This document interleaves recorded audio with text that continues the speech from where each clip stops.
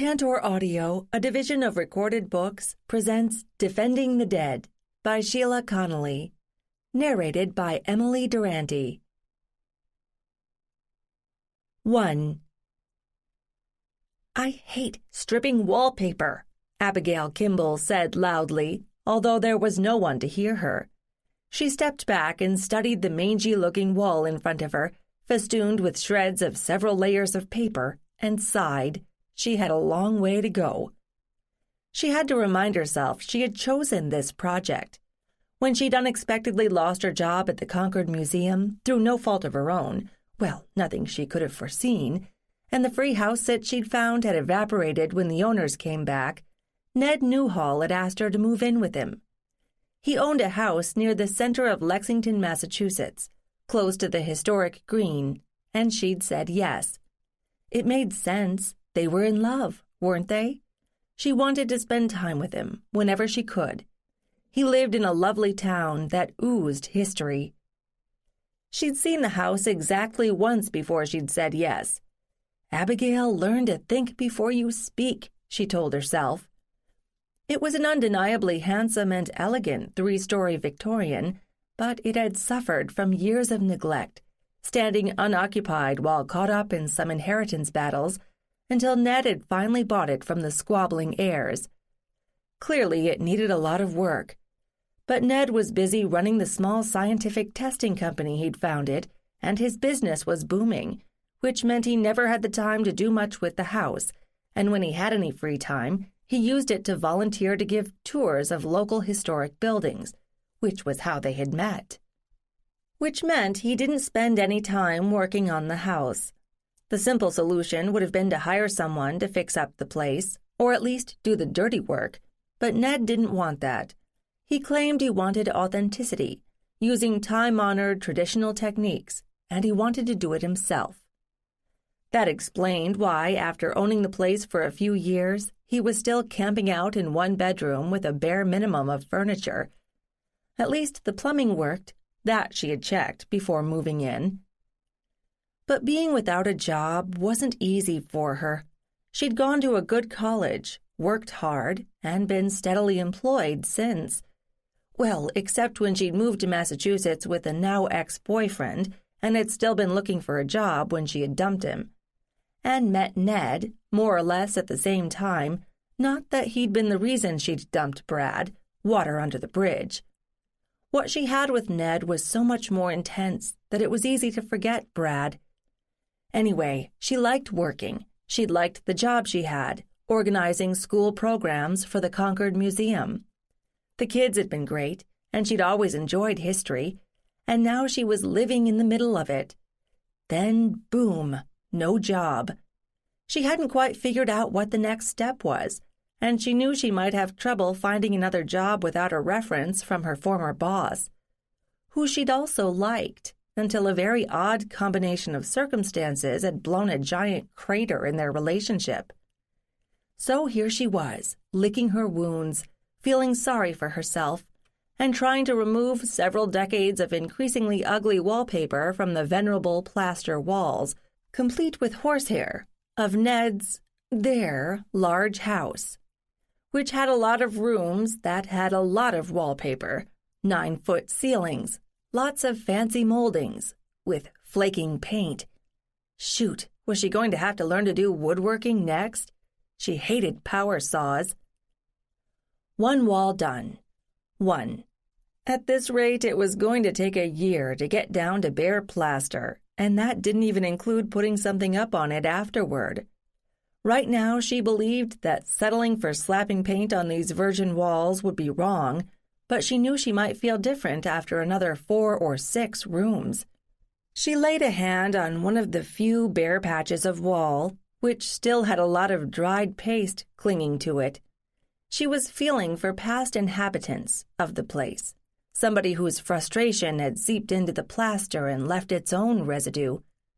Nothing. Blast them. They must have enjoyed their task, or at least not hated it. "Anybody home?" Ned's voice, coming from the doorway, startled Abby. She whirled to face him. "You're early. It's not even dark yet." No, this is when I usually get home. How long have you been doing that? He waved vaguely at the wall. Since, lunch? You know, if I add up the amount of time it takes to clear this stuff off on a per-square-foot basis, I don't want to know what the answer is. Ned wrapped his arms around her, and she forgot the wallpaper and the walls and everything except the man.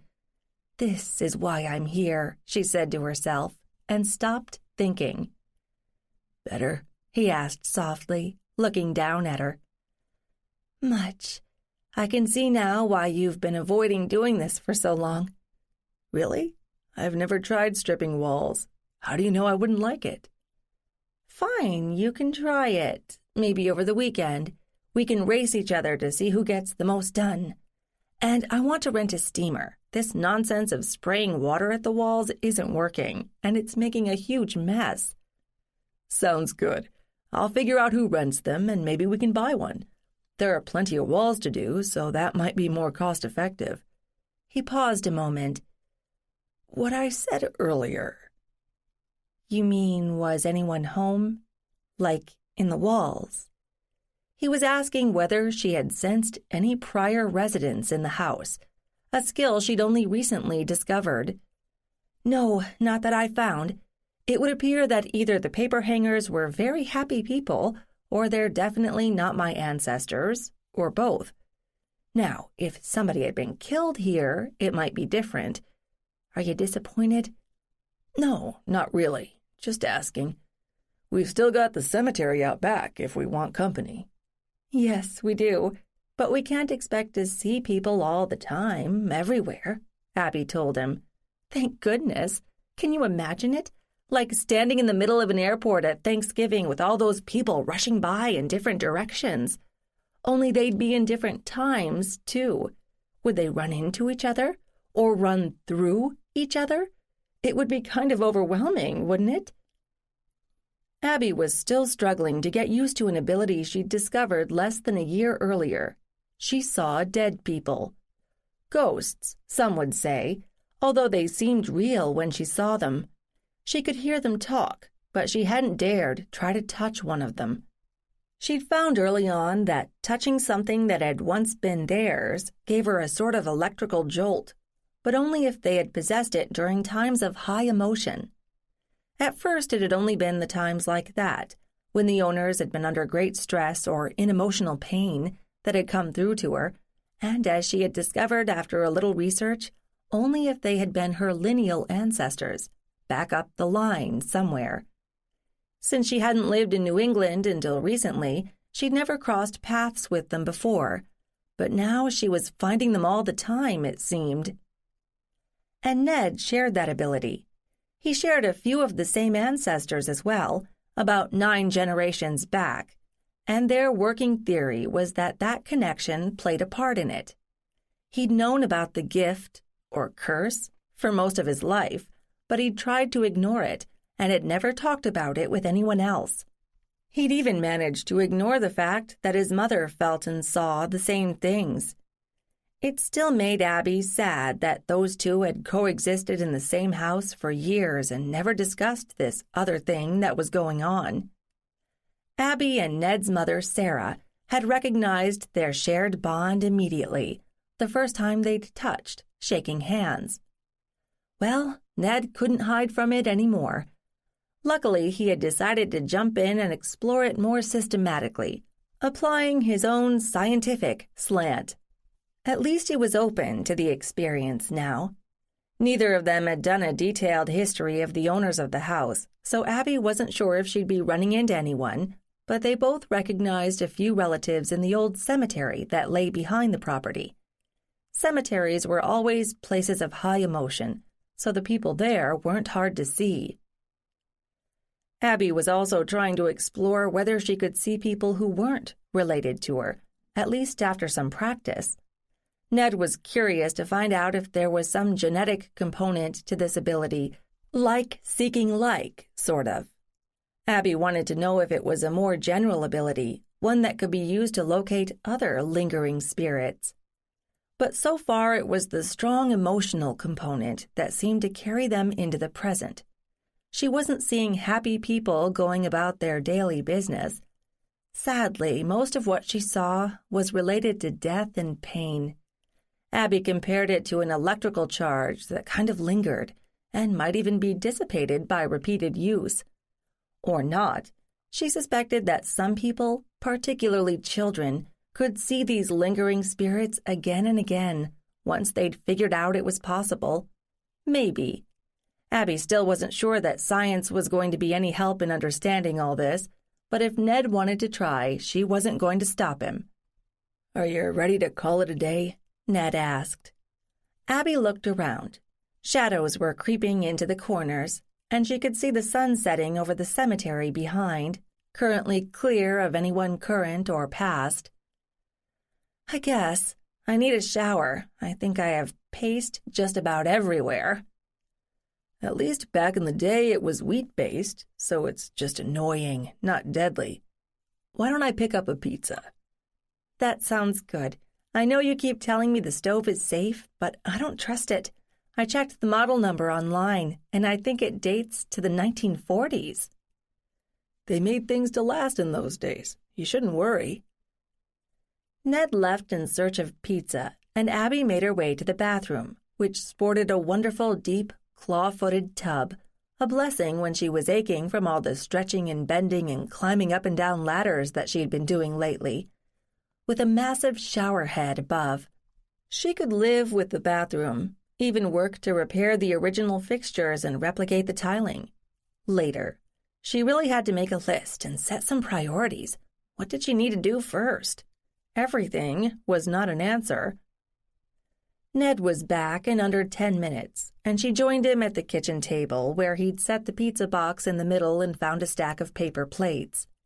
Not one, but 2 pantries in the house, and neither of them had anything to fill them. Ridiculous for 2 adults. "You really need to overcome your fear of that stove, you know," he said amiably, helping himself to a couple of slices. "Why? Only half the burners work, and I don't know what's going on with the oven. It's not really big enough for much anyway. Heck, the thing is older than I am. Maybe older than the 2 of us put together. You really like it?" He shrugged. "I can't say I've thought about it a lot. It's been okay for what I wanted to do, and there's always the microwave." "Hey, don't I get some say? I like to cook, but I don't want to do it if I'm worried that the stove will blow up any minute, or the flame will go out and the gas will get to me, or us." "Okay, fine, I hear you. New stove it is. You want a new refrigerator? Dishwasher?" "Of course I do, and some cabinets and countertops. But I don't need hand-whittled ebony or marble, just stuff that works. Is that okay?" "Of course it is, Abby. I want you to be happy here." "I hate that I have to ask you to pay for things like this." And she hated that she sounded like a sulky child as she said it. "Why? I have money. I want to share it with you. Is that a problem?" "I like to be independent. And I like to work. I enjoyed my job before the stuff with Ellie started. Is Leslie ever going to forgive me? Or at least figure out how to get along with me? Because I was only the messenger, sort of. I didn't turn her daughter over to the dark side or anything." Ned had been instrumental in getting Abby the job at the Historical Museum where Leslie was president, because he had been engaged to Leslie close to a decade earlier. Abby had worked there for barely 6 months when one afternoon Leslie had asked her to keep an eye on her 7-year-old daughter, Ellie, and Abby had discovered that Ellie, too, shared the ability to see the dead. Leslie had not been too happy to hear about that, and Abby had found herself out of a job very quickly. I know, Ned said. "Look, Leslie's an intelligent woman. So in her head, she knows she can't blame you for bringing Ellie's abilities into the open. It would have happened sooner or later. But in her heart, she's a mother, and she's scared for Ellie, and Ellie's brother, too. And she needs somebody to blame, at least for now." "What, you don't come into the picture? You're their father, And you've got what I've got? Geez, that makes it sound like a disease. I didn't know that when I helped her have her kids, and I certainly didn't know it could be passed down. I was only trying to help her out. Gee, I wonder how many times that excuse has been used. Before Ned could respond, Abby held up a hand. Just ignore me, will you? This is not your fault. It's not anybody's fault. And I'm tired and maybe a little bored and definitely frustrated. I have no idea where my life is going or what to tell people, like my parents. Why did I leave a job I liked? Was I fired or exorcised? What am I doing camping out here in this house? Ned was watching her face, his expression an uneasy mix of compassion and concern. Abby, give it time, all of it. Us, whether you're going to work again, where and how we live, what to do about Ellie. You can't decide everything according to some timetable. What we've been going through is kind of monumental and new to us both. I know, but it's hard. At least you can go to work and keep yourself distracted. I can't. True, and I won't feed you some dumb line like find yourself some girlfriends or volunteer at some do-gooder place. That doesn't really solve the problem, does it? Nope, because I couldn't talk about this seeing thing. Ned, I need to know more about it. It's not just a parlor trick, and I haven't been possessed by demons, and I don't have a brain tumor, and I don't take drugs that cause hallucinations. So what is it? Why is it? I wish there was something I could tell you, Abby. Ned reached out his hand and took hers, and she twined her fingers with his. I'm struggling with it too, but at least I'm in a position to look at the science of it, if there is any. That's a luxury. What kind of research would you like to do? Abby had been momentarily distracted by his touch, which always triggered intense sensations, thanks to the ability they both possessed. She forced herself to focus on the conversation. Ned was taking her seriously. He wasn't treating her like some silly little woman. Wait, no, that would have been Brad. Ned was definitely not like Brad. I suppose more genealogy. Every time one of these seeings happens, I rush to follow up that ancestry line, looking for connections. Maybe I need to be more thorough, because there are still a lot of bare branches in my family tree, and certainly I've got the resources to work with around here. Even as she spoke, she realized there was a murky idea taking shape in her mind. Ned, she began tentatively, we know that it takes a strong emotional state for these people to appear to us, right? Yes, Ned agreed cautiously. And what historical events bring about that kind of strong emotion? I'm not talking about individuals, because we've already seen people in cemeteries, and of course there's a lot of sorrow or even anger associated with cemeteries. And we found some others around the Revolutionary War, so war is clearly a big stressor.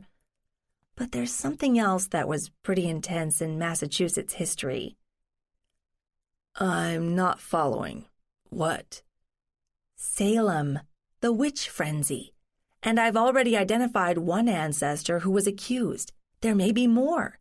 Surely if we explore Salem, there's something to be found there. Interesting, Ned said. And don't forget Andover. There were about as many accusations thrown around there as in Salem, or Danvers, which used to be part of Salem. I think you're onto something, Abby. It's worth a try. Good. It'll give me something to think about while I peel all those walls. 2.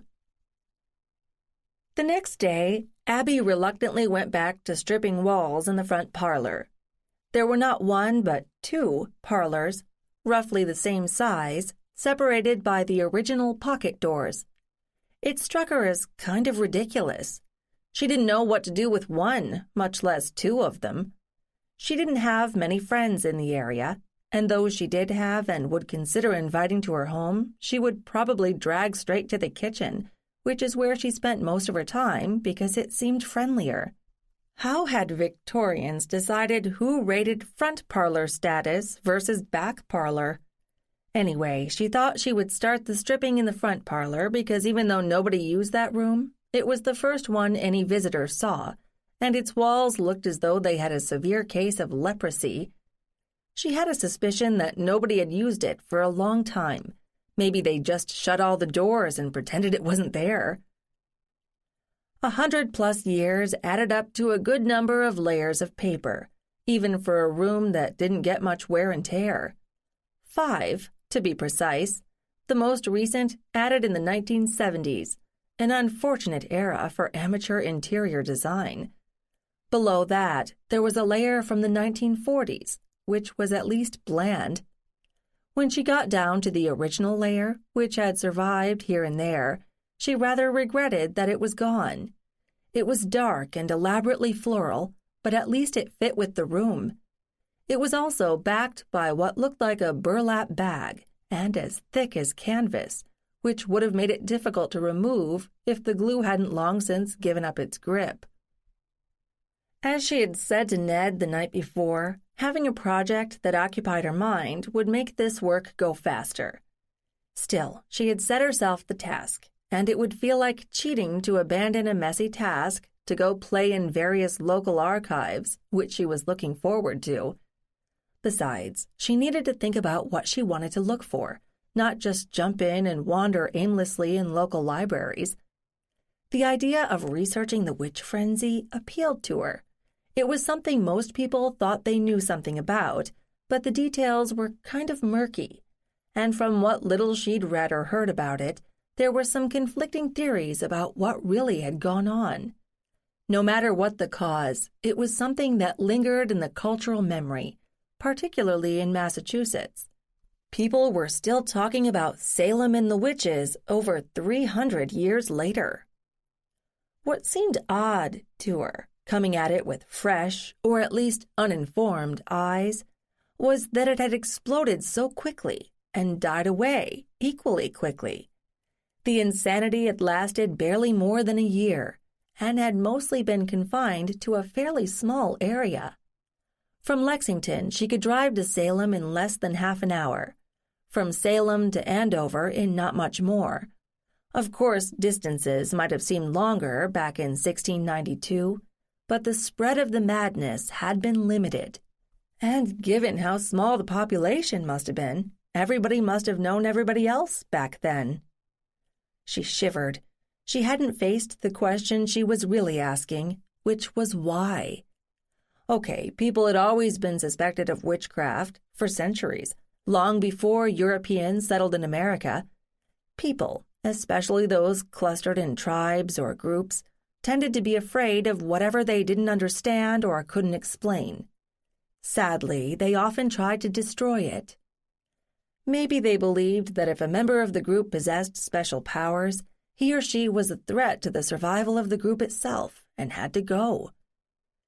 The thing was, she didn't believe in witches, or at least not as humans possessing supernatural powers. More likely, they were simply smart, observant people who acquired certain skills, like healing the sick as far as was possible then, and for that they were sometimes put to death. Why was it those suspicious villagers tended to focus on the bad stuff, like the idea that witches made people sick rather than curing them? Why was it that hate and anger always seemed to trump kindness and comfort? And what did it have to do with her? That was the underlying issue she was dancing around. Abby was gradually coming to terms with the idea that she had an ability that most people did not. But she was aware that if she talked about it, people would label her as crazy and fear her. Oh, yeah, Abby, she hears voices. She belongs in the loony bin. Or, there's medication for that now. Just take your pills, dear, and it will all go away. Which didn't solve anything. She didn't exactly welcome whatever it was, but she didn't want it to go away either, medicated into submission. Still, she couldn't let other people know about it. But Ned understood. How lucky was she that she had just happened to meet him on a house tour in Waltham.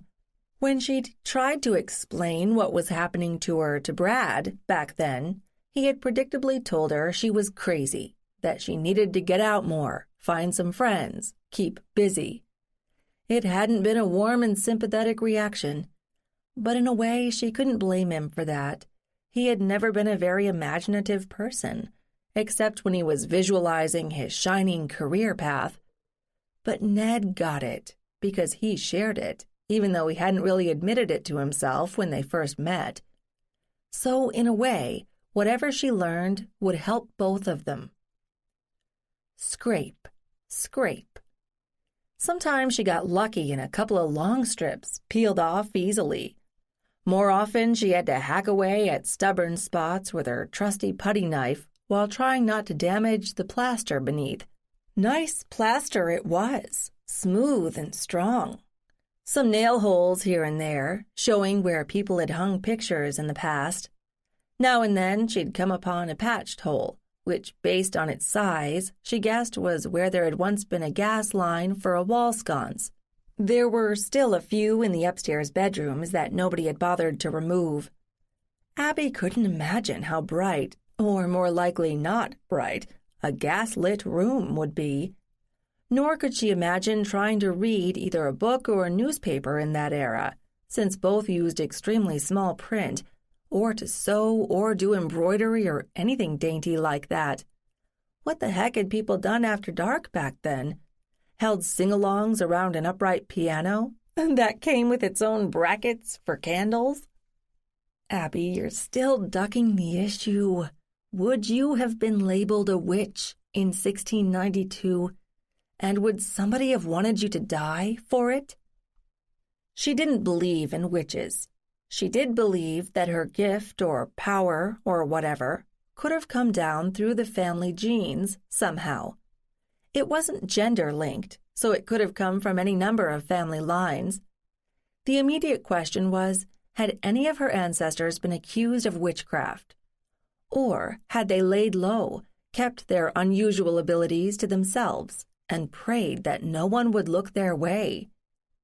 Either way, if there were ancestors, or if there were others in extreme fear, would she be able to sense them somewhere in Andover or Salem, or the residue of the community's shared fear?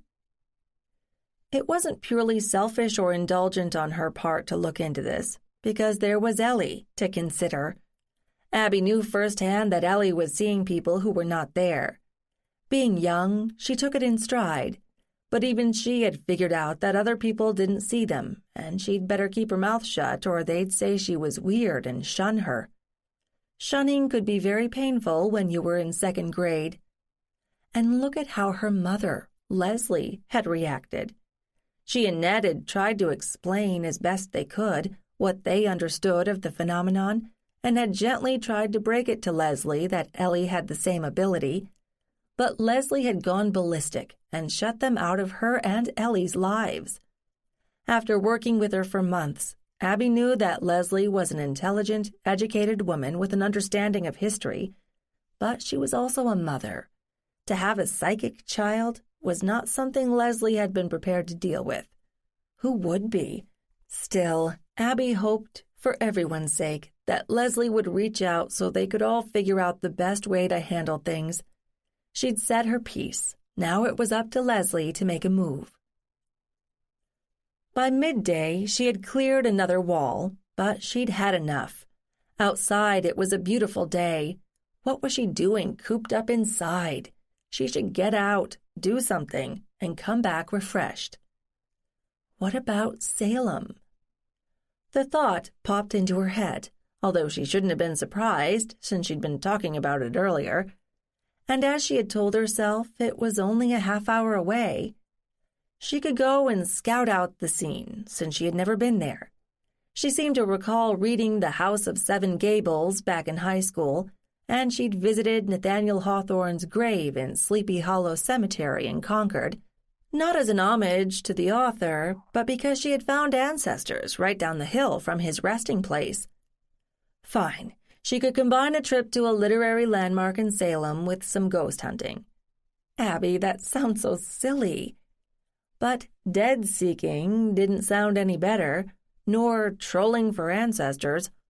All right, she would visit Salem and see what she could see, if anything. She cleaned the worst of the wallpaper gunk off, grabbed a quick sandwich, and set off for Salem. The sun was shining, birds were singing, a few hardy plants were blooming. She'd already learned that spring came late to Massachusetts, and she felt freed. The house was great, or would be when they were finished fixing it, but she needed to have some kind of life outside its walls. There was a lot of the state she hadn't seen, and a lot of ancestors to track down. She definitely needed to get out more. She arrived in Salem shortly after 2, and found Hawthorne's famous house easily enough. There was even parking available on this weekday. When she got out of the car, she walked around the building, trying to count the gables, which wasn't easy. Then she strolled toward the end of the lane, where there was water. She chided herself for not looking at a map. Was this a river? A harbor? Somehow she had never pictured the place as near water, but then she had some vague memory that Salem had been a busy port back in the 18th century, so of course there had to be water. She was beginning to feel undereducated, so she went into the building, paid the entrance fee, and took the tour. In short order, she learned from the well-informed tour guide that the building was actually the Turner Ingersoll mansion, dating from 1668, and that Nathaniel Hawthorne had been born in the house in 1804 and spent some time there as a small child. The house and the land constituted their own National Historic Landmark district. When the tour was over, Abby drifted toward the gift shop, the oldest building on the site, dating from 1655, according to her pamphlet, and dutifully bought herself a new copy of Hawthorne's book. Then she found a bench outside in a sunny spot, shut her eyes, and waited to see if any ancestors appeared. Nothing. She sighed. It would have been kind of nice to be connected to Nathaniel Hawthorne. She felt she already knew him in a way, from his time in Concord, and based on portraits she had seen, he had been a rather handsome young man. But he had also been very attached to his wife, who had died far from home, along with their small daughter. There would have been sufficient anguish in Nathaniel's life to carry him through to Abby's senses now, if there were a connection. Well, she couldn't be related to everyone in New England, could she? It was still early enough to walk around a bit and get the lay of the land. Leaving her car behind, Abby wandered away from the water, crossing one street, heading toward the next major cross street. The street she was on was narrow and not particularly interesting, mostly 19th century houses, she guessed. But halfway up the block, she felt something odd, a sort of shimmer, and the street in front of her wavered. She stopped abruptly.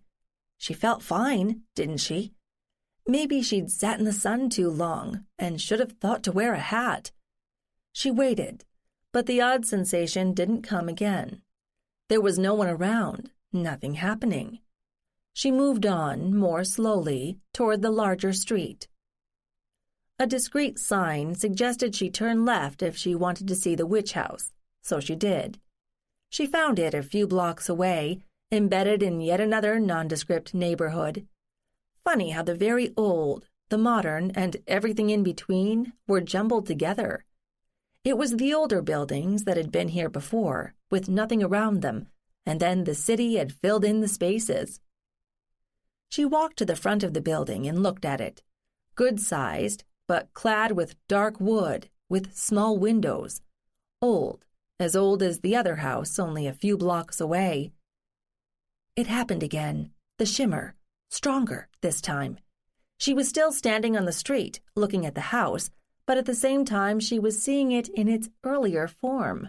No trees in front, no houses around it, merely a very respectable wooden house, no doubt belonging to some wealthy man. It was disconcerting, the way her view of it kept shifting back and forth. What was going on? She knew where she was, But how was she seeing it? Through whose eyes? And what did this person feel? Anger, outrage, with a touch of fear, strong. And then the seeing snapped shut, leaving Abby standing on the sidewalk bewildered. For a moment she couldn't decide what to do. Go back to the car? Take the tour? No, she didn't want to listen to another lecture, but she did need to know whose house it was. A convenient sign was set next to the front door, so she read that. The house had been the home of Judge Jonathan Corwin, one of the judges who had presided at the witch trials, and she had seen through someone who had hated him. She had an ancestor from Salem, but she had no idea who it was. Abby turned on her heel and walked back to her car, her mind spinning. She was too distracted to think about driving yet, so she found the bench she had sat on earlier and tried to calm herself. She studied the house in front of her. The stylistic and structural details matched those of the witch house. They would have been in their respective places at the same time. Had anything lain between them?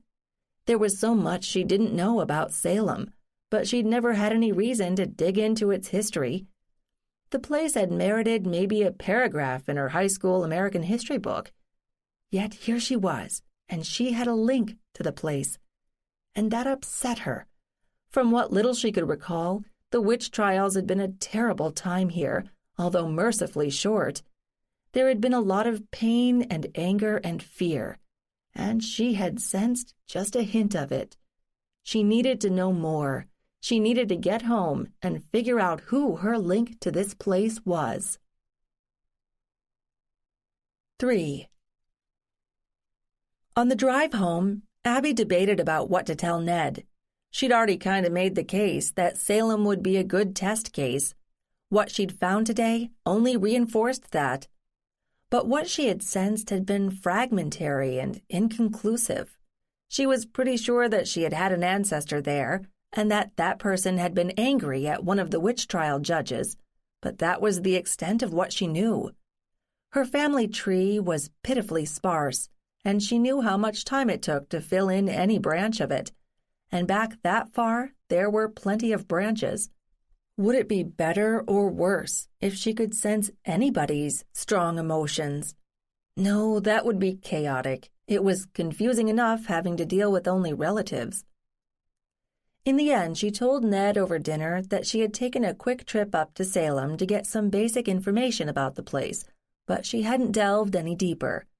There would be time enough to involve Ned once she knew something more specific.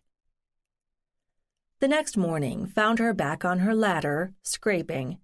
The longer she worked, the more her skills at removing paper and gunk from the walls improved, and by the end of the day she had managed to clear most of the front parlor's walls. Drifts of gummy paper littered the floor. Abby hadn't bothered to protect the floor because some idiot a couple of decades earlier had decided that stick-on vinyl tiles were a good idea. She'd pulled up a few, enough to tell that there was some lovely inlay bordering the wood floor, but it was going to take a lot more work to remove the tiles and clean off the adhesive without messing up the wood. Not for the first time, she cursed the former inhabitants of the house, who had either done nothing or had made fast and cheap improvements that were now falling apart. Some people just didn't appreciate what they had, or what they didn't have, taste. She was surprised to hear her doorbell ring. The front door had one of those manual twist kinds of bell, polished brass, probably original to the house. She couldn't imagine any of the clueless prior owners finding and installing it, and its ring was distinctive. She didn't hear it often.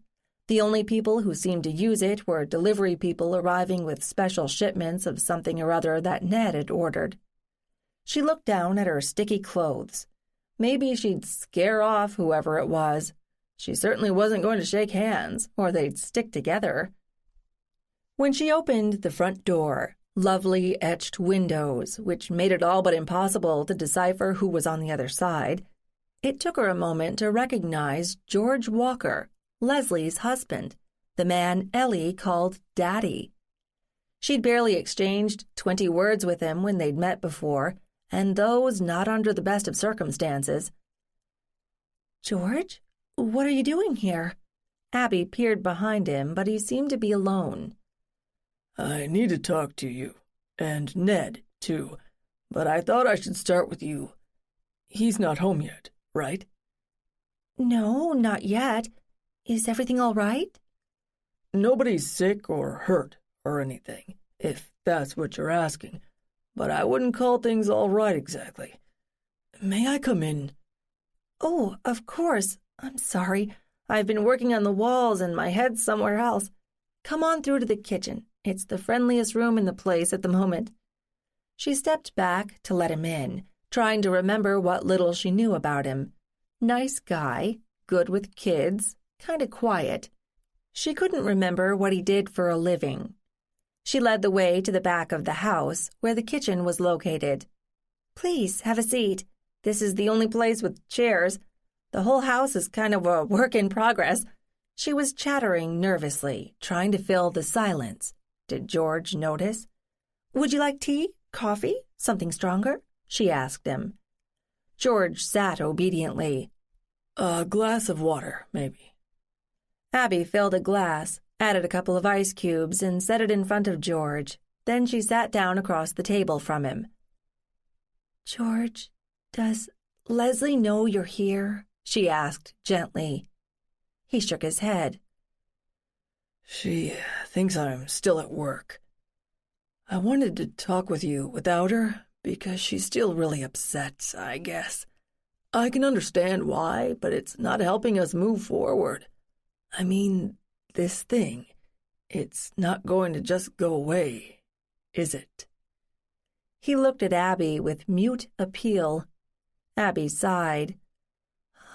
"George, what I don't know about this thing is a whole lot more than what I do know. I've been trying to deal with it for only a few months, and I never thought other people would be involved. For me, it hasn't gone away, but it does keep changing. For Ned, he's kind of known about it all his life, but he's done his best to ignore it. So I'll tell you whatever I know, but I can't give you any real answers." "Fair enough. Leslie won't even talk to me, but she's always watching Ellie when she thinks Ellie won't notice, like she's scared of her." "Oh, George, I'm sorry. It's not like she's possessed by some evil force that can do harm. It's simply an ability to see some things that most people can't. Ellie's not about to rip the heads off rabbits, unless she would have done that anyway, and she's not going to call up a plague of locusts or anything like that. But I'm pretty sure she knows that Leslie's upset. Have they talked about it at all?" "No, and that's part of the problem. You know Leslie, you worked with her before this whole mess. She's smart and she's efficient. She runs the museum well, but she doesn't get caught up in the romance of history. I guess you'd say she has a limited imagination, but I don't mean that in a bad way. She's not fanciful.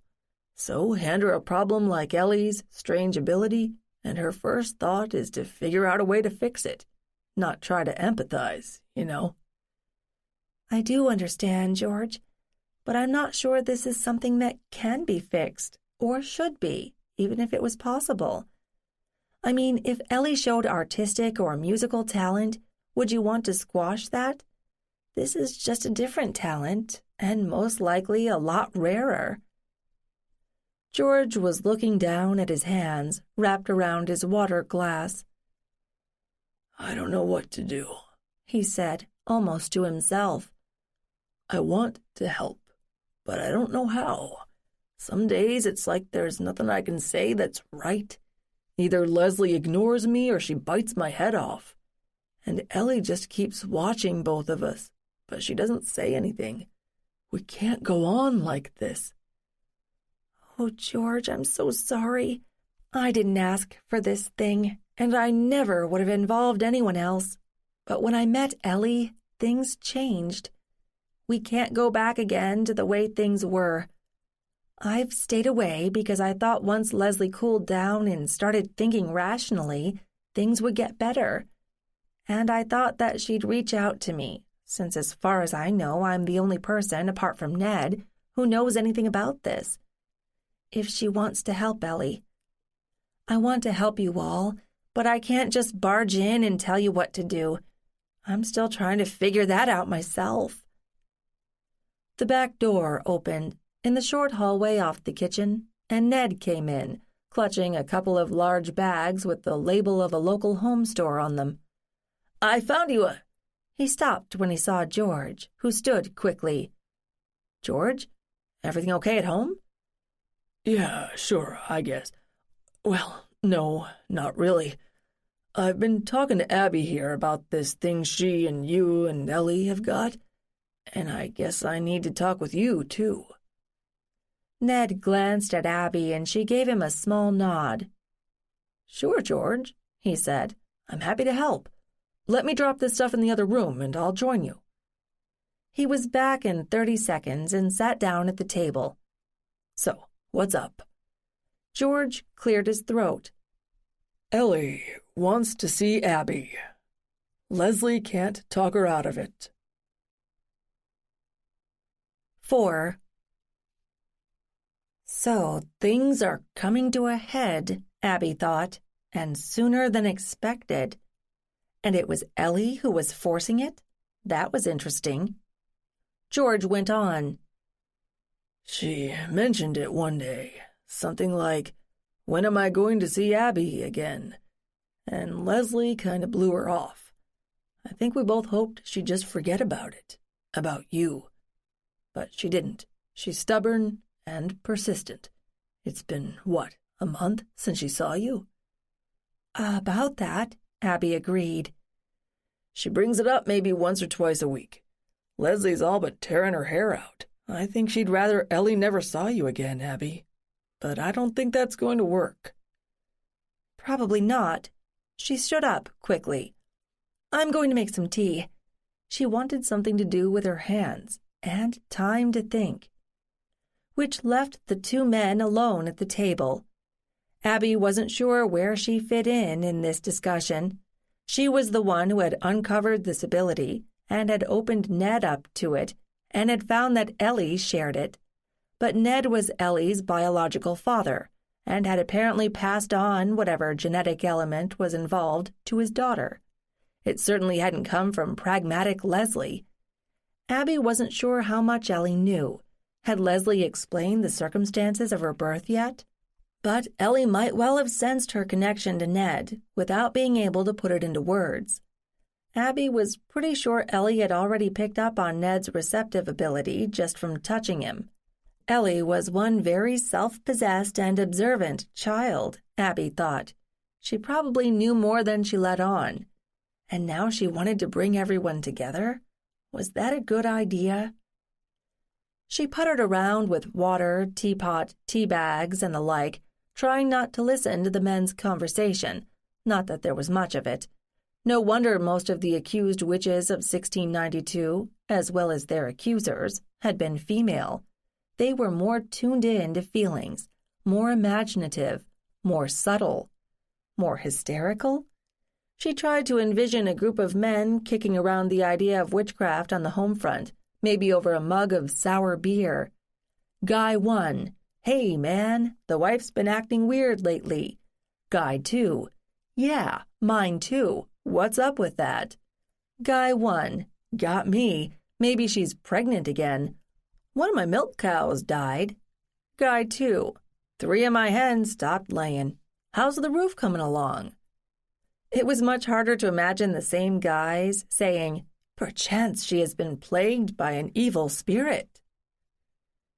Abby filled 3 mugs and carried them to the table along with spoons, then fetched milk and sugar. After she had sat down, she said, "Okay, George, how soon do you have to be home tonight?" "You mean if I don't want Leslie to know I stopped here on the way?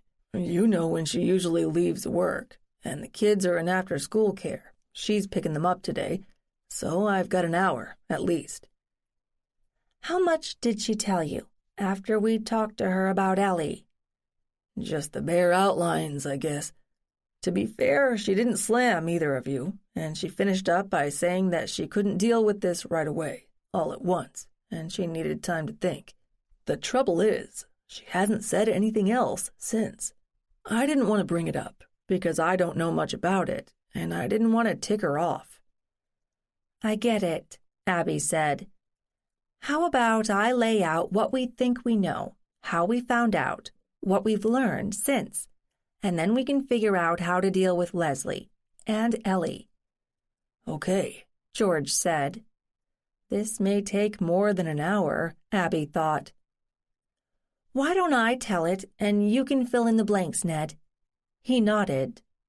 So Abby launched into her move to Massachusetts and how she had met Ned, and how he'd encouraged her to explore what was happening to her, and how he'd finally admitted that he might have some of the same ability. And then she segued into what they understood about the genealogy of it, and whether it applied to non-relatives, and if Ned could find a scientific explanation for any of it. She ended with how she had made the connection with Ellie, unlooked for, and how she had tried to explain it to Leslie.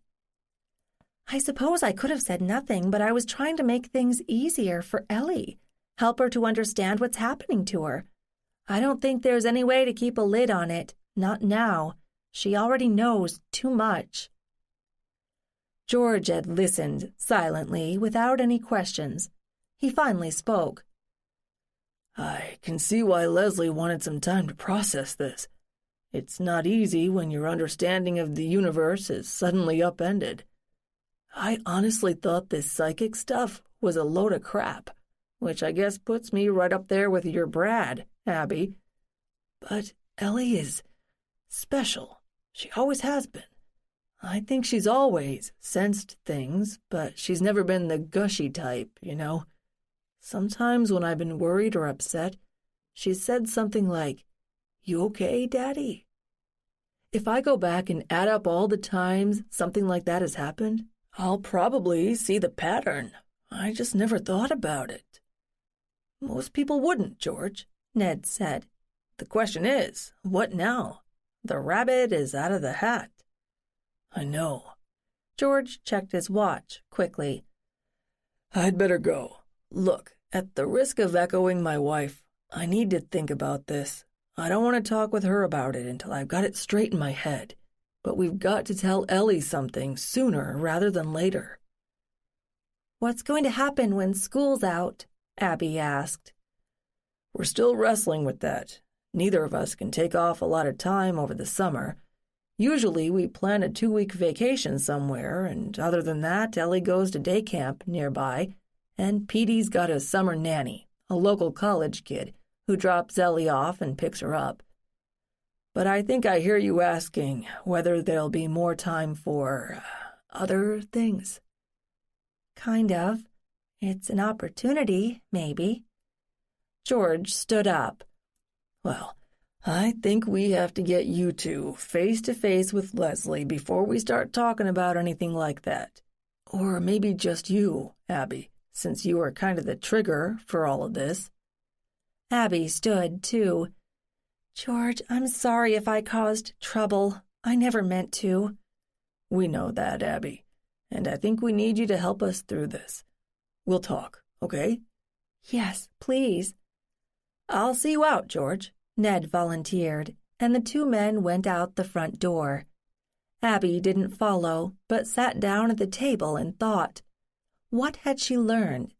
That Leslie was still pissed at her.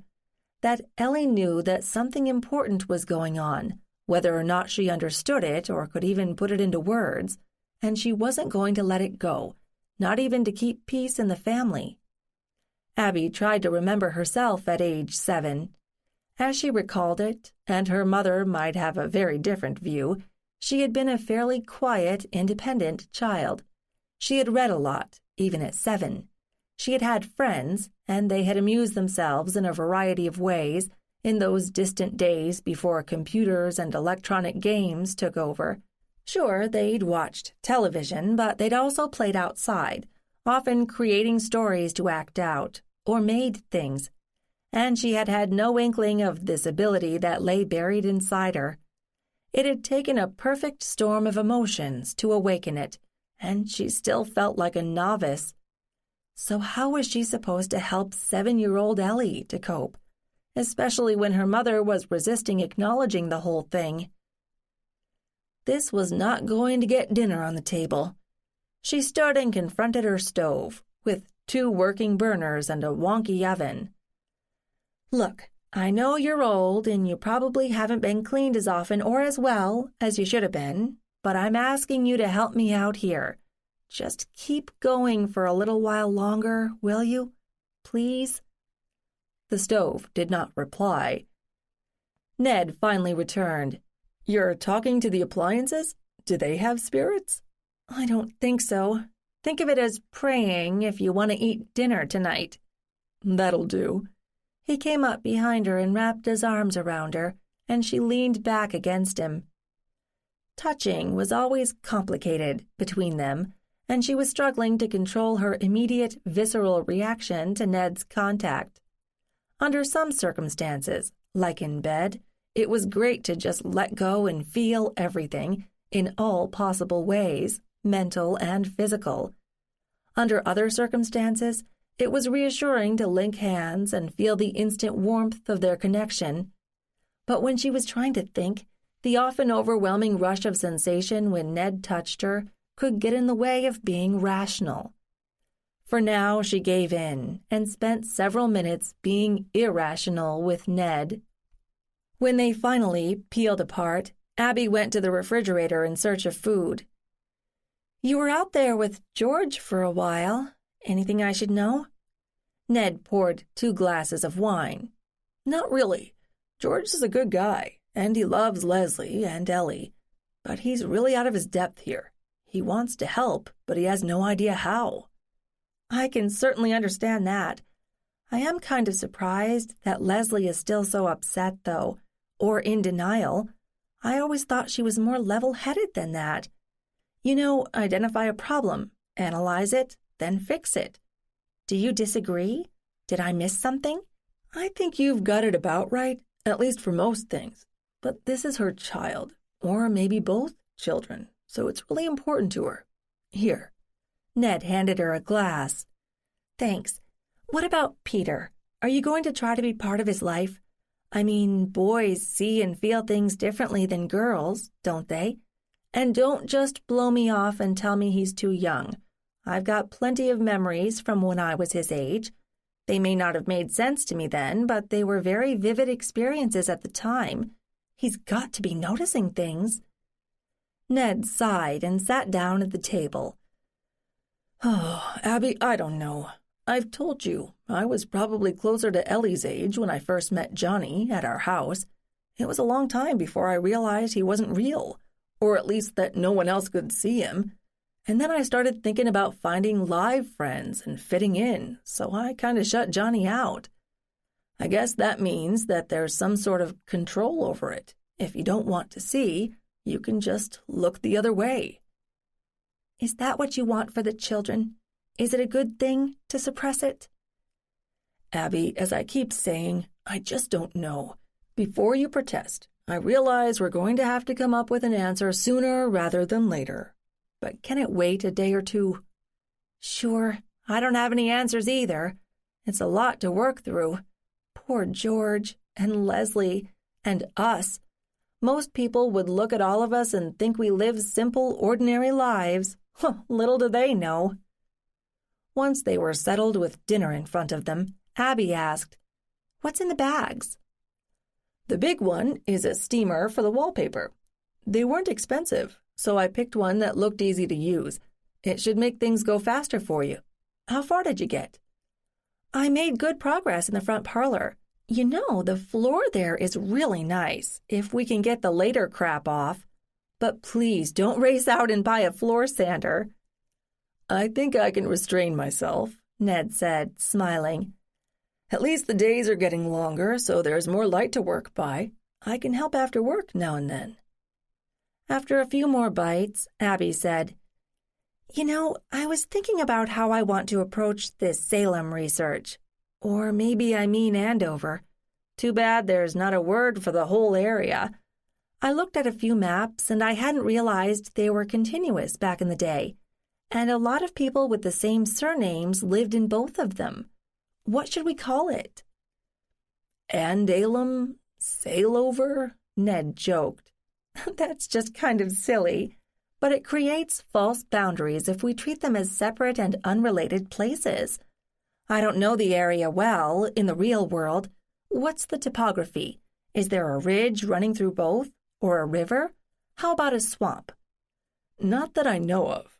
As I understand it, things started in what was once called Salem Village, which lay between what we know as Salem and Andover, and then spread out from there.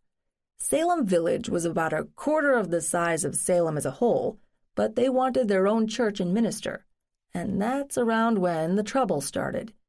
You have to remember they were still Puritans back then, and they had a lot of rules. I get that, but wasn't it a bunch of young women, teenagers really, who started flinging accusations around? I think so, but don't quote me. What are you hoping to find? I really don't know, only that it seems like a perfect test case, localized, short-term, and with plenty of solid research available. Should she say anything about her excursion the day before? No, better to wait. She couldn't come running to him with every little discovery like a child.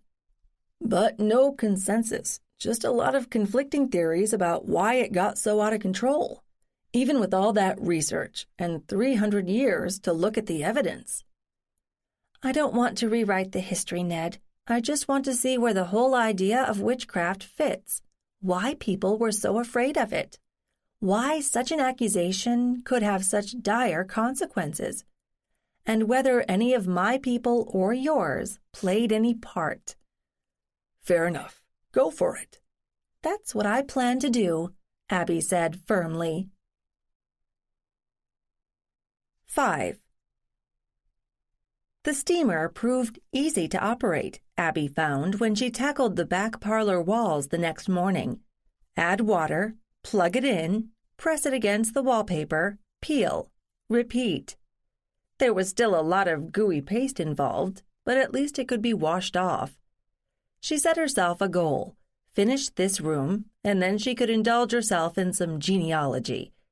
Maybe indulge wasn't the word she wanted, since she really was doing this to arrive at a better understanding of phenomena that were not easily explained or widely shared.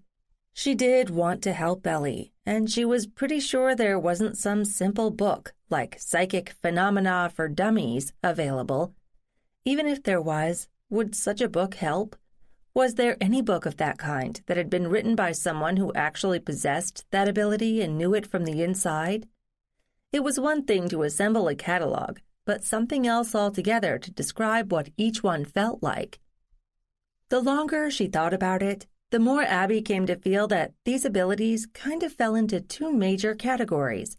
The benign, even silly side, like fortune tellers at carnivals or people who read cards after a few drinks or tokes at a party, and the darker side, the one that frightened people. Did people really believe that someone could cast an evil eye at you and make you sick? Or put a hex on you and bring you bad luck? What about superstitions?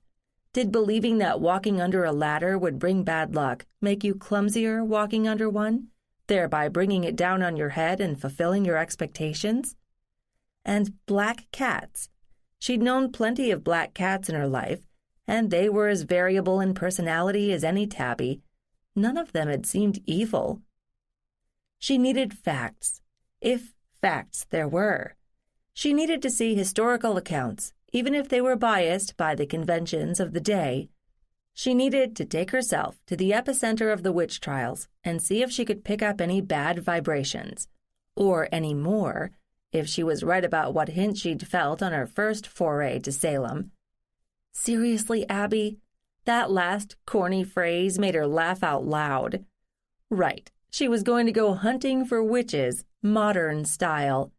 What happened to a witch when he or she died, according to the beliefs of late 17th century? If the body died, did the evil spirit inside die with it, or did it hop to a new host? But of course there were no evil spirits, she reminded herself. Once she would have said that dead was dead, period. Now she was less sure, but she hadn't felt anything bad lingering among the departed people she'd seen, just ordinary people in times of great stress, mostly grief or fear. Would she sense something evil if she visited the site of Salem Village, which she hadn't seen yet? Had something soaked into the earth and the stones and the houses that she would be able to see or feel? Evil was real. She could see that on the news every night.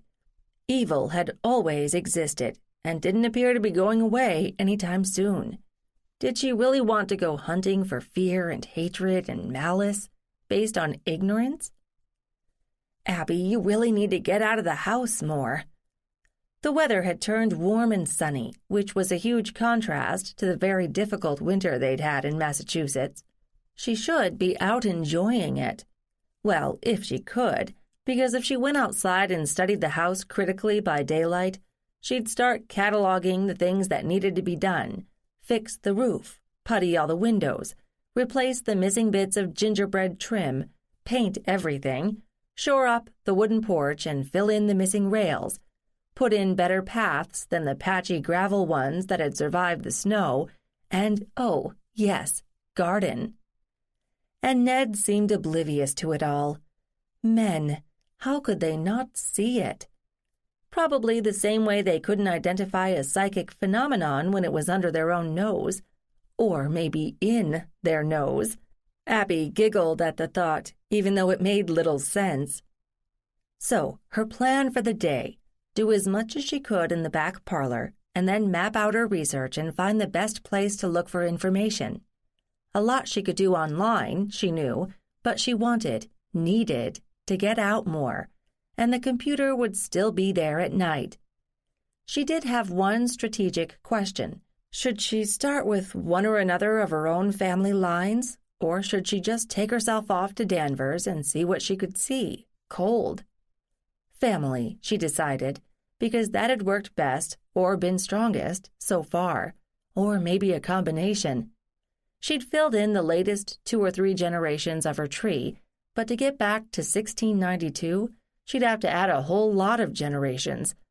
On the plus side, there should be plenty of information available for the small population of that area, since researchers and visitors had been combing through the records for 3 centuries. She should find a modern witch. Whoa, Abby, where did that come from? There was no reason for her to think that someone who claimed to be a witch, or more properly Wiccan, today, would have any connection with what had happened in Salem Village. Was there? What was a witch, actually? Those thoughts kept her entertained as she steamed and peeled, and by skipping lunch she had finished clearing the walls in the back parlor by 2 o'clock. It was a good stopping point, so she collected all the scraps littering the floor and stuffed them in a trash bag, then stood in the large doorway between the 2 rooms and studied the results. Minus all the busy wallpaper patterns and the grunge, the lines of space emerged. The 2 parlors together made an impressive space, punctuated by large windows. 6 feet high, they must be, and no storm windows outside, no curtains inside, although there was a wealth of painted-over brackets that spanned decades at least. The Victorians apparently hadn't worried about heating bills, or maybe they'd just worn more layers of clothes, or they kept moving. The front room had only 1 heating grate, embedded in the floor, and 1 cold air return. All the heat must rise to the high ceiling and sit there, doing the shivering humans below no good at all. My, how times had changed. Abby was afraid to look at the heating bills, but they must be astronomical for a house this size, with all those uninsulated, drafty windows. Satisfied that she had accomplished at least one tangible thing, Abby cleaned up her tools, drained the steamer, and headed for the kitchen for something to eat. She gulped down a sandwich, then opened her laptop to start ancestor hunting. She was still a novice at genealogy, she knew. She hadn't grown up listening to family members pass on tales of great-great-grandpa's escapades in the Civil War, or how some 7 times great aunt had gone batty and lived in the attic for the last half of her life. Her parents really hadn't been interested in all that old stuff. It was only when her mother had delivered to her a chair that had belonged to her great-grandmother Ruth Pendleton, and she had sat in it, that she'd felt that jolt, which she described to herself as a bolt of lightning, and her peculiar ability had first emerged. She'd hinted around it to her mother, but her mother had shown no recognition. Abby had finally deduced that the ability could skip generations without being lost, and her mother was one of those skips. In Ned's family, his mother, Sarah, had apparently passed on the ability with her son, but they'd never acknowledged it until Abby had come on the scene. She often wondered how many more people had some degree of seeing, but either worked hard to suppress it early or felt they couldn't talk about it with anybody. Sometimes she almost wished that Ned could come up with some sort of electronic sensor that could detect who did or did not have it. He was more likely to come up with a DNA test someday, but that would require a biological sample, which might be hard to get. She smiled to herself, trying to imagine a scenario when someone would stop a stranger and ask, "Would you like to know if you're psychic? All we need is a DNA sample." Most likely it wouldn't end well. So, where to start? She had a pretty clear tree for those first relatives she'd found, the Reeds, who were buried in nearby Concord. She should start with the earliest one she had and work backward. And if that didn't produce any results, maybe she could start with the accused witches of Salem and work forward for those who had had children. She was flexing her fingers, ready to dive in, when the landline rang. At the moment, there were only 2 phones, one in the kitchen and one in the only usable bedroom on the 2nd floor. It hadn't been inconvenient because it seldom rang. Ned received most of his calls on his cell phone, and Abby didn't receive many calls at all. She didn't recognize the number when she reached the phone. Another telemarketer? So she answered cautiously. "Hello?" "Abby?" A child's voice, tentative, unsure. She knew only one child. "Ellie, is that you? Is something wrong?" "No, well, sort of, but not really. I'm kind of lost." "Wait, aren't you in school or after-school care?" "I should be." Several beats passed. "Mom won't let me see you. She won't even talk about you." Another short silence. "I miss you." "I miss you too, sweetie, but you have to do what your mother wants. Or she'll kill me," Abby thought, but didn't say it to Ellie. "So where are you now?" "Lexington." "Oh, hell. How did you get to Lexington, sweetie? Please don't tell me you hitchhiked." "I took a school bus. I knew where to get on the right bus and where to get off for Lexington. But I don't know where your house is." Worse and worse. Ellie had ditched school or daycare or wherever she was supposed to be to come see Abby. That was going to make Abby real popular with Leslie. "I'll come get you. Where are you right now?" "The bus stopped by the big green near the library." Well, that was a plus. It was only a block away. "Don't go anywhere. I'll be right over. I'm real close. And I'd better tell your mom where you are. She's still at the museum, right?" "I guess," Ellie said. She didn't sound enthusiastic about the idea, but why should she? "Okay then, I'll let her know and then I'll come get you." "Promise?" "I promise. 5 minutes. I'm hanging up now so I can call her, okay?" "Okay." Ellie ended the call. Abby glared at the phone still in her hand. Oh, damn and blast. She had to admire Ellie for knowing what she wanted and taking steps to get it. How had she even found this phone number? But what Ellie didn't realize was that there was nothing that could infuriate her mother more than Ellie running off to find Abby. Leslie would pitch a fit and then try to have her arrested for something. Not kidnapping, exactly. Alienation of affections? Did that apply only to children and parents or married couples? Abby, you're stalling. Call Leslie. With a sigh, she punched in Leslie's office number. Leslie answered promptly, although she probably had no idea that her daughter was AWOL. Leslie Walker, she said briskly. Leslie, it's Abby. What do you want? Leslie's voice was cold. Abby hadn't expected anything different. No sense in making pleasant chit-chat. Your daughter is apparently sitting on the Lexington Green waiting for me to meet her. Before you go off the deep end, I knew nothing about this until she called me 3 minutes ago. There were several moments of deep silence on Leslie's end.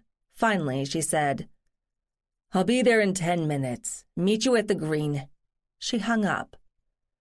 Well, it could have been worse, Abby thought.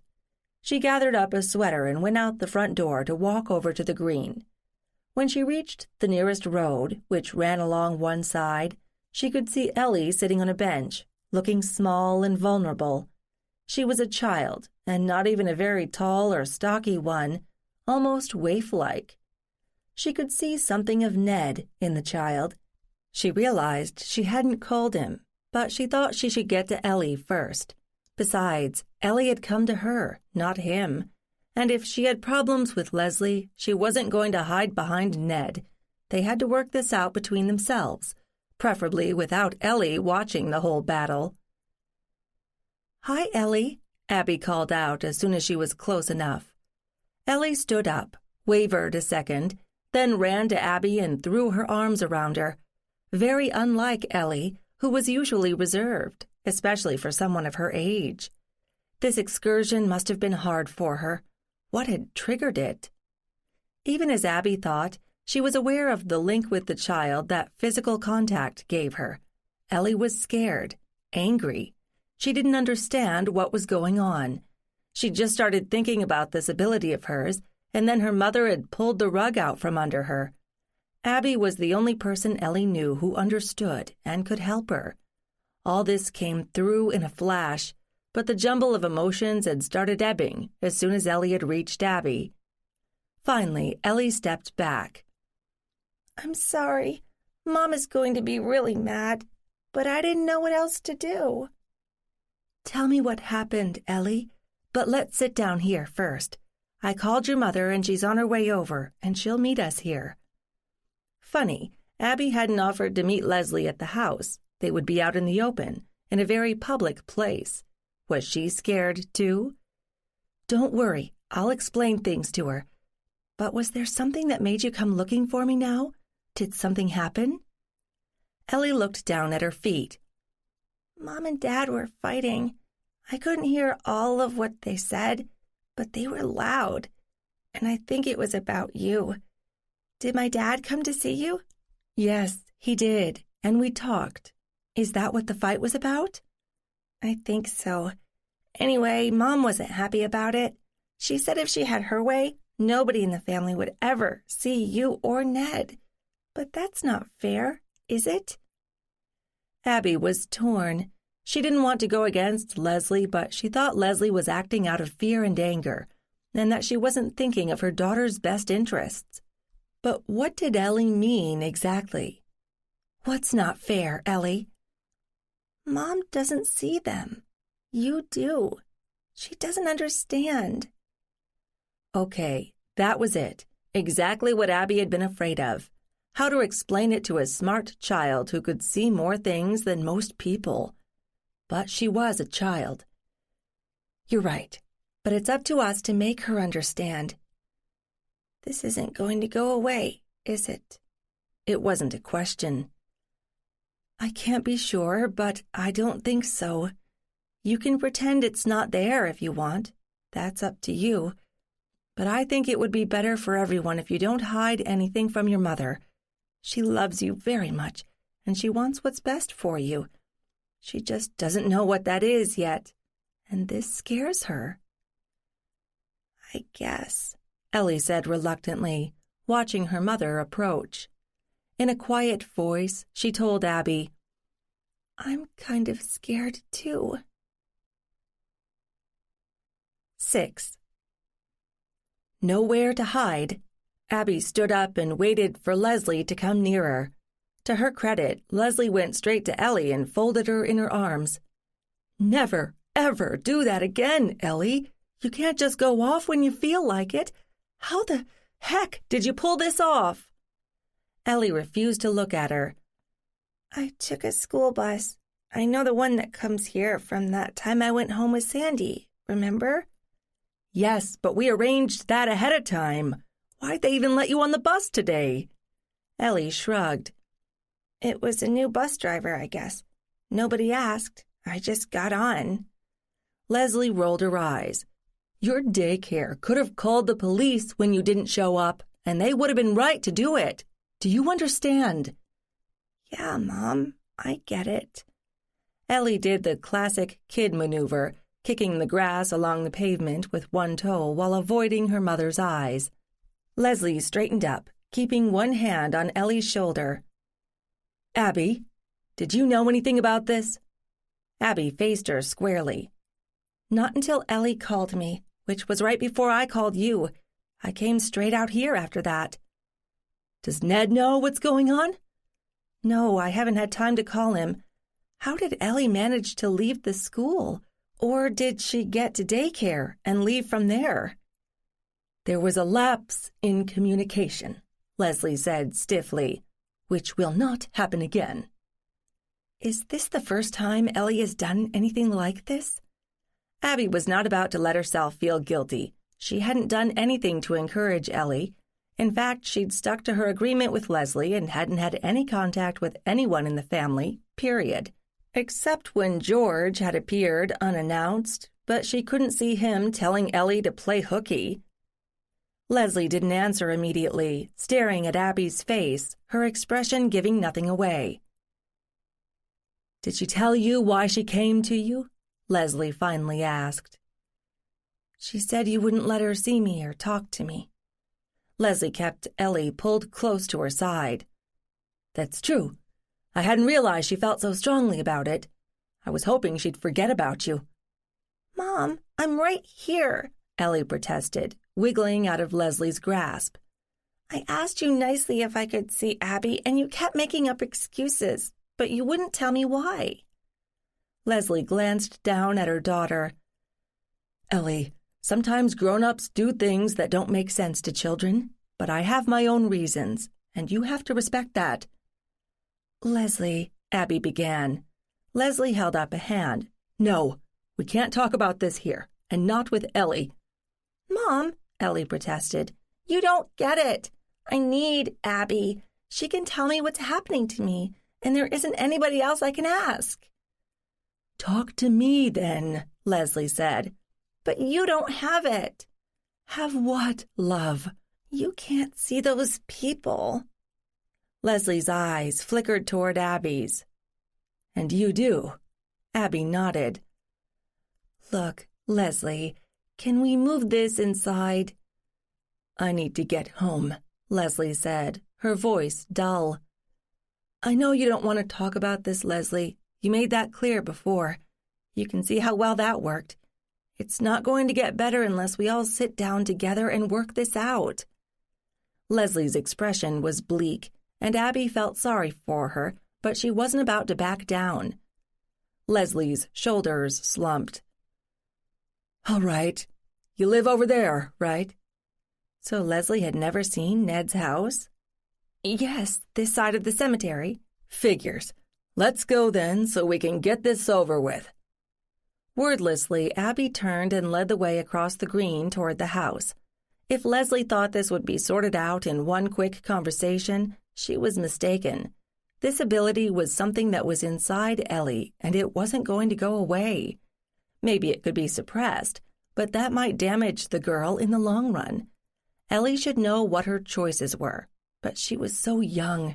Abby knew she didn't have all the answers, but they had to start somewhere. 2 minutes later, they climbed the rickety front steps of the house and crossed the deep porch to the front door. Abby unlocked it, then stepped back to let Leslie and Ellie pass. Then she followed them, shutting the door behind her. "Love what you've done with the place," Leslie said, her tone sarcastic as she took in the broad hall and the parlor to one side. Abby refused to take offense. She knew only too well how it looked. "It's a work in progress." Ellie had gone on ahead to the second parlor. "Look, Mom, there's a window seat." "That's nice, sweetie," Leslie said absently, watching Abby. "Why don't we go back to the kitchen?" Abby said. "That's where we spend most of our time, anyway." "Whatever. Ellie, can you give us a few minutes alone?" "Sure. I've got a book to read, and I'll just sit here in the window seat. It's cool." "That's great. We'll be in the kitchen." Ellie was already pulling a book out of her backpack, so Abby led the way to the kitchen. "You want tea? Coffee?" "You pretending this is a social event?" "Sure. Tea would be fine." Abby started a kettle boiling, then turned to Leslie. "You don't have to be snide. Look, I never asked for this. When I started working for you, I had no idea what it was or what it meant. I certainly never thought about finding other people who shared it. I ran into Ned by accident, as you know. It never occurred to me that children might possess this, and I didn't know anything about Ned's connection to Ellie. But as soon as I met her, I knew there was something there." "And you tried to recruit her to your coven?" Leslie's eyes were cold. "Damn it, Leslie, this is not a joke. I am not a witch. I have no desire to do harm to anyone or to convert anyone. I happen to possess an ability that most other people don't. Some people are colorblind. What if there were people on the other end of the spectrum who could see colors that most people can't? How do you even begin to explain what a color looks like? Well, that's what this is like." Leslie stared at her for a moment, then looked away. Abby busied herself with making tea to give Leslie time to process what Abby had said. She was not going to keep apologizing. The tea was steeping in its pot when Leslie finally said, "Oh, God," and scrubbed her hands through her short hair. "I'm sorry. I know this isn't personal for you. You didn't mean to walk into my life and blow it to pieces." Abby carried the pot to the table, added cups and sugar and milk, then sat down across from Leslie. "Why do you describe it like that?" "Because I thought I had it all together. I love George. I love my kids. I love my job. My house isn't as cool as yours, but it works for us. Everything was going so well. I should have known it couldn't last." "But you can't claim it's ruined just because you found out your child, or maybe both children, have this extra ability. Leslie, if I may be blunt, I think you're overreacting." "Gee, thanks. That helps." "I don't mean to put you down, but I don't see why you treat this as a disaster. Ellie's a smart kid. All she needs is some help to manage this thing." "Help that I'm not equipped to give her. Is this thing something you can teach me?" "I don't think so, but I'm still new at it. I think it's either there or it isn't. If you have it, you can open yourself to it, but I don't think you can learn it, especially as an adult." "This comes from Ned?" "Yes, I think so, which means there's probably something genetic about it." "So now what? We all move into a cozy commune and invite the ghosts to join us?" Leslie was not taking this well, Abby thought. She was angry and scared, and she was lashing out. That wouldn't help Ellie. She had to keep focused on the child. "No, that's ridiculous. Leslie, you're still making fun of this. It is real. I don't think it's harmful. I don't claim to know how to handle it. I'm kind of making it up as I go. I'm learning all the time. But you aren't helping the situation." Leslie shut her eyes for a long moment. "You're right. And we keep having the same argument, and it's getting us nowhere. What do you propose we do about it?" "I hadn't thought about it until Ellie turned up here. Clearly ignoring it isn't working. Listen, what's going on with your summer plans?" Leslie's eyebrows went up. "I'm working, as usual. The kids are in camp or with a summer nanny I hire each year. Why? Maybe I could spend a day with Ellie now and then, and we could explore this together. I don't want to shut you out of it, but I can see that it would be hard for you to fit it in. Leslie gave Abby an almost smile. I've spent the last couple of months demonizing you, like you did something evil to my child. I know rationally that's not true, but it's been hard for me. Now you want me to turn her over to you regularly so you can spend more time with her? I'll have to think about that. It was just a suggestion. You do have other options, you know. If it would make you feel better, you could take her to a therapist. Reassure yourself that this isn't just a bid for attention on Ellie's part. Abby knew better, since she and Ellie had seen the same ghost at the same time. But if it would help Leslie come to terms with what was happening, it could be a good move. If she could find a sympathetic therapist, if that was possible in this case. Was there such a thing as a psychic therapist? I've thought about that. I'm not sure Ellie would speak freely with a stranger, no matter how nice that person was. I've thought about seeing a shrink myself, but I can't see myself trying to explain that I was stressed out because my 7-year-old daughter is seeing ghosts. They'd lock me up or medicate me. Hey, Mom, you about done? Ellie came skipping into the room. Almost, sweetie. Did you finish your book? Leslie asked.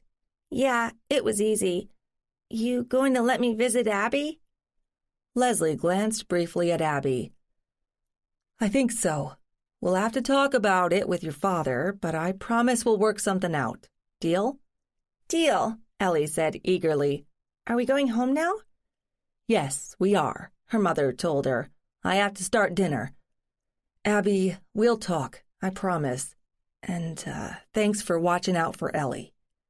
Happy to do it, Leslie. Abby led them back to the front door. As they were leaving, Ellie grabbed Abby around the waist and gave her a hug. Abby hugged her back. That muted electric buzz was still there.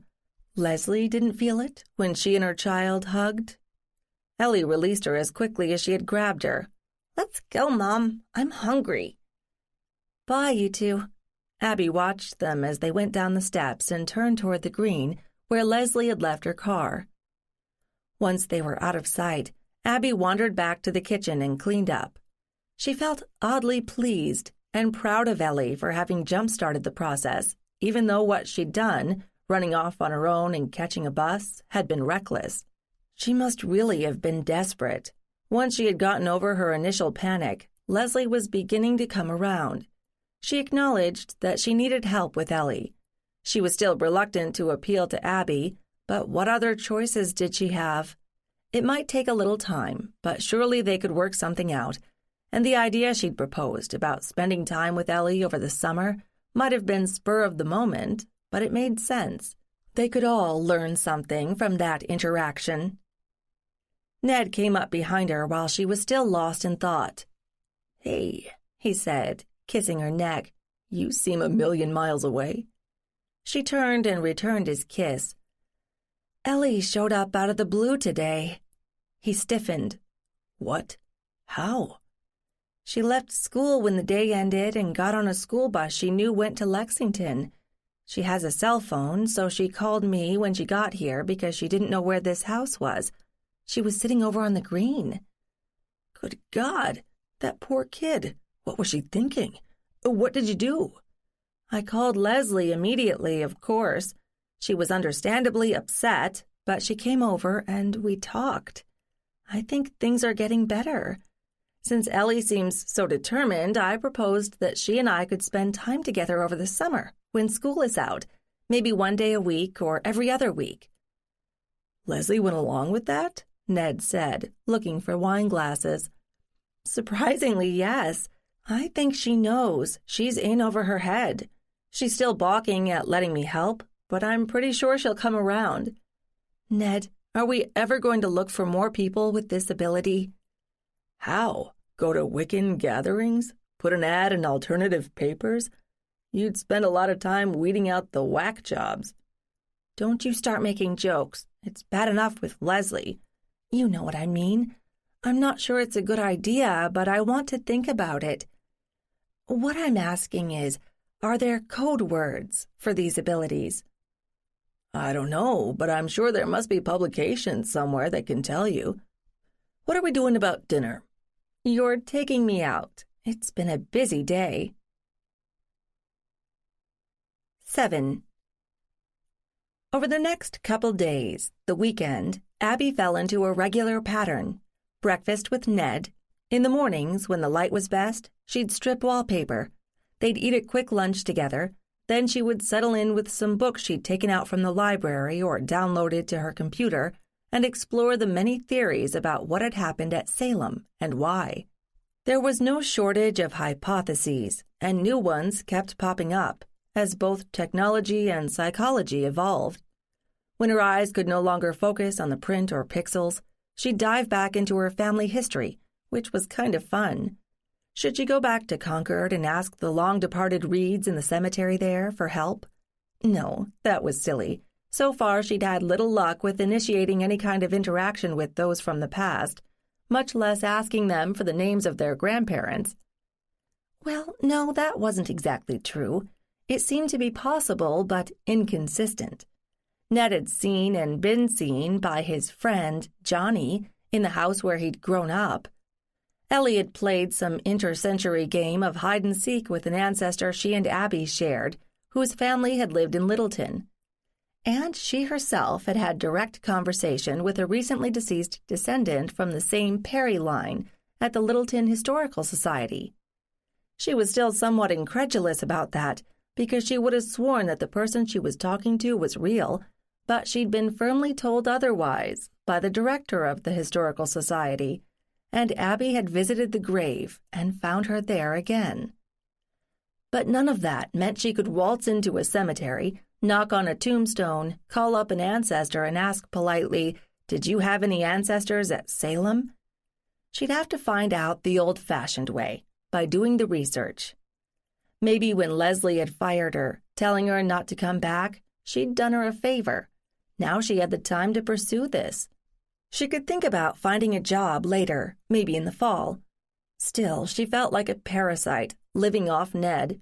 She'd always planned to be self-sufficient, something that former boyfriend Brad had conveniently ignored, expecting her to do all the unpacking and setting up of their new home, while he went off to the city to do important financial things. Leslie had called on Sunday. "1 day a week. That work for you?" she had said without preamble. "Fine. You want me to come pick Ellie up at your house or meet you at the museum?" "We can work that out later. I'm going to have to trust you not to do anything too weird or dangerous or anything like that." "Of course I wouldn't. When do you want to start?" "Last day of school is May 20th. How about the first week in June? I've got to tell the summer program which days Ellie will be there." "Okay." Abby wasn't about to argue. She was glad Leslie had seen the logic of her suggestion, that she and Ellie explore their talent together. Now all she had to do was figure out what to do with Ellie for those days. She didn't want Ellie to think Abby was using her as a guinea pig, and she was pretty sure that Leslie would be watching with an eagle eye to make sure she didn't push Ellie too hard. Not that she would. She liked Ellie, and was looking forward to spending time with a child, something she had missed since she'd lost her job. "I'll give you a call next week," Leslie said, then hung up. Obviously, she was still conflicted about the whole thing, Abby thought, but at least it was a baby step forward. So, she had a couple of days to do her homework and think of a strategy. By Monday, the front and back parlor and the dining room walls were denuded, which Abby thought was good progress, even though they looked terrible at the moment.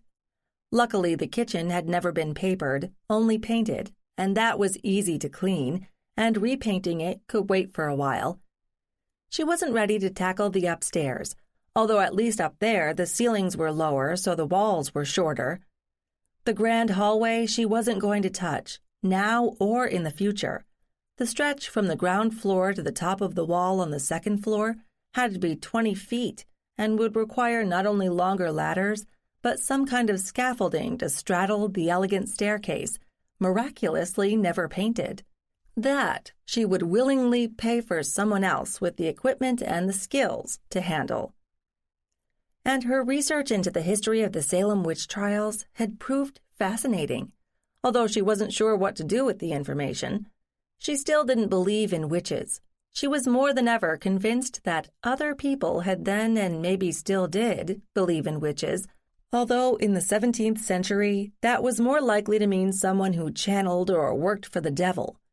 People had reacted with fear and anger, and they had done real harm, not only to particular individuals who had been imprisoned and lost their homes and their families, and sometimes even their lives. Why? The whole thing had been started by a small group of girls, all under the age of 20. They had come from respectable families, pillars of the community, and they had gone crazy together and torn apart their community and even threatened the foundations of the colony. How could something like that happen? Why had sensible adults even believed the girls in the first place? It still made no sense to her. If it was ever going to, Abby thought her best chance was to track down one or more ancestral relatives and see if her connection through their eyes worked, going back over 300 years. There was no guarantee. Plenty of her more recent local ancestors remained stubbornly silent, so far. But Abby was hoping that the intensity of emotions in Salem at the time could make it work, with or without a personal connection. And if it did, she might gain a peculiar and unique insight into how people had seen and interpreted what was going on at the time. The odds were long, but wouldn't it be interesting? Then there was Ellie, who shared some of her ancestral lineage, but not necessarily any that connected to Salem or Andover. That meant more research. Had Ned ever looked? He seemed to have followed the reed line back to the beginning, but oddly enough, there were no reeds in Salem or Andover at the right time, even though she'd found the name almost everywhere else she had looked since she began her research. So next she would have to start checking out the other lines she hadn't looked at yet. It would be easiest to start with the reeds and see if she could push that line back in the right direction. If not, she'd have to come at the hunt in a different way. She hadn't looked at her family's genealogy information for a while, since her life had been shaken up. Finding out about Ellie, losing her job, moving in with Ned. That meant she had to reacquaint herself with her own family. It wasn't like she knew them well. She'd only met them a few months before, when her mother had appeared with her grandmother's rocking chair. Then, when she'd gotten the job at the museum, she'd thrown most of her energy into that, without giving much thought to all those lurking ancestors, until one had shown up at the Green in Littleton just before Patriots' Day. Henry Perry, one that Ned couldn't see, so he was her relative but not his. And his untimely appearance had started the whole cascade of events that led to Leslie driving her out of the museum and Abby moving into Ned's house. So now it was time to dig in once again, starting with Olivia, her great-great-grandmother, née Flagg, who had married Samuel Pendleton in 1886. Olivia she had traced back along a couple of lines, but Samuel's forebears were all blank. She was poised to start when her phone rang. When she checked caller ID, she was surprised to see that it was Leslie. "Hey, Leslie, what's up?" she said when she answered. "I've got a favor to ask. This is an early closing day at Ellie's school, and my sitter can't make it. We messed up with the dates. Could you pick Ellie up?" "Sure, no problem. You want me to bring her back later?" "If you could. Sorry to dump this on you." "Hey, I've spent enough time around kids and schools to know how often this kind of thing happens. I'm glad to help. What time and where?" Leslie gave her the details. "School lets out at noon. I should be home by 6, if you can bring her by then." "That's fine. You mind if I feed her sugar and stuff?" Leslie gave a short laugh. "I think she's seen it before. I guess that means I'm not one of those progressive parents, like most people around here." "Then cookies it is. See you later." Abby hung up. So much for research, but she could start building a relationship with Ellie. Only a few hours, though, so not enough for an excursion. Well, they'd just have to wing it. Abby grabbed a quick shower and was waiting at the elementary school when Ellie came out. She was chatting with a couple of other girls her own age, which pleased Abby. At least she had a few friends. Abby got out of the car and waved, and when Ellie saw her, her face lit up. She said something to the others, then darted over to Abby's car. Hey, what are you doing here? Does my mom know? She does indeed. She asked me to pick you up. Some mix-up about your sitter. Great. What are we going to do? I hadn't gotten that far. How about we go to my house and start with some lunch, and we can take it from there? Sounds good, Ellie replied. She climbed into the passenger seat and buckled her seatbelt without being asked. She and Abby chatted about the school and what Ellie was learning until they reached Lexington. Here we are, Abby said. Ellie studied the building. I like this house. It's big, and it's got lots of funny corners and things, like that window seat. Actually, it's Ned's. I've only just moved in, so I don't know everything about it yet. Is he your boyfriend? Yes. That was the simplest answer, and it was true, although it was a lot more complicated than that. Abby wondered what second graders knew about adult relationships. If Ellie asked her if she and Ned were married, she wasn't going to lie, but neither was she going to volunteer any information. Luckily, Ellie seemed satisfied. I like him. Which was good. Abby wondered when Leslie would get around to telling Ellie that Ned was her biological father. She wasn't going to touch that subject with a 10-foot pole. When Ellie had finished a glass of juice and a sandwich and a few cookies, she said, What are we going to do now? Do you have homework? Even the early grades seem to assign something to students these days. Ellie made a rude noise. Yeah, but it'll take me like 10 minutes to do, and nobody cares because it's the end of the year. Can we go look at the cemetery? Which one? She'd already visited one in Concord with Ellie, and the one in Littleton in the short time she'd known her. The one behind your house. That surprised Abby. Sure, but why are you interested, Ellie? I like cemeteries, and I like to see who's there. Have you seen anybody there? Abby assumed Ellie meant the departed residents, not living visitors, and she wasn't going to pretend not to understand. I think so, but I haven't spent a lot of time there. I've been busy working on the house. Has your mother let you go back to the Littleton Cemetery, where Ellie had met her not-quite-imaginary friend? No, and I promised I wouldn't sneak there either. Do you think Hannah will still be there when I go back? Probably, if you go looking for her. I think she knows a lot about waiting. Poor Hannah had died well over a century earlier, at about the same age that Ellie was now. To Ellie, she had been a playmate. Good. Ellie bounced out of her chair and dutifully took her plate and glass over to the sink. Can we go now? Sure. Abby grabbed her keys and they went out the back door, which led to the scruffy yard. There was a fence separating Ned's property from the cemetery, but it was easy to get over. Abby let Ellie go first and watched with some amusement as she started darting among the stones, bending down to read one now and then. Abby followed more slowly. She hadn't had time to really explore this cemetery, as she had told Ellie. She and Ned had caught sight of someone the first time he'd shown her the house, so she assumed there were relatives of some sort here. Was that one of the reasons Ned had bought it? But then it had been a moment of high emotion, her first visit to the house, so she wasn't sure how much she had been picking up.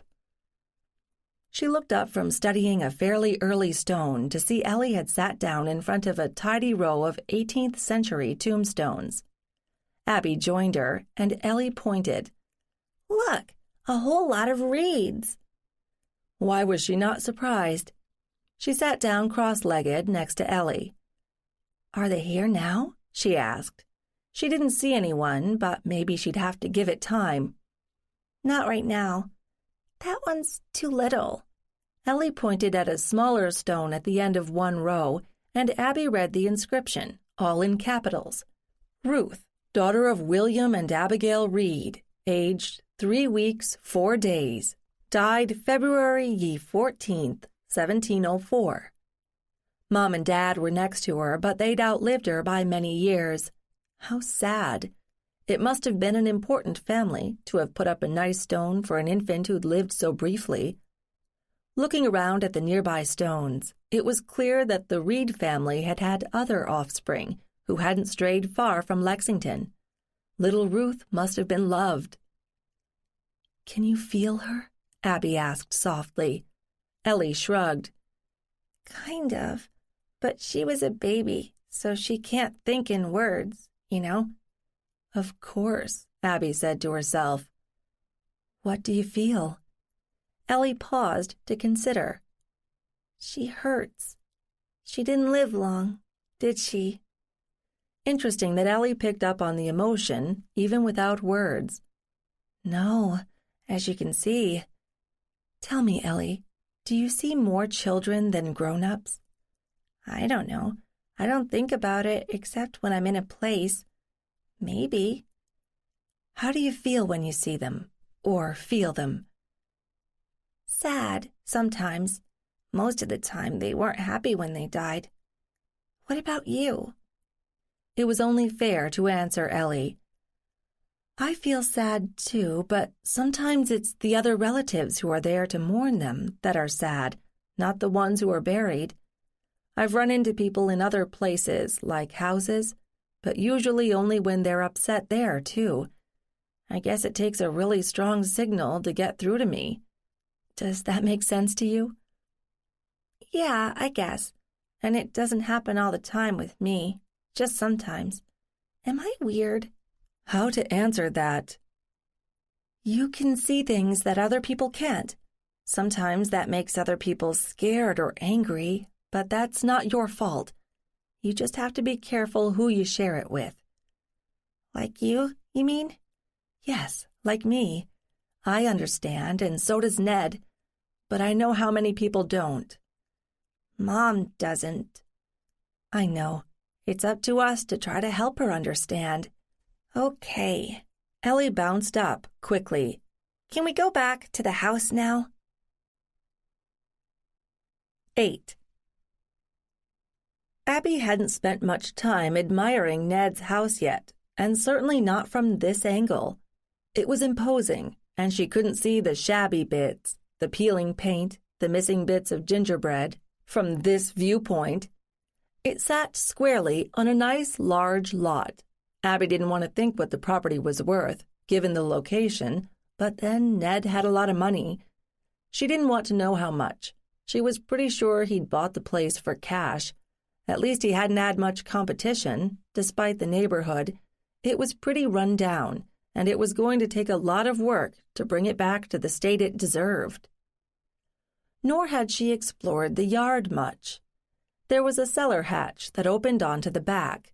Not that she'd checked out the cellar, either. Her first impression was that it was damp, dark, and infested with spiders. There were odds and ends left behind in corners, but she felt no need to either check them out or remove them quickly. All that could wait for later, maybe when it was midsummer. It would be cool then, unlike the rest of the house, which had nothing so modern as air conditioning. Ellie had gotten ahead of her and was now roaming around the perimeter of the property. She'd found a dead branch somewhere and was poking aimlessly at things. Abby couldn't see anything that could be harmed by that. "Are you looking for something?" she called out. "Nope, just exploring. Were there buildings here? Before, I mean?" When was before? Ellie could be referring to any century since the town was founded, somewhere around 1712, if she remembered correctly. Probably. This house dates to around 1870, I think, but it was a town long before that. "And there were probably Indians, too," Ellie said, but didn't seem to expect an answer. "What's that?" She pointed. Abby followed her finger and saw only a pile in a corner of the lot against the back fence, covered with many generations of leaves. "I don't know. I haven't lived in this house for long. Should we find out?" "Sure." Ellie approached the mound, which was about 6 feet across, and poked it with her stick. There's something hard under there. You want me to see if I can find a rake or a shovel or something? Okay, Ellie said, not looking away from the mound. Where the heck would rakes or shovels be? Abby wondered. She hadn't needed one before, since she'd arrived in the spring, so no leaves to collect or snow to move. Cellar? There was no garage, which seemed surprising.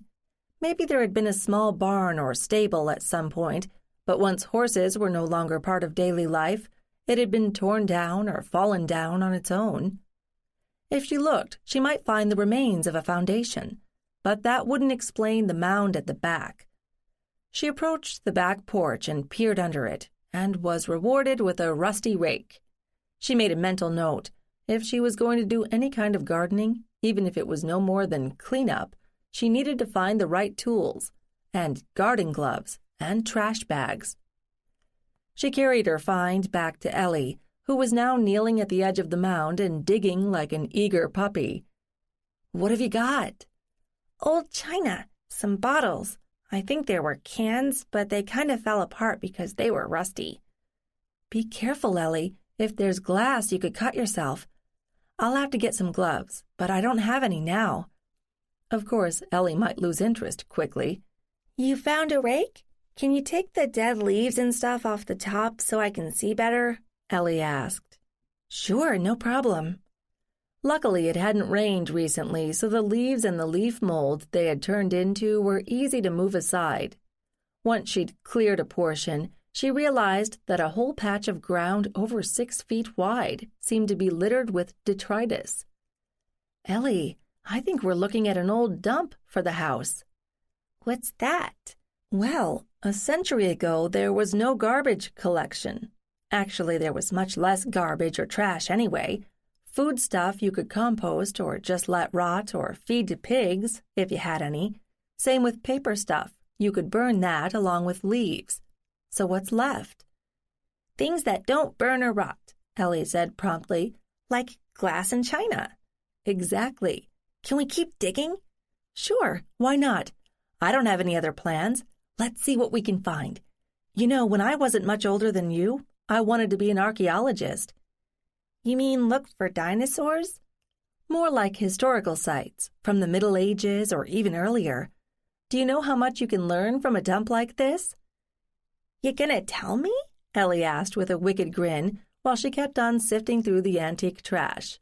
"Of course, I like teaching. And looking at this kind of thing and what you pull out of it, you can tell what people ate, at least when they didn't grow all their own food, and how they ate. I mean, from what we've seen already, it looks like they had more than one kind of china, and some of it's pretty fancy, which meant they sat down to dinner, nicely, and maybe even had a lot of guests. And given the time this place was built, they probably had a servant to do the dishwashing, maybe even the cooking." "Wow," Ellie said, looking impressed. "So this is kind of like a diary of things instead of words." "You could look at it that way," Abby agreed. "Why don't I take this side and you can work on that one?" "Deal," Ellie said and resumed scrabbling. After a couple of hours, both Abby and Ellie were covered with mud, dirt, and some things Abby didn't want to examine too closely. She had wondered for a moment if she was violating Leslie's primary instruction, don't do anything dangerous. What were the odds that there was something poisonous in this heap of trash? Hadn't people used arsenic and the like for rat poison back in the day? And goodness knows there was plenty of broken glass with sharp edges. But watching Ellie, Abby realized that the girl was surprisingly careful and methodical. Each piece she extracted, she looked at carefully, dusted it off, and then put it with matching pieces on the lawn.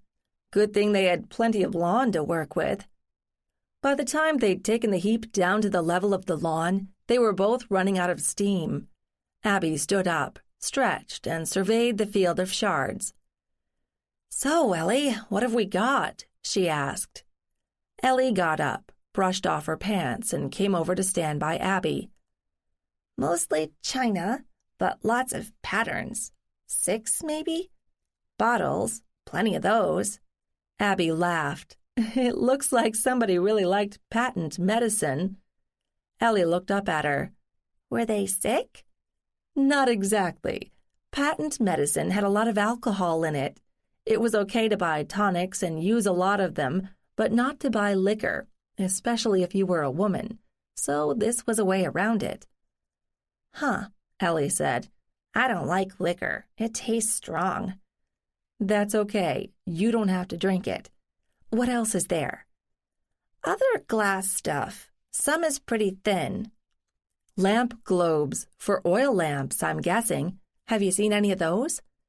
Maybe. I guess they break pretty easy. Then there are the things there's only one of, like an old umbrella and a wooden toothbrush. And what are those big china things that look like cups? Chamber pots, Abby said promptly. What's that? Well, there was probably only one bathroom in the house when it was built, and it was pretty cold. So if you had to go in the middle of the night, you could use a chamber pot. You kept it under the bed, and that maid we talked about would empty them all in the morning and clean them out. Ew, like potty seats for grown-ups? Kind of. Anything else? There's a pile of shoes. Looks like leather lasts pretty well even when it's buried. And then there are some pretty things, like decorations. I think you've about covered it. There's more of the china than anything else, right? What does that tell you? Well, it might mean that maid was real clumsy and dropped things a lot. But what, Ellie? There's an awful lot of the china. I think somebody broke it on purpose. Why do you say that? Abby asked carefully. Because he was mad. It was a he? Ellie nodded.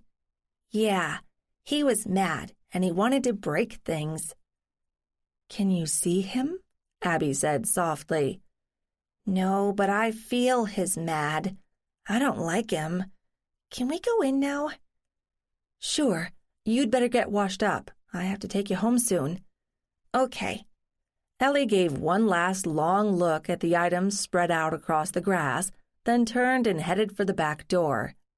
Inside, Abby supervised scrubbing the worst of the dirt off, but it didn't make much of a difference. Leslie would have laundry to do. But Abby was pleased that Ellie was a normal kid who wasn't worried about getting dirty. Abby had always hated the prissy little girls who wanted to stay clean. After another snack and a drink, Abby shepherded Ellie out to her car and headed toward Littleton. Leslie's car was in the driveway, but she hadn't gone inside yet, so she waited while Ellie and Abby climbed out of the car, and did a double take when she looked them over. What on earth were you doing? We were playing archaeologist at the house. We dug up Abby's dump, Mom, Ellie said enthusiastically. There was all sorts of stuff there, like old bottles and china, and even an umbrella. It was cool. Well, I'm glad you had fun, sweetie, but I think you might need a bath while I make dinner. Here, take my keys and let yourself in, will you? I want to say goodbye to Abby. Okay. Ellie skipped over to the door and unlocked it. So, you two found something to entertain yourselves? Leslie said, arching one eyebrow at Abby. We did, Abby replied cheerfully, accompanied by a lecture on Victorian society, agriculture, trash disposal, and the alcohol content of patent medicine. It was fun. Abby decided not to mention the earlier visit to the cemetery. Ellie was the one who found it. I think it was the trash heap for the house, and while they stopped using it a long time ago, nobody ever bothered to clean it out, which describes a lot of the house. You know, Leslie, Ellie is one smart kid. She was careful, methodical. She didn't get bored and run off to do something else. She kept working until we'd finished, or at least the easy stuff. She really was interested. Maybe she does have the makings to be an archaeologist, or at least a scientist. That comes from her dad's side. Leslie squared her shoulders. Well, I've got a family to feed. Thanks for filling in on such short notice. I'm glad you two had a good time. No problem. I enjoyed it, although now I've got antique trash strewn all over my backyard. But I learned something about the house. Call me if you need me again. I will. When Leslie had gone inside, Abby started up her car and headed home. They were working things out, she and Leslie and Ellie. And as she'd said, Ellie really was smart and focused, far beyond her age, which was another thing that made it hard for her to fit in with her age group at school. Maybe she would benefit from a private school? If Leslie and her husband couldn't afford it, maybe Ned could help. If Leslie would accept his help, which was not a sure thing, she'd ask Ned what he thought. And she wanted to know more about the angry man who had broken all that china. 9. Ned arrived home at the same time she did after driving back from Leslie's house. He had much the same reaction. "What on earth have you been doing?" he asked, taking in her muddy clothes and grimy nails. Playing archaeologist with Ellie, she told him, grinning. "You're going to have to explain that, you know," he said with a smile. Can I shower first? Most of this dirt is older than I am. By the way, would you happen to have the title search for this property handy? "In a file somewhere.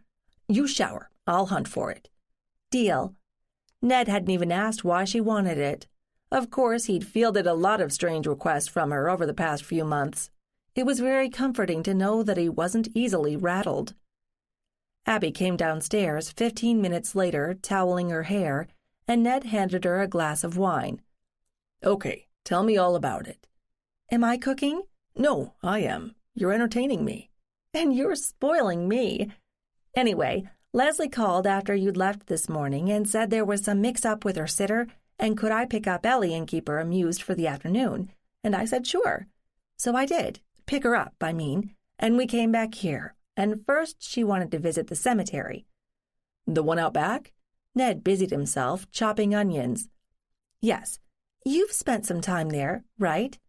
When Ned nodded, Abby continued. She made a beeline for the reeds on the far side. You know that whole row of them? "Sure. Prominent citizens, if I recall.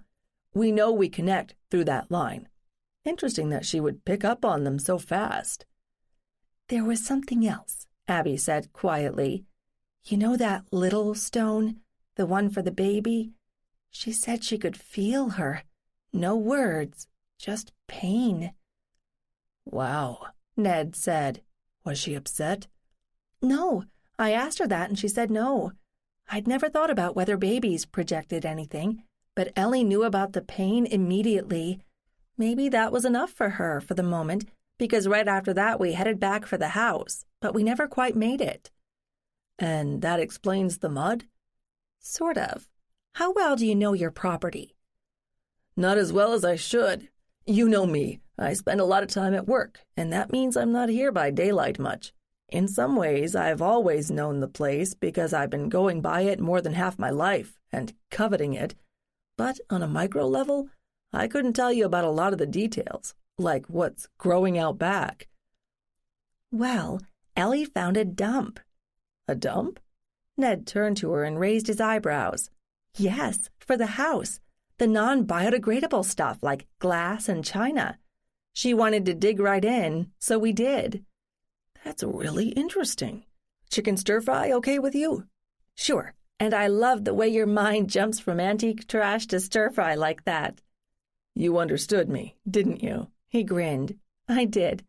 Anyway, we spent the rest of the afternoon clearing out the first 1 or 2 feet of it, which we then spread across half the back lawn so we could inventory it.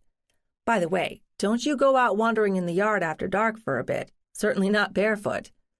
"Duly noted. Not that I do that often, in any case. So, what did you find?" The detritus of a late Victorian household. Like I said, mostly china and glass, with a few odds and ends, like a very dead umbrella and about a dozen shoes. Abby took a sip of her wine and let it slide down her throat. But there was something else. Ned chopped some ginger and garlic. "What?" When we were done for the day and we were looking at all the stuff spread out, she said a man had broken it, and he was mad when he did it. Ned stopped chopping and looked at her. "Mad as in angry, not crazy?" Yes, Abby said. Ned nodded once. So, that's why you want to see the house records? To see who he was? Exactly. I know I glanced at them when I bought this place, and none of the names jumped out at me, but I wasn't thinking about historical connections then. Well, unless I wanted to say Sam Adams came to dinner here, but the house is too late for that. Nathaniel Hawthorne, maybe? When did he die? I think he's still too early for this place. I can check out the names of the past owners anyway. But what seemed important is that she sensed an emotion from this unknown man, who may not even be related. Ned found a container of leftover cooked chicken in the refrigerator and started cutting it up. You know, you could be seeing what you want to see. What's to say she didn't look at all those bits of crockery and imagine somebody hurling it around? It's possible, but she sounded very sure, and I kind of agree with her. What's out there went beyond ordinary trash. Sure, china and glassware get broken in any normal household, but there was more than there should have been, and of particular kinds, all from the same era. And there were broken decorative things that you wouldn't expect to find. A careless servant? Ned suggested. I wondered about that, and Ellie had the same idea. But how would she have knocked plaster casts of various things off the walls? I think there was something more going on. But that's easy to verify once I know who lived here. You haven't sensed anybody in the house? No one connected to me. You? No, except the ones from the cemetery, and I guess we've accounted for them. They don't exactly drop in here. I wonder what the range of a spirit is, Abby mused. No idea, Ned said. I never saw Johnny outside of our house. I'm ready to cook once I start the rice. I'll watch and admire, if you'll pass the wine bottle.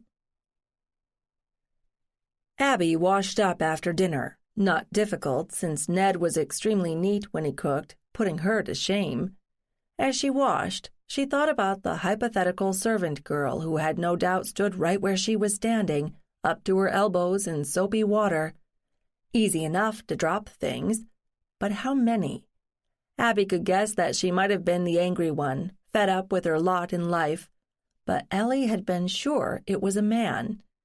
Still, Abby had trouble picturing a man pitching a fit and breaking the household china. She was drying her hands when Ned appeared and handed her a file folder. This is what I've got on the house. There's a list of the prior owners going back to the beginning. Then it shouldn't take long. I'll check the censuses and see if there's anything online for the local paper. Can you amuse yourself for a bit? Yes, Abigail, I think I can while away my time while I pine for your company. You sure you aren't channeling all the literati from around here? More likely Downton Abbey. I'll leave you to it. As Abby had guessed, it didn't take long to find the names of prior owners in the censuses for Lexington. She started with the period right after the Civil War. Surely there had been earlier houses on the lot, but the china itself was later than that. She promised herself that she'd look up the Reeds sometime soon, but not right now. And she found what she was looking for. It was little more than an hour when she joined Ned in the back parlor, where they had parked the television. "I've got him," she said triumphantly. "The China killer?" "I think so. Want to see?" "Sure." He stood up from the battered easy chair. "Let's take it into the kitchen. At least there's light there." In the kitchen, Abby laid a spreadsheet on the table. "These are the names you gave me, and I've tracked them through the federal censuses, which only go up to 1940, and also some state censuses and town directories. Actually, one family, the Harlows, owned it for about 30 years, spanning the Civil War. Then, in 1897, one George Thomas bought the house, and he lived here with his family, including a couple of sons, and a boarder, and, yes, a servant girl. George lived here until 1904 along with his son, also named George. And then things got interesting." "Yes?" Ned prompted. "I found this ad in the town paper from 1905. George Jr. put the place up for sale, claiming it was too big for him. He turned around and built himself the house next door. It took this house a while to sell, but he had moved into his new house by 1907. So, his father wasn't dead. He was living as a boarder in another part of town. Mildly interesting, but what's your point? Okay, this is pretty much conjecture, but I'd guess that what Ellie and I found predates 1907. George Jr. was clearing out the house. Now, since he wasn't going far, he could have moved it, but I'm guessing he took a look at all the fussy, high Victorian stuff and said the heck with it. He didn't want it, and apparently nobody else in the family did either, so he started smashing it. Why didn't he sell it, or give it away, or at least leave it intact when he dumped it? We'll never know. Maybe he had a drinking problem, if those patent medicine bottles were all his. Or maybe he was lazy. Or maybe he was mad at dear old Dad, who, by the way, was working in a local shoe factory when he first bought the house, which would explain the shoes, although not why he kept them. Interesting. So you've constructed an entire family feud based on a pile of trash in the backyard. It was Ellie who started me thinking about it, Abby protested. All she got was the anger. I just fitted a story around it. Shouldn't I? I haven't shared it with Ellie. Do you want me not to? Ned had been standing, looking over her shoulder as she explained what she'd found. Now he dropped heavily into a chair. Abby, I don't know. I guess I'm being cautious. Ellie may simply have an overactive imagination, and you'd be feeding right into that. Abby saw red.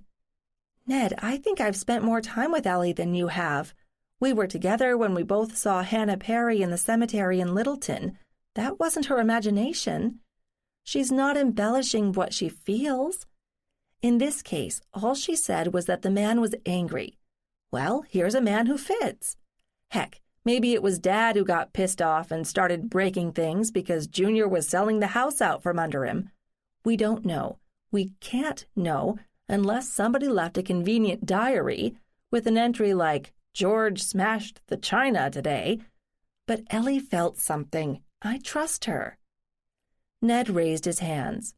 Sorry, I didn't mean to set you off, he began. Now Abby stood. Set me off? Like I can't take criticism? I'd be happy if we would discuss this rationally. Go ahead, challenge my theories. Tell me Ellie was wrong. But be very careful when you doubt her word, because I'm seeing and feeling the same things. So if you doubt her, you're doubting me. She's just more open to it than I've been, but I'm working on that. And what about you? Ned shook his head.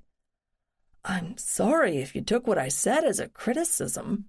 Abby interrupted him again. Not a criticism. You were being patronizing, patting me on the head and saying, There, dear, it's just your overactive female imagination at work. Whoa, truce. I'm sorry. And yes, I do see and feel at least some of these things. I'm just having a harder time coming to terms with it. I'm a scientist, remember? I like things I can prove and replicate.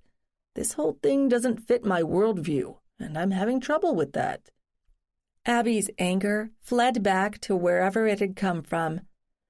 Ned, I'm trying to help. Ellie first, because she's going to grow up with this, living with two people who don't share it at all. But I'm trying to help you and myself, too. I don't begin to understand it. I don't know what the rules are, how and when and why it happens. Can I call it up at will? Turn it on and off like with a switch? I don't know, but I'm trying to figure things out. Ned remained silent for a few seconds, and then he gave her a small smile. Do you realize we're arguing about the trash of somebody who's been dead for more than a century? She produced an answering smile. How do you know he isn't watching us right now and laughing? Is he? Got me, but I have a feeling he left and didn't look back. 10. The next morning, Abby woke up energized. She had enjoyed her afternoon with Ellie and had been lucky to learn a bit more about Ellie's abilities without prodding. She didn't want to push her too hard, and she would have to be careful to keep Leslie up to date. but so far, so good. She hoped that Ned understood Ellie a bit better, too. She'd have to ask Leslie how much time she wanted to let Ellie spend with Ned. Ned might benefit from being around her, but it might confuse Ellie if the girl sensed a connection with Ned, but nobody would talk about it.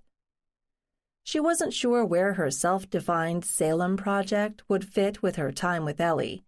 She had to keep reminding herself that she had no right to use Ellie as a sort of spirit Geiger counter, sensing ghosts for her.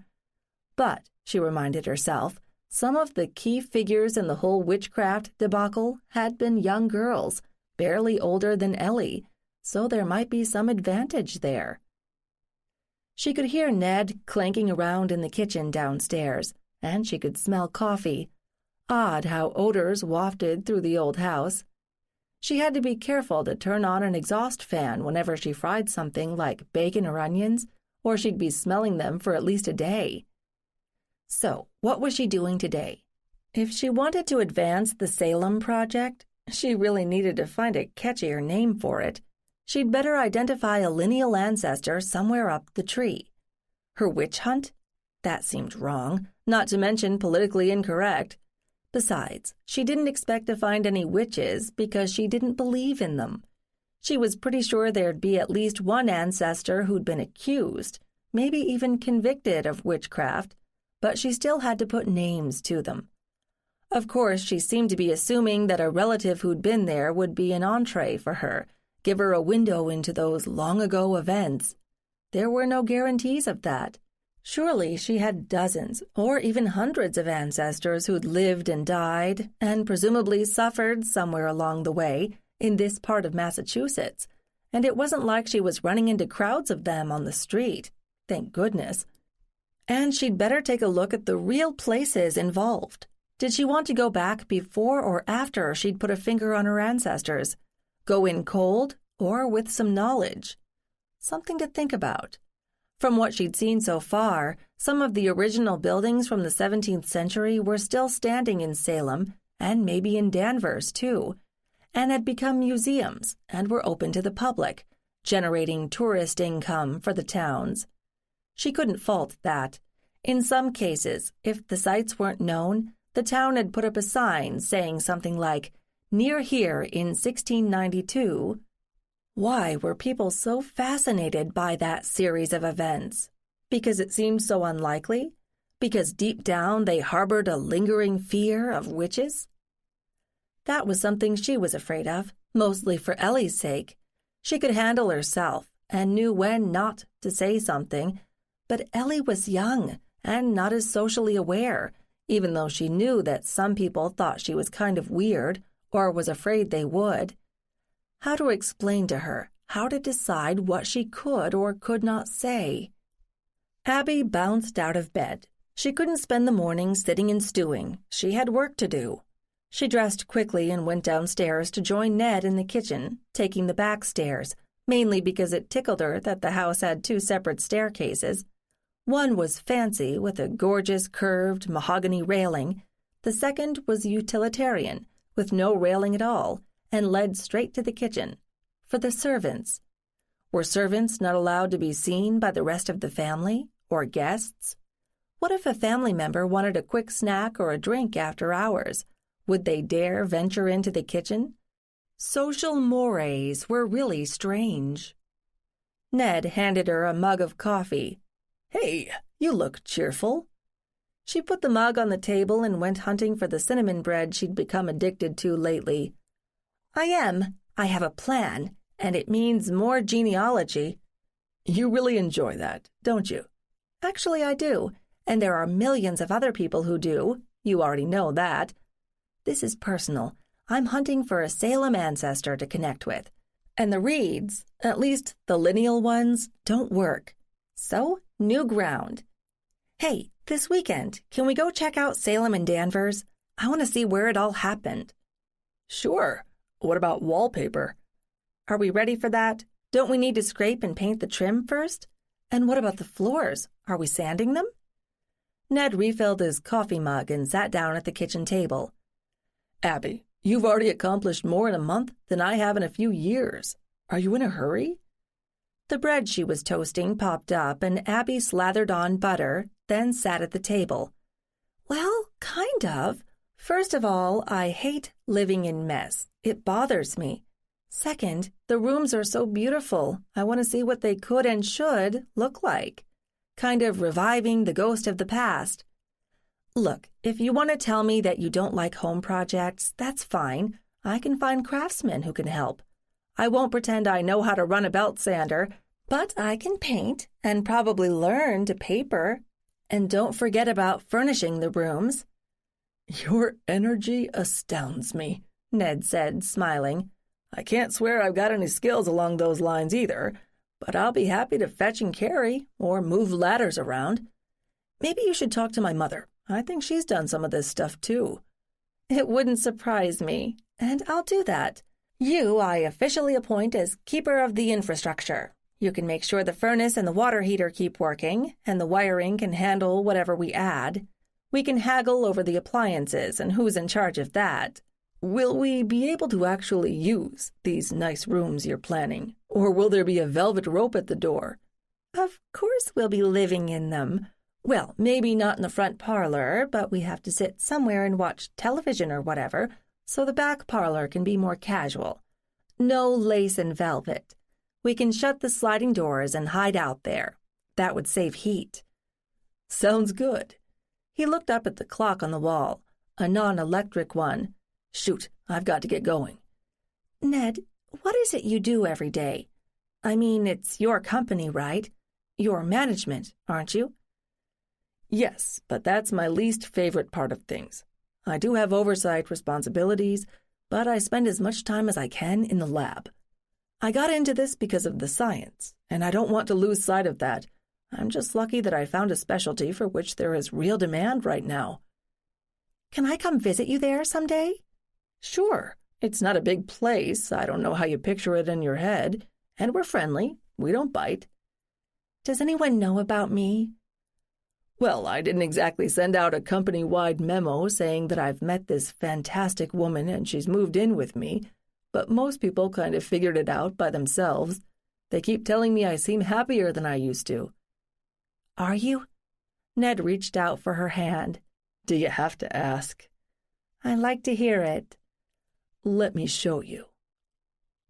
Her toast was cold by the time she had a chance to eat it, but she didn't care. After Ned had left, Abby went hunting for the records she had assembled when she'd first looked into her family tree. She found them in a file box in one of the unused bedrooms and hauled the box down to the dining room, which was on the shady side of the house, but which had an overhead light. If she needed more light, there was a quaint round plug embedded in the center of the floor, underneath the dining table. It still worked, although Abby wasn't going to try to test its limits. She brought her laptop, thank goodness Ned had Wi-Fi, and as an afterthought, carried her great-grandmother Ruth's chair into the room. She no longer felt the same impact when she touched it as she had at first, but it had been one of the catalysts that started everything, so it was a kind of good luck charm. Besides, she liked looking at it. She knew Olivia Flagg was Ruth Pendleton's mother. Olivia and her father and mother had been the first ancestors Abby had met in their house in Waltham, and that meeting had brought about her encounter with Ned when he saw she was in distress and had sat her down and made her a cup of tea. And more important, had taken her seriously, even though she had had no idea what was happening. Together they had discovered that Olivia's mother had been born Elizabeth Reed, and that had led to their shared exploration to the whole Reed family line, back until they had found a common ancestor many generations earlier.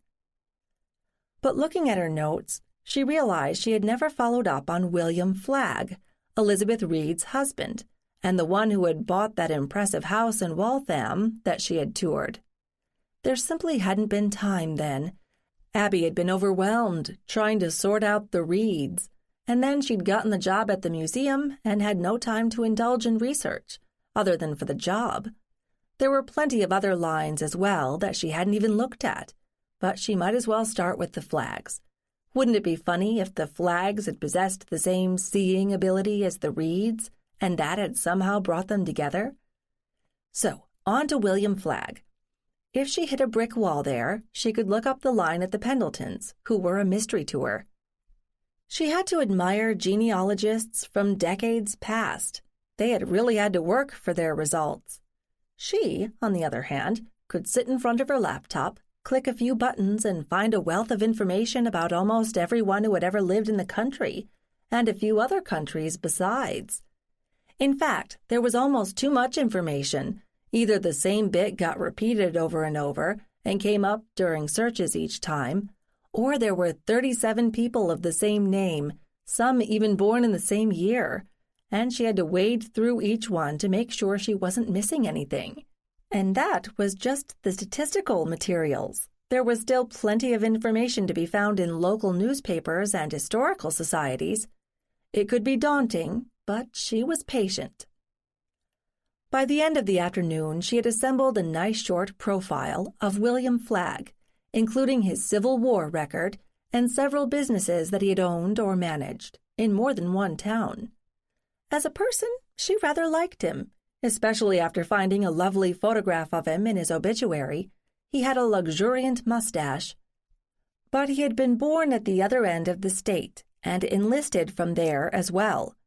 It was a long way from Salem, although Abby was continually surprised at how often and how far people had moved around from the beginning. And William Flagg had been born in 1846, which meant that she had a lot of generations to go back to get to the right era.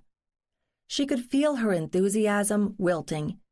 But at least a migration westward over time made more sense than the opposite. She dug in and started searching for William Flagg's parents, which only made things worse, since both his parents seemed to have been born in Vermont. What was it with these people? Abby knew that in the later 20th century people had moved around a lot, and before that there had been the migration from farms to the cities. But why so much earlier? Goodness knows there had been plenty of wide-open spaces. She plodded through the records. William's father had been Silas Flagg, and his mother had been Eliza Barton. There at least was a new name. Silas Flagg had been too old to fight in the Civil War, but apparently William and his 3 brothers had all signed up and served, from Springfield, which was the other end of the state. Stop whining, Abby. So you don't know that neighborhood well. Get over it. You didn't know Eastern Massachusetts when you started, and you learned fast. Suck it up and dig in. It was a messy mash of expressions, but the last couple of expressions reminded her that she was getting hungry, and it was her turn to cook. Better to start again in the morning with fresh eyes. She wandered down to the kitchen to see what ingredients they had for supper.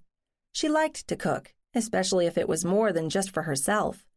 Ned seemed to enjoy her cooking, and that was a compliment, assuming he was being honest with her, because he was a pretty fair cook on his own.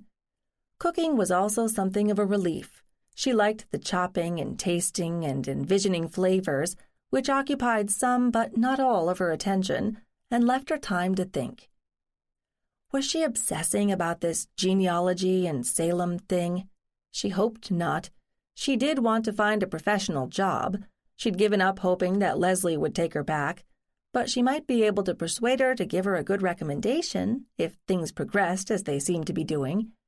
Surely she could find a similar job somewhere in the greater Boston area, and she could be more flexible in her salary requirements now, since Ned could support her.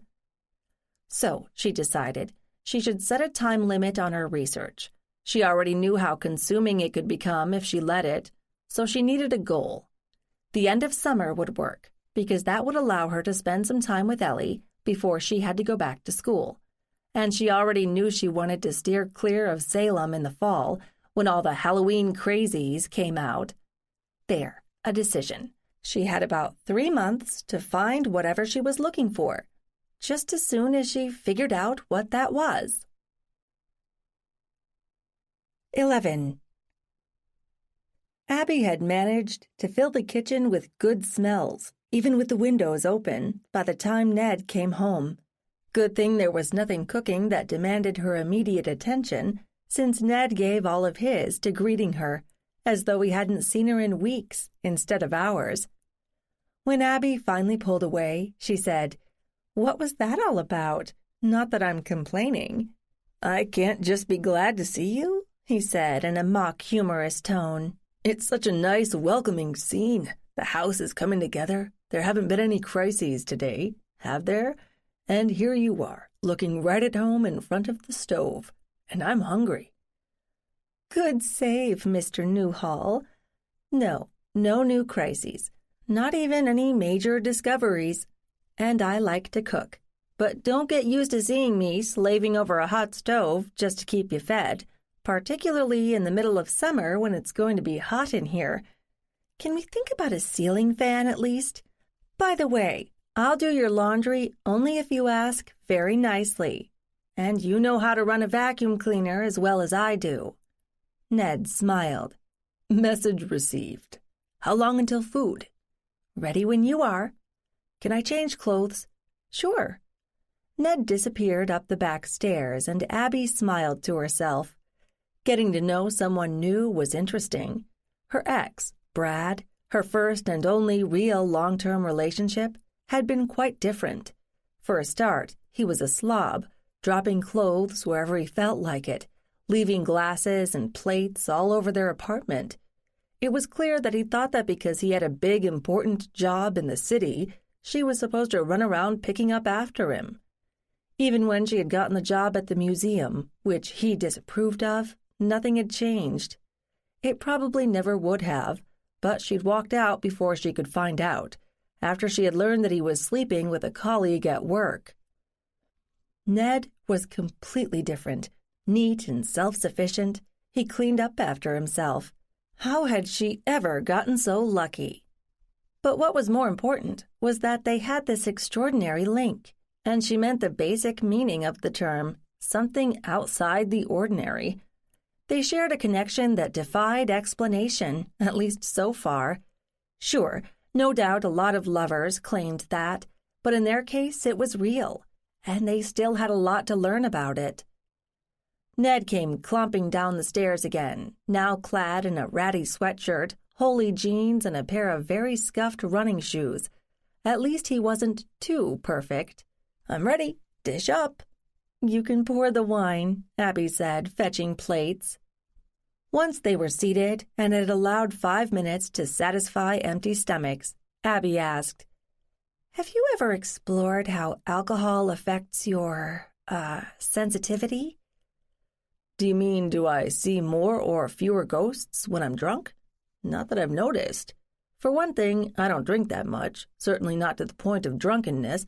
For another, I spent most of my drinking days trying to ignore or shut down whatever it is, pretend it wasn't happening. Are you suggesting we get drunk together and see what happens? A controlled experiment?" "I don't know if I'm suggesting anything," Abby told him. "I think I can count on one hand the number of times I've been truly drunk in my life, and of course I didn't know what was lurking under the surface until recently, as you well know. I do wonder if there's some happy medium point between sober and sloshed that might open the door a little more. We could try that." "We could. Or one of us could stay sober and test the other who's drinking to observe the changes, and then we trade places on another day, of course." "Maybe," Abby agreed, and ate another forkful of her dinner. "What about drugs?" "What about them? Have I tried them? Are there some that might be useful in this investigation? Well, if I recall correctly, there were some rather interesting mushrooms back when I was in college, but most pharmaceuticals didn't appeal to me. And weed made me stupid, which I didn't enjoy. It must be more than 15 years since I experimented with anything." "I understand some things have changed," Abby said demurely. "Not that I have any first-hand knowledge, of course. I have lived a very sheltered life." "Well, we can table those ideas for later consideration. Will that do?" "Fine. I just thought we should think about it, if we're going to be systematic about this." "I agree. So, what were you working on today?" "Mostly I tried pushing the read line back. We've got our shared reads pretty well mapped out, I think. though there were a lot of matrilineal lines I never had a chance to look at. But it's slow work, and so far I've only added one generation and a new surname. Maybe you're going at this the wrong way, Ned suggested. What do you mean? Abby felt miffed. After all, she'd done more genealogy research than he had, so how could he criticize? She struggled to quash it. If you're trying to build a trail back to Salem, why not start with the people we know were involved there and work forward? He suggested. Abby said neutrally, I thought about that and figured that would be cheating. But given how long it's taking me, you may be right. All that material has been very well researched, and a lot of it is available online. If I dig up that list, then I'll recognize a name if I stumble over it in the more recent lines. You know, I think I need a corkboard or a whiteboard or whatever people are using these days, so I can see all this in front of me and keep it straight. That's easy. Just tell me how big. And is there dessert? Of course. Ice cream. I'm too busy to bake. Got it. I'll do the dishes first. Yes, he was a wonderful man. While he was busy, Abby wandered back to her laptop in the formal dining room. She already knew that most of the original sources about the witch trials had been transcribed and posted online, and sure enough, there was a list of those accused, as well as those who did the accusing and the prosecuting. And that was just the official ones. There could have been others who were suspected but never arrested or brought to trial, or officials had gotten so overwhelmed within a short period that the record-keeping had gotten sloppy. Still, the entire list wasn't more than 200 names. It wasn't like hunting for a single war criminal among an entire army or something like that. Abby printed the list out, and then Ned appeared bearing 2 bowls of ice cream, and that put an end to her research for the evening. The next morning, she felt restless. Some small part of her resented that Ned had a job to go to, one over which he had a lot of control since it was his company. But that wasn't fair. He did listen to what she said about what she was working on, and he'd made some good suggestions. She should feel lucky that she had the time to dig into her research, because a lot of people didn't have that luxury. And she'd better get her derriere in gear, because she didn't plan to be a lady of leisure forever. So, what were the names of the accused at Salem? Or, no, maybe she was starting at the wrong place.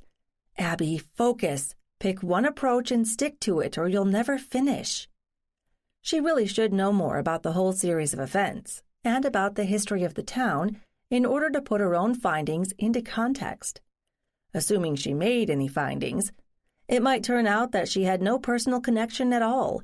Maybe that flash while she was in Salem had come from somebody just passing through town.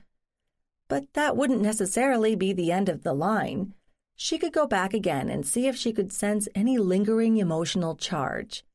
At least she could prove something. She decided to devote a couple of days to filling in her historical blanks and then go see what was what on the spot. Thank goodness for the internet. While she didn't assume that the quick summaries she found there were entirely accurate or unbiased, at least they provided a framework for further research. After a few hours of trolling websites, she had learned the first inklings of anything amiss had come in January of 1692, and the whole thing had petered out, when some cooler heads prevailed, by April of 1693. Between those 2 dates, at least 25 people had died, 19 by hanging, 1 pressed to death. The description of that was gruesome.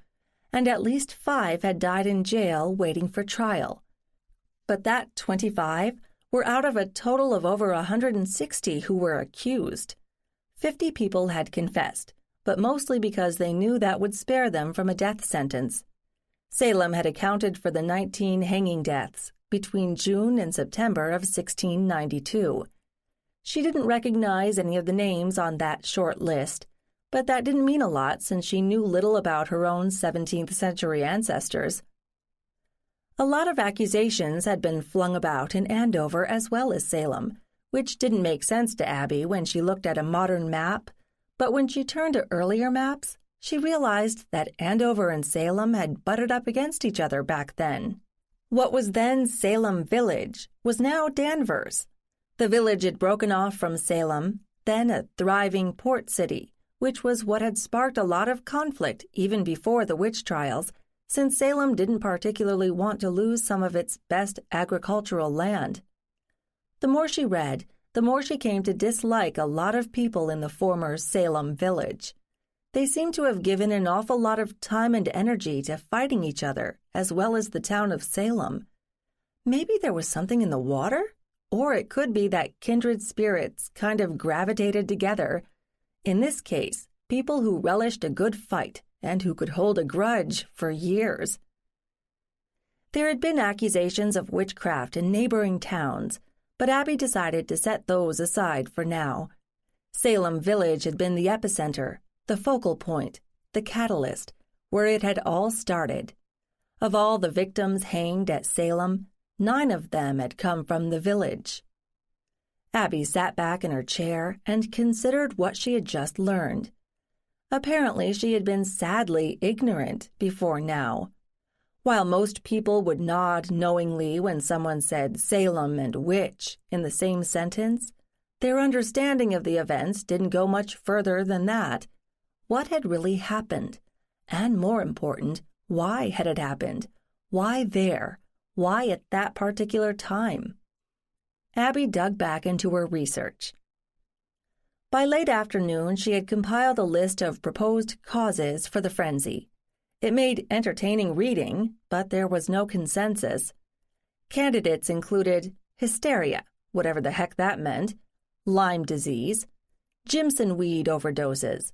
Abby found a very amusing story about such a problem at Jamestown, but nothing for Massachusetts. Encephalitis, fungus poisoning, including ergot, post-traumatic stress, based on what trauma, religious awakening, and fear of Indian raids. Those were just the most popular theories. She said to herself. Okay, she assumed all the surviving legal and personal documents had been examined closely for evidence of something or other. Unless somebody found a handwritten diary under the floor of some 1700 house, there was probably little to be mined there. What about the possible physical causes? She had to admit that hysteria seemed to fit well, but many of the lists of causes seemed, well, kind of out of date. Sexual repression, perverted habits of thought, idleness, faulty emotional training. It almost sounded as though some of the so-called experts had labeled the symptoms based on what was described at Salem rather than the other way around. Ergotism, hallucinations, stomach upset, dry gangrene, ick, and a burning sensation of the limbs. Jimson weed, disorientation, dizziness, nausea, vomiting, seizures, headache. Okay, maybe some of those fit. Lyme disease was a newer candidate, starting with basic flu-like symptoms and progressing to such things as cognitive impairment, light or sound sensitivity, mood swings, and more of those tingling, burning, shooting pains. Viral encephalitis, early flu-like symptoms, followed by confusion, hallucinations, seizures, loss of sensation or even paralysis, problems with speech or hearing, and smelling nasty things that weren't there. Abby was beginning to feel overwhelmed. She could understand why people had seized on one or another of these as possible causes, but from her quick reading it appeared that all the more dire symptoms were the exception, not the rule. From what she knew, initially there had been a cluster of young girls who had shown symptoms. Abby was willing to accept that they could have been exposed to the same contaminant or bacteria or virus, but there was one sticking point. Most of the girls had continued to show these symptoms for weeks or months. Most diseases, then and now, ran their course much more quickly than that. 1 or 2 girls might have been more seriously affected than the others, but all of them? From different families and different parts of the village? That was really hard to swallow. If the source had been food-based, wouldn't everyone in the village have suffered to some degree? And what about the people of Salem town who ate what Salem village produced? And none of those diseases included as a symptom a malicious urge to accuse other people, old, young, male and female, of awful things like consorting with the devil and doing harm to others, knowing full well that such an accusation could lead to their deaths. All right, assume that at the very beginning there might have been a physical cause, but to sustain this handful of inexplicable symptoms over time and to have it spread to others, surely there must have been a psychological component. Among a group of teenagers, really, in a repressed society, and all females, at a time when women were seldom given much power or even respect? Enough. Abby's head was spinning. An early sign of hysteria, she wondered, then grinned to herself. She needed to digest what she'd read, and tomorrow would be time enough to delve into the psychology of Salem at the end of the 17th century.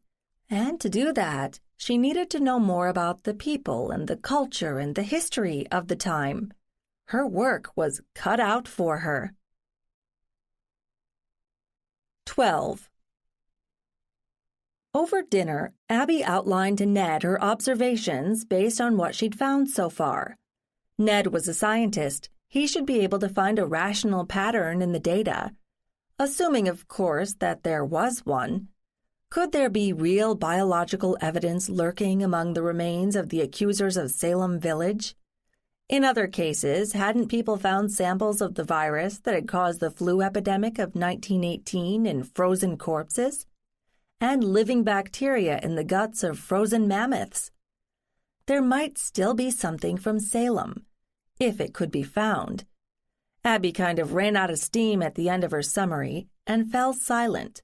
For longer than she had thought, apparently, because Ned prodded her gently. "Abby, you're wool gathering." "I guess I am. Where did that phrase come from, anyway? Was collecting bits of wool so absorbing that you couldn't pay attention to anything else? Or was it so mindless that you zoned out completely?" "I can't tell you, although I could look it up on my phone." "You have any comments about what I said? Observations?" Ned thought for a moment before answering. "I agree with your conclusion about the physical illnesses. Any number of them could fit, but only if there were a few isolated incidents, and for only a short while. What happened in Salem went on too long, and was too consistent to make a single illness or infection credible, especially in a small and specific subset of people in the village." "Good. So why have all these dedicated researchers been trying hard for years to come up with a single answer? They're grasping at straws." Oops, another odd metaphor. Why would anybody grasp at straws? "Abby, I'm not a walking dictionary," Ned protested, smiling. "The real question is, why do so many people want to find a rational physical explanation for what happened?" "Exactly," Abby said triumphantly. "It was an awful thing that happened. Cruel. People died. Families were torn apart. It's a wonder somebody didn't set a torch to Salem village and burn it to the ground so they could start over. The place is evil." "And you say this without ever having seen it?" Ned asked. "Just read the accounts. What people did. Look, before I go sailing off on another tangent, are there any biological reasons that haven't been looked at? Something in the water? In the air? Ergot has already been suggested, and it would have been found in the grain they grew and ate. But what else did they grow? What if they grew potatoes and there was something like that blight that caused the Irish potato famine?" "That killed potatoes, not people," Ned pointed out. "Yes, but it could be the same but different, couldn't it?" "Maybe. Or maybe there's some localized chemical or mineral that would affect behavior. Or some weed that nobody paid any attention to, and then the cattle ate it all and it went away before people noticed it." "Did cattle die at that same time?" I don't know, Abby, but you can probably find out. And there are plants that can harm humans without affecting other animals, and vice versa. Abby slumped in her chair. Why did I start this? Because it was a very intense period and you wanted to see if it left a residue, one that you could sense. I guess, Abby replied. What's so interesting is that people are still talking about it now, in the modern world. Whatever the cause, I guess we still all feel some sort of a collective guilt that supposedly decent people allowed it to happen. It's a blot on our history. It makes us think less of ourselves and maybe wonder if it could happen again. That about covers it. If we're done eating, we could go sit somewhere else. Sure, Abby said. She stood up and carried her dishes over to the sink, and Ned did the same. He took her hand and led her to the back parlor where there was a shabby couch. He sat her down, then sat beside her, pulling her toward him so that she leaned against him with his arms around her. Let's try something, he said. What? Try to picture what life was like back then. It's not as easy as you think. Shut your eyes, if that helps. Okay. Abby obediently shut her eyes. I've never seen Danvers, you know. I've seen a little of Salem. Ned leaned back to look at her face. Really? When? Last week. I was bored with the wallpaper and had a couple of hours free and needed to get out of the house. Why do you think you have to justify that to me? Because I didn't tell you that day, and I'm not sure why, Abby ended with a rush. Was there something to hide, Abby? Or is that the wrong question?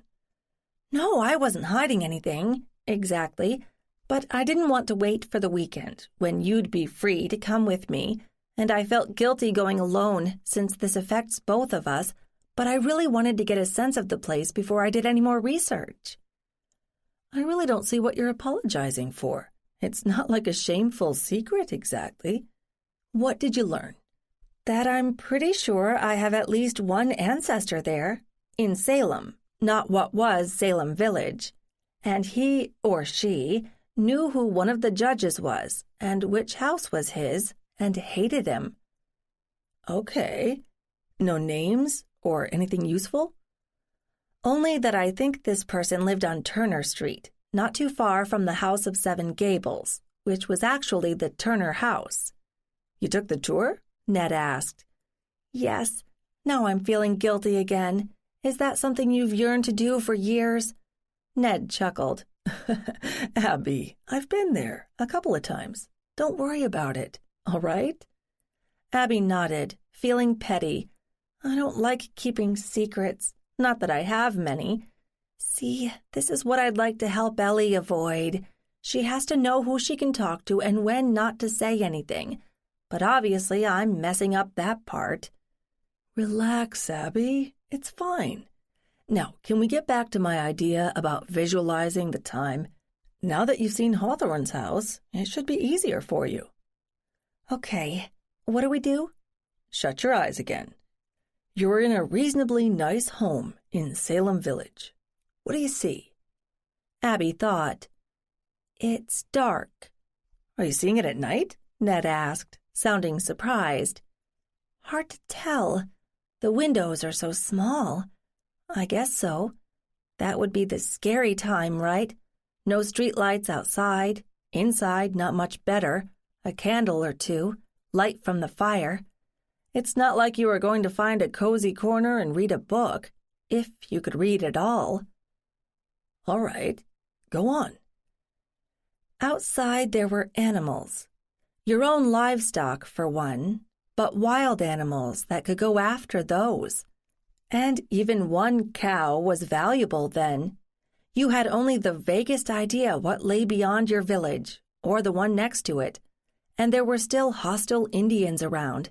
Maybe Salem was more cosmopolitan since it was a port, but in Salem Village, it would have been different. There was a lot of land to the west, but how far did it go? So outside in the dark was a scary place. Go on, Ned said quietly, still holding her. She could feel a quiet connection flowing back and forth between them, Was he seeing what she was? So you huddled inside, together. All you had was your family, maybe a servant or two, and you needed to keep warm. Even by day it would have been dark, windows were expensive, and wood was often unfinished, inside and out. Dark clothes, dark thoughts. Abby fell silent, her eyes still closed, building the image in her head. In the present, in the real world, she was safe in Ned's arms. In her head, she was trying to enter another era, one that was frightening and uncertain. Children died at birth or not long after. Mothers died giving birth. A simple accident could cripple a man, destroy his ability to work. And there was always the looming specter of an Indian attack, or worse, the wrath of an angry god, watching. Men and women were sinful. The devil was always lurking, looking to capture a soul. Abby? Ned shook her gently. She opened her eyes and was back in the present. The sun hadn't set yet, and the room was filled with soft light. I guess I got sort of caught up in it. She turned slightly to lay her head on Ned's chest and listen to his heartbeat, strong and steady. Do you feel it? See it? Let's say it was clearer to me than it has been in the past. Maybe that's part of our connections, that we can amplify each other's visualizations. What we were seeing wasn't based on anything real. It was imagination. Can we actually boost that between us? Had this been another experiment? I don't know, Abby. This is almost as new to me as it is to you. Tell me, when you were picturing this scene, was it brighter than usual? Did you feel like you were seeing it on a screen, or were you inside it? Ned, I'm not a guinea pig. You asked me to imagine something, and I did. I've always had an active imagination and read a lot. Are you saying this wasn't different for you? Abby, no. I'm not just using you. It felt different to me, too. Please, don't get me wrong. Was it unpleasant for you? You mean, was I sensing fear or anything else? No more than I would expect people to feel under those circumstances. But we shouldn't judge people then based on how we see things now. Agreed, Ned said. They were silent for a while, their connection to each other muted but still present. Chemical, electrical, psychological. Abby couldn't begin to explain it, but she knew she felt it. It was wordless, nothing like mind reading. There weren't even any images. She didn't see Ned's thoughts. It was just a feeling, one that sometimes let her see the world around her, and occasionally the world in the past, more clearly. Finally, she said, I wonder if that's why I like teaching children. They're so receptive and they don't have as many preconceptions or ideas about what's right. Things just are. And they have such active imaginations. They can see things in their minds. Why do adults lose that? Is it physiological, or do they suppress it, consciously or unconsciously? Ned's arms tightened. Well, if what happened at Salem is any indication, imaginations need to be controlled. Are thoughts contagious? Just because one person believes something, does that mean anyone he or she comes into contact with can catch it, even if it's crazy? Abby, I don't have answers for any of this. I'm not a psychologist or even a social historian. I'll admit, I've always wondered how Hitler could attract so many people and generate such deep commitment and enthusiasm in them, which in turn led them to do awful things. Or why any such incidents in history rose up and overwhelmed common sense and decency. But it keeps happening. Why do terrorists chop off people's heads? Or why are there still countries where men believe that women are no more than breeders to produce children, but at the same time they are sluts not to be trusted and have to be kept locked up? Does that make any sense? Abby, didn't I just say that I don't know? All we can hope to understand and manage is our own little universe, what lies within these walls, and in the little universe of our work and our families. Few people manage to control more than that. So where do I go next with this? She asked. What would a crime scene investigator do? We've decided the physical evidence is next to nil. Abby turned and sat up to face him. Yes and no. Some of the buildings are still standing or have been reconstructed, like the parsonage where it all began. The house is gone, but there's still a foundation. There are pictures of the place before it was torn down. That gives us a pretty good idea of the setting and where it was in relation to the rest of the village. Good point. So there is some information to be gleaned there. But no relics, no physical objects?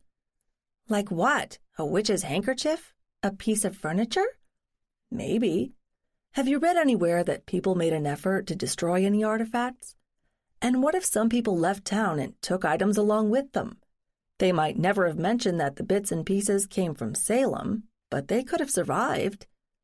And I'm supposed to find them how? Abby said, but with a smile. I'm just putting the idea out there, Abby.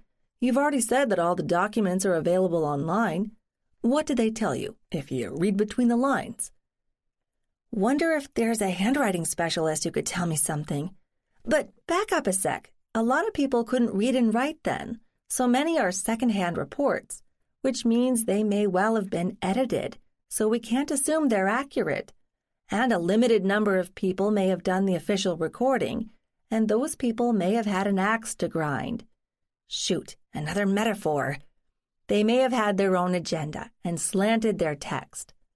Or there might be an official version and a behind-the-scenes version of the same information. I think I saw something about Cotton and Increase Mather getting themselves involved. They may have said one thing in public, but they could have been communicating with other players unofficially to try and calm things down. We have only what survived, not everything that was written, so we don't get the full picture. Abby, this is beginning to sound like an obsession. You need to set some goals for yourself, and maybe a time limit. Weren't you going to look for a job sometime? Well, yes, of course, if I can persuade Leslie to write me a decent recommendation. And I agree about limits.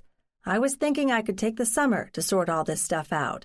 Not just Salem, but all the family lines. Salem is only a small part of that, and I should wrap that up in a couple of weeks. I should hear from Leslie soon, and we'll set up a schedule for getting together with Ellie on a regular basis, and then I can get serious about that job when she goes back to school in the fall. Is she going to be involved in this quest of yours? Ned asked quietly. Abby studied his face, but he kept it neutral. If I'm not your guinea pig, I can't use Ellie as mine. And it wouldn't be fair to her, to her mother. I'm not trying to teach Ellie anything because I don't know enough myself. I hope to watch and maybe guide and reassure her that she's not alone in the world with this. I'm not about to take her to Salem and say, find the witch, or the devil, or whatever. I'm glad to hear that. Did Leslie say anything about me when you were talking about arrangements? Not really. Ned, Ellie already senses a connection with you, which shouldn't surprise either of us. But if Leslie and Ellie haven't had the talk about who her father is, we can't get into it. Ellie's pretty young to have any idea what all that's about. Which part? Love, marriage, making babies? All of the above. She's 7. If she asks questions, I'll try not to lie, but we, you and I, need to talk to Leslie about this. My initial impression is that she'd rather you stayed out of it for now. But that may change. I have no idea where this is going to lead. Are you saying I should keep Ellie out of Salem? No, just that you should let it happen naturally, not force it. If she asks about the place, fine. Ned, there were children involved in the witch trials, you know. Some of them were accused. Others were the accusers. Children grow up a lot faster now and know much more than they would have in 1692. So let's say very broadly that they're peers. Does that make sense? Yes, but I'm uncomfortable with the idea of dragging her into this, at least right now. Why don't you get settled into a relationship, and then you can revisit the idea? That's fair. Goodness, look at the time. Ready to go up? Ned asked. I am, as long as you're coming with me. 13. Abby was not surprised when Leslie called her early the next morning. Listen, I've only got a minute, but I've got to give Ellie's summer program the final schedule today. Are Wednesdays good for you? Leslie said breathlessly. Sure, no problem, Abby said cheerfully. Any day would be fine, so Leslie could have her pick. Should I meet you at the museum and collect her on those days? I guess. Leslie sounded less than enthusiastic. Listen, no cemeteries, okay? I know Ellie likes them, though I can't see why, and I think it's kind of creepy. Can't you do something like normal sightseeing? That's easy. How much do you want me to say to her about this, other thing? I don't know. If she has questions, answer them. But you don't have to bring it up, do you? Not if you don't want me to. Look, I know this isn't a good time to talk about it, but how much does she know about Ned? That he's a nice man and Mommy's friend. Period. Leslie, I think she already thinks they've got this connection thing. I promise I won't say anything about the biological link, but I don't know how many more people we'll meet that share it. If we don't find any more, she's going to wonder why she has it with him. Let me handle that, all right? Damn, she's so young, Leslie added almost to herself. I really thought I'd have more time before I had to explain things. Well, I won't rock the boat. When do you want to start on this schedule? School's out the end of this week. Next week, all right? Fine. I'll touch base before that to confirm the details with you. And thank you, Leslie. Abby could have sworn she heard Leslie mumble something like, "Ha," as she hung up. So, she had a plan for Ellie, and a deadline. She should try to learn as much as she could about the whole Salem mess before next week, and then she could decide whether or when to involve Ellie, if ever.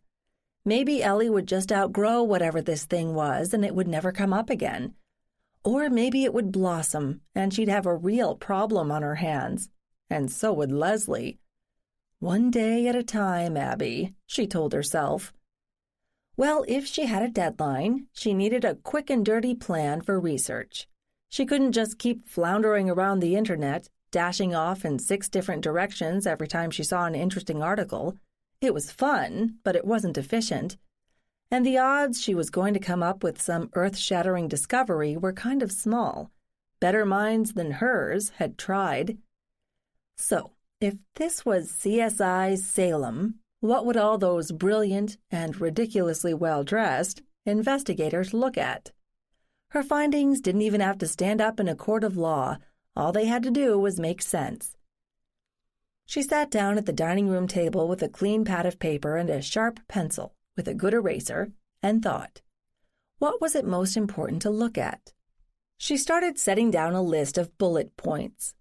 Point 1, the biological side. She'd already taken a look at possible physical causes and discussed some of them with Ned, and her immediate impression had been that while on a micro level a number of them fit, so far none seemed to work for an ailment that dragged on for months and affected only a limited group of people, to her mind at least. She should check the water and soil and native pest theory. An infestation of poisonous spiders? That could be interesting. But generally she felt that the answer didn't lie there. Point 2, the religious aspect. She wasn't particularly religious herself, and she was far from qualified to understand 17th century theology and its role in the colonial church. She was pretty sure that it was safe to say that a fair number of people believed in both God and the devil, even in their daily lives. But under a magnifying glass, what had happened between Salem and Salem Village seemed to lie more in the socio-political realm than in any commitment to religion, and they hadn't treated the ministers they'd recruited very well either. Point 3. So that led to the political side, on a local level, or more like warring families within the community, like the much later Hatfield-McCoy feud. Had it really been worth tearing the village apart just to prove one family was more powerful than another? Life must have been pretty dull in those days if that was what passed for entertainment. Point 4. Samuel Parris, the minister at the center of the whole mess. The fact that he was a minister was interesting, since it was his space that the devil seemed to have invaded.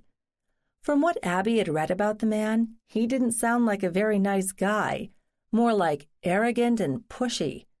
She'd like to know more about the Reverend Mr. Parris. Point 5. The Indian slave woman, Tituba. A slave of her sort must have been an anomaly in Salem, and what a convenient scapegoat she made. A foreigner, not local, with dark skin, and yet no one suggested she hadn't survived. Abby had seen one note suggesting that she'd been sold and disappeared from the records. Point 6. Abigail Williams, who had ignited the fire. Who was she? Where had she come from? Why was she in the Parris house? Why had anybody paid attention to her at all? Abby sat back and looked at her list, which now covered 2 pages. That should be plenty to keep her busy for the coming week. But where to start? Big picture to small, or the other way around? What would Gil Grissom do? Start small, she thought. Was there a crime scene? Yes and no. The place was still there, but few of the buildings and none of the people. Well, not alive, at least. And Abby had no reason to believe that she could call up the right ones at will and ask them the right questions, much less get an answer. There was a historical society. Did they have any physical collections? There were other small collections of personal artifacts scattered around the town, as she'd already seen. She could check if there were more. Had anyone kept a diary? Actually, how many people had known how to read and write back then? Most likely the important people in the community, the ministers, the merchants, maybe the richer people, would have known. But would anything they had written be accurate or honest? Well, she could look for online transcriptions. The odds of actually touching one or another of the documents were slim to none, so she couldn't hope for any messages that way. She shook herself. She was spending too much time in her head or in front of a laptop digging through images of old documents. It wasn't healthy. She should go out, do something, get some groceries, visit the bookstore in Concord and find something to read that was firmly mired in the modern world and did not involve any witches or visitors from the past or future. Call Ned's mother. Maybe they could get together, take a hike along the Battle Road, go antiquing, go canoeing, anything. Before she could change her mind, Abby located Sarah Newhall's number and called. She'd had time to realize that she had no idea whether Sarah worked outside of the home. They'd barely met back at Thanksgiving, when Sarah's house was filled with friends and family, and they'd had no time to talk. Since then, something had always seemed to get in the way of meeting. Sarah hadn't even seen the house since Abby had moved into it. In fact, she wasn't sure Ned had ever shown it to her. Sarah picked up on the 4th ring. "Abby? Sorry, I was out in the garden trying to get it cleaned up. Is something wrong?" What was wrong was that this nice woman who Abby really did like would think that there had to be some crisis before she would call. "No, not at all. I just realized I hadn't seen you in a while, and since I haven't been working, I've been trying to keep busy working on the house and a couple of other things, but I suddenly felt the need to talk to a human being. Can we have lunch, tea, a hike? I'm open to about anything." "Abby, I'm delighted that you think of me as human. I'd love to get together. Look, we don't know each other well. Are you a white gloves and bone china type of lunch eater, or fast food?" "Neither, really. You know, what I'd really like would be for you to come over here, and I'll give you lunch, and you can give me some advice on what to do with this handsome white elephant. This may sound like an odd question, but has Ned ever shown it to you?" "Do you know he has not? Is he hiding something?" Other than the fact that it's barely livable, no. It is a beautiful house with great potential, and we're lucky that we can afford to do a lot of things with it. But I'm kind of stumped. It's a lot to take on all at once. And Ned doesn't even notice it needs work, am I right? Kind of, Abby admitted, feeling disloyal. He works a lot, and then he comes home and we eat, and boom, the day is gone.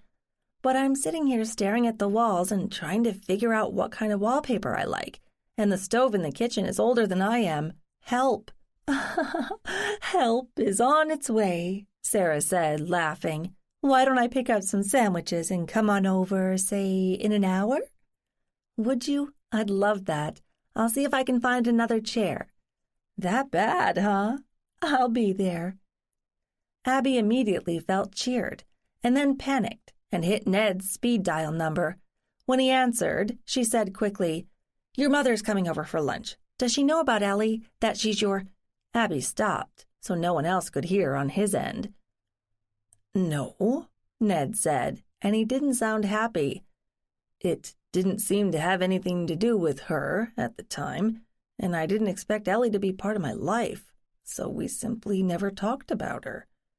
It's okay, Abby hurried to reassure him. I just didn't want to stick my foot in my mouth and give away anything you didn't want me to. Are you going to talk about the psychic thing? I'd like to, since she knows what I'm talking about. And if your ears start turning red, it's because we're talking about you. Oh, great. Be kind, will you? Of course. I want to get to know your mother better anyway. Will you be home on time? I think so. Have fun, you two. They hung up at the same time. Abby scanned the dining room. One of the benefits of the way they were living, or rather camping out in an absurd amount of space, was that there wasn't much to tidy up. But thanks to all her scraping and sanding off of antique glue from the walls, everything was dusty. And this was the way Sarah would see it for the first time. Abby jumped up and started scurrying around to clean up. Since it was a warm day, Abby had left the doors and windows open to try to move the air around and get rid of some of the chemical smells, and the lingering cooking smells, and the underlying mildew smell. Must make sure the basement was well ventilated and there was no standing water. And Abby's frantic efforts were interrupted by Sarah's voice. Abby, are you in here somewhere? Coming, she called out and made for the wide entrance hall. Sarah had already stepped inside, carrying several bags from a local market, and was admiring the curving staircase. She smiled when she saw Abby. This is gorgeous.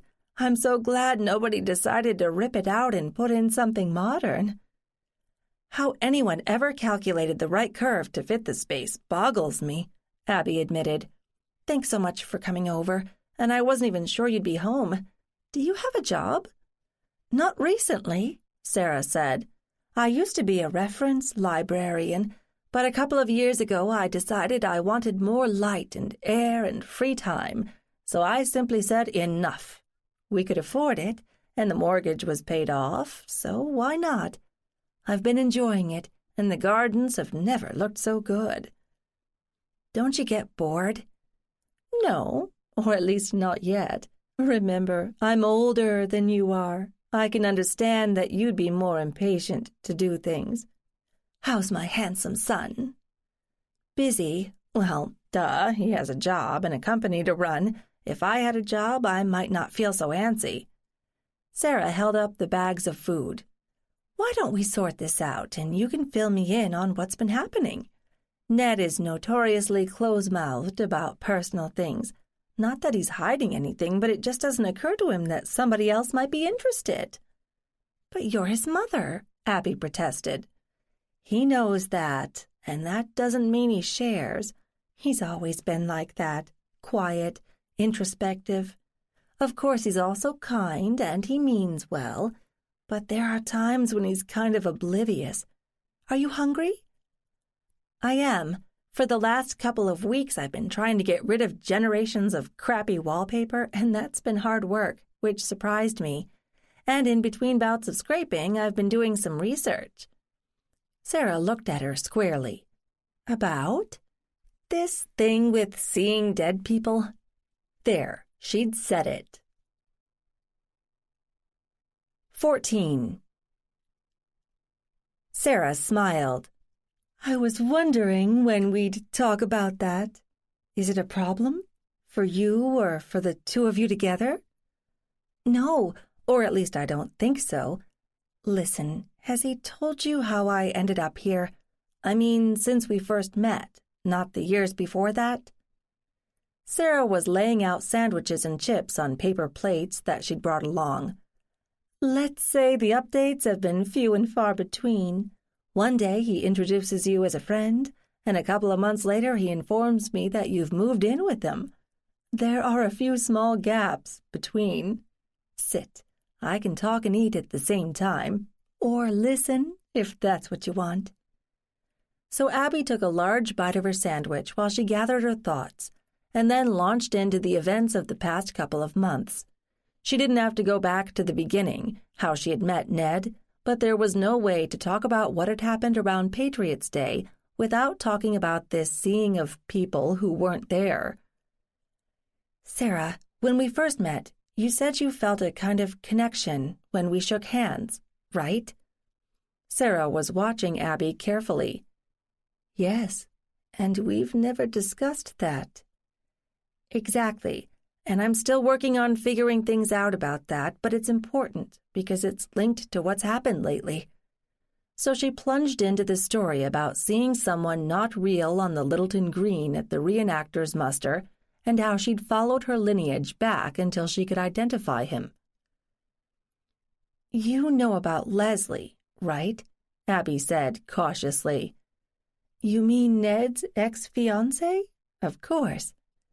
Well, she runs the Concord Museum now, and that's how Ned got me the job there, which was great until I ended up babysitting her daughter Ellie one day. Leslie's married now? Sarah interrupted. Yes, for quite a while, and she has 2 kids, a girl named Ellie, who's 7, and a younger boy, Peter. Anyway, one day there was some problem with daycare, so Leslie asked if I could keep an eye on Ellie for the afternoon. I was happy to. I was working on children's programs anyway, but I didn't spend a lot of time with kids. Ellie and I went out to get lunch, and on the way back we visited one of the cemeteries. You know, the big one closest to the museum, on a hill. Sure, I know it. And? Ellie saw someone, the way Ned and I do. Someone who is dead. Ah, Sarah said. You're going to have to tell me more. Abby went on to explain why she couldn't exactly interrogate Ellie on the spot and how she had tried to explain things to Leslie, which had gotten her fired. And it was then that Ned asked me to move in with him here, which might have happened without this psychic stuff, but I still don't understand what's happened to me and why, and if it's the same with Ellie, I want to help her understand it and manage it. I'm sorry, is this too much, too soon? Sarah shook her head. No, not at all, and it makes a couple of things clearer. Abby felt her muscles unkinking. Oh, good. I've been worried about telling you, but if you don't mind talking about it, I'd like to know what you think, or feel, about your own ability. It is there, right? I wasn't just imagining things when we met at Thanksgiving. Sarah sat back in her chair and took a long drink from the bottle of iced tea she'd brought, before trying to answer. Not exactly a simple question, is it? I've been aware of this, ability. We really should work out some better terms for whatever it is. Probably since college. I didn't think much about it at first. You know, life was full of new experiences and people, and I was busy and excited. And if every now and then I'd know something before someone said it or saw someone who evaporated quickly, I just brushed it off. I had no explanation, but I didn't really care. It didn't get in the way of anything. I just went on with my life. And then I graduated and got a job and another job, and I met my husband and we got married. He doesn't have this thing? Abby asked. No, not at all. And I didn't try to explain it to him. Either you have it or you don't, Or at least that's what I decided. You can't give it to anybody. And he, nice man that he is, just thought I was sensitive and caring and intuitive when it came to people. And then I got pregnant with Ned. Sarah stopped for another drink, but her eyes didn't leave Abby's. And Abby realized she had never thought about that aspect of this thing. And you knew he... She didn't even have words to explain it. Sarah nodded. Of course, I wasn't sure it was anything out of the ordinary. I'd never been pregnant, and people kept talking about hormonal changes and other things that happened when you were pregnant.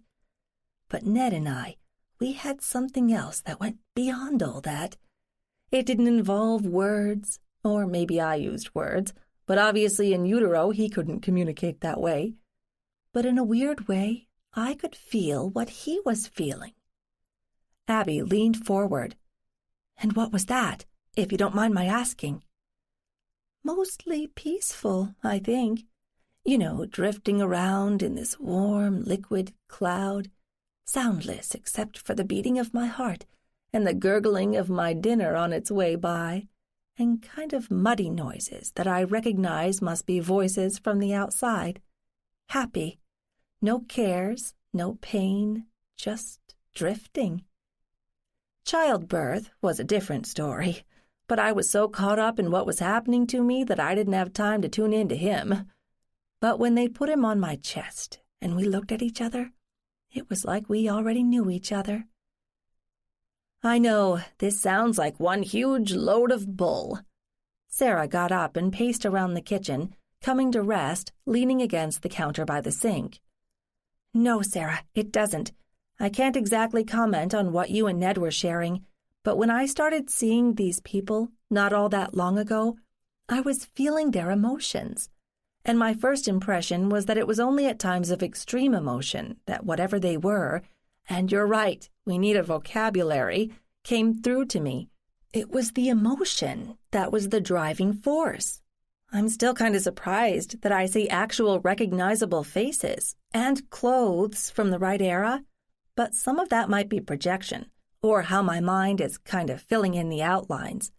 Some primitive part of me recognizes who I'm seeing, and then I add the rest to make it more manageable to me. Am I making any sense? I think so. Isn't this an odd conversation we're having? It is. Have you ever found anything like it with other people? People like us? Sarah shook her head. I think I was afraid of what I might find, I guess. I was married and running a household, and I had Ned, and I went back to work, and there just wasn't time or energy to look at psychic phenomena, and it all seemed so absurd. And now, Abby prompted, now I wonder if I haven't been a coward. I could get away with that as long as it was only me who was affected, and Ned had kind of shut it down. But now that I know about you, and that there are others, like Ellie, I guess I have to rethink it. How much have you and Ned talked about it? Some, Abby said. Maybe not as much as we should. He's still having trouble wrapping his head around it, but at least he admits it's real.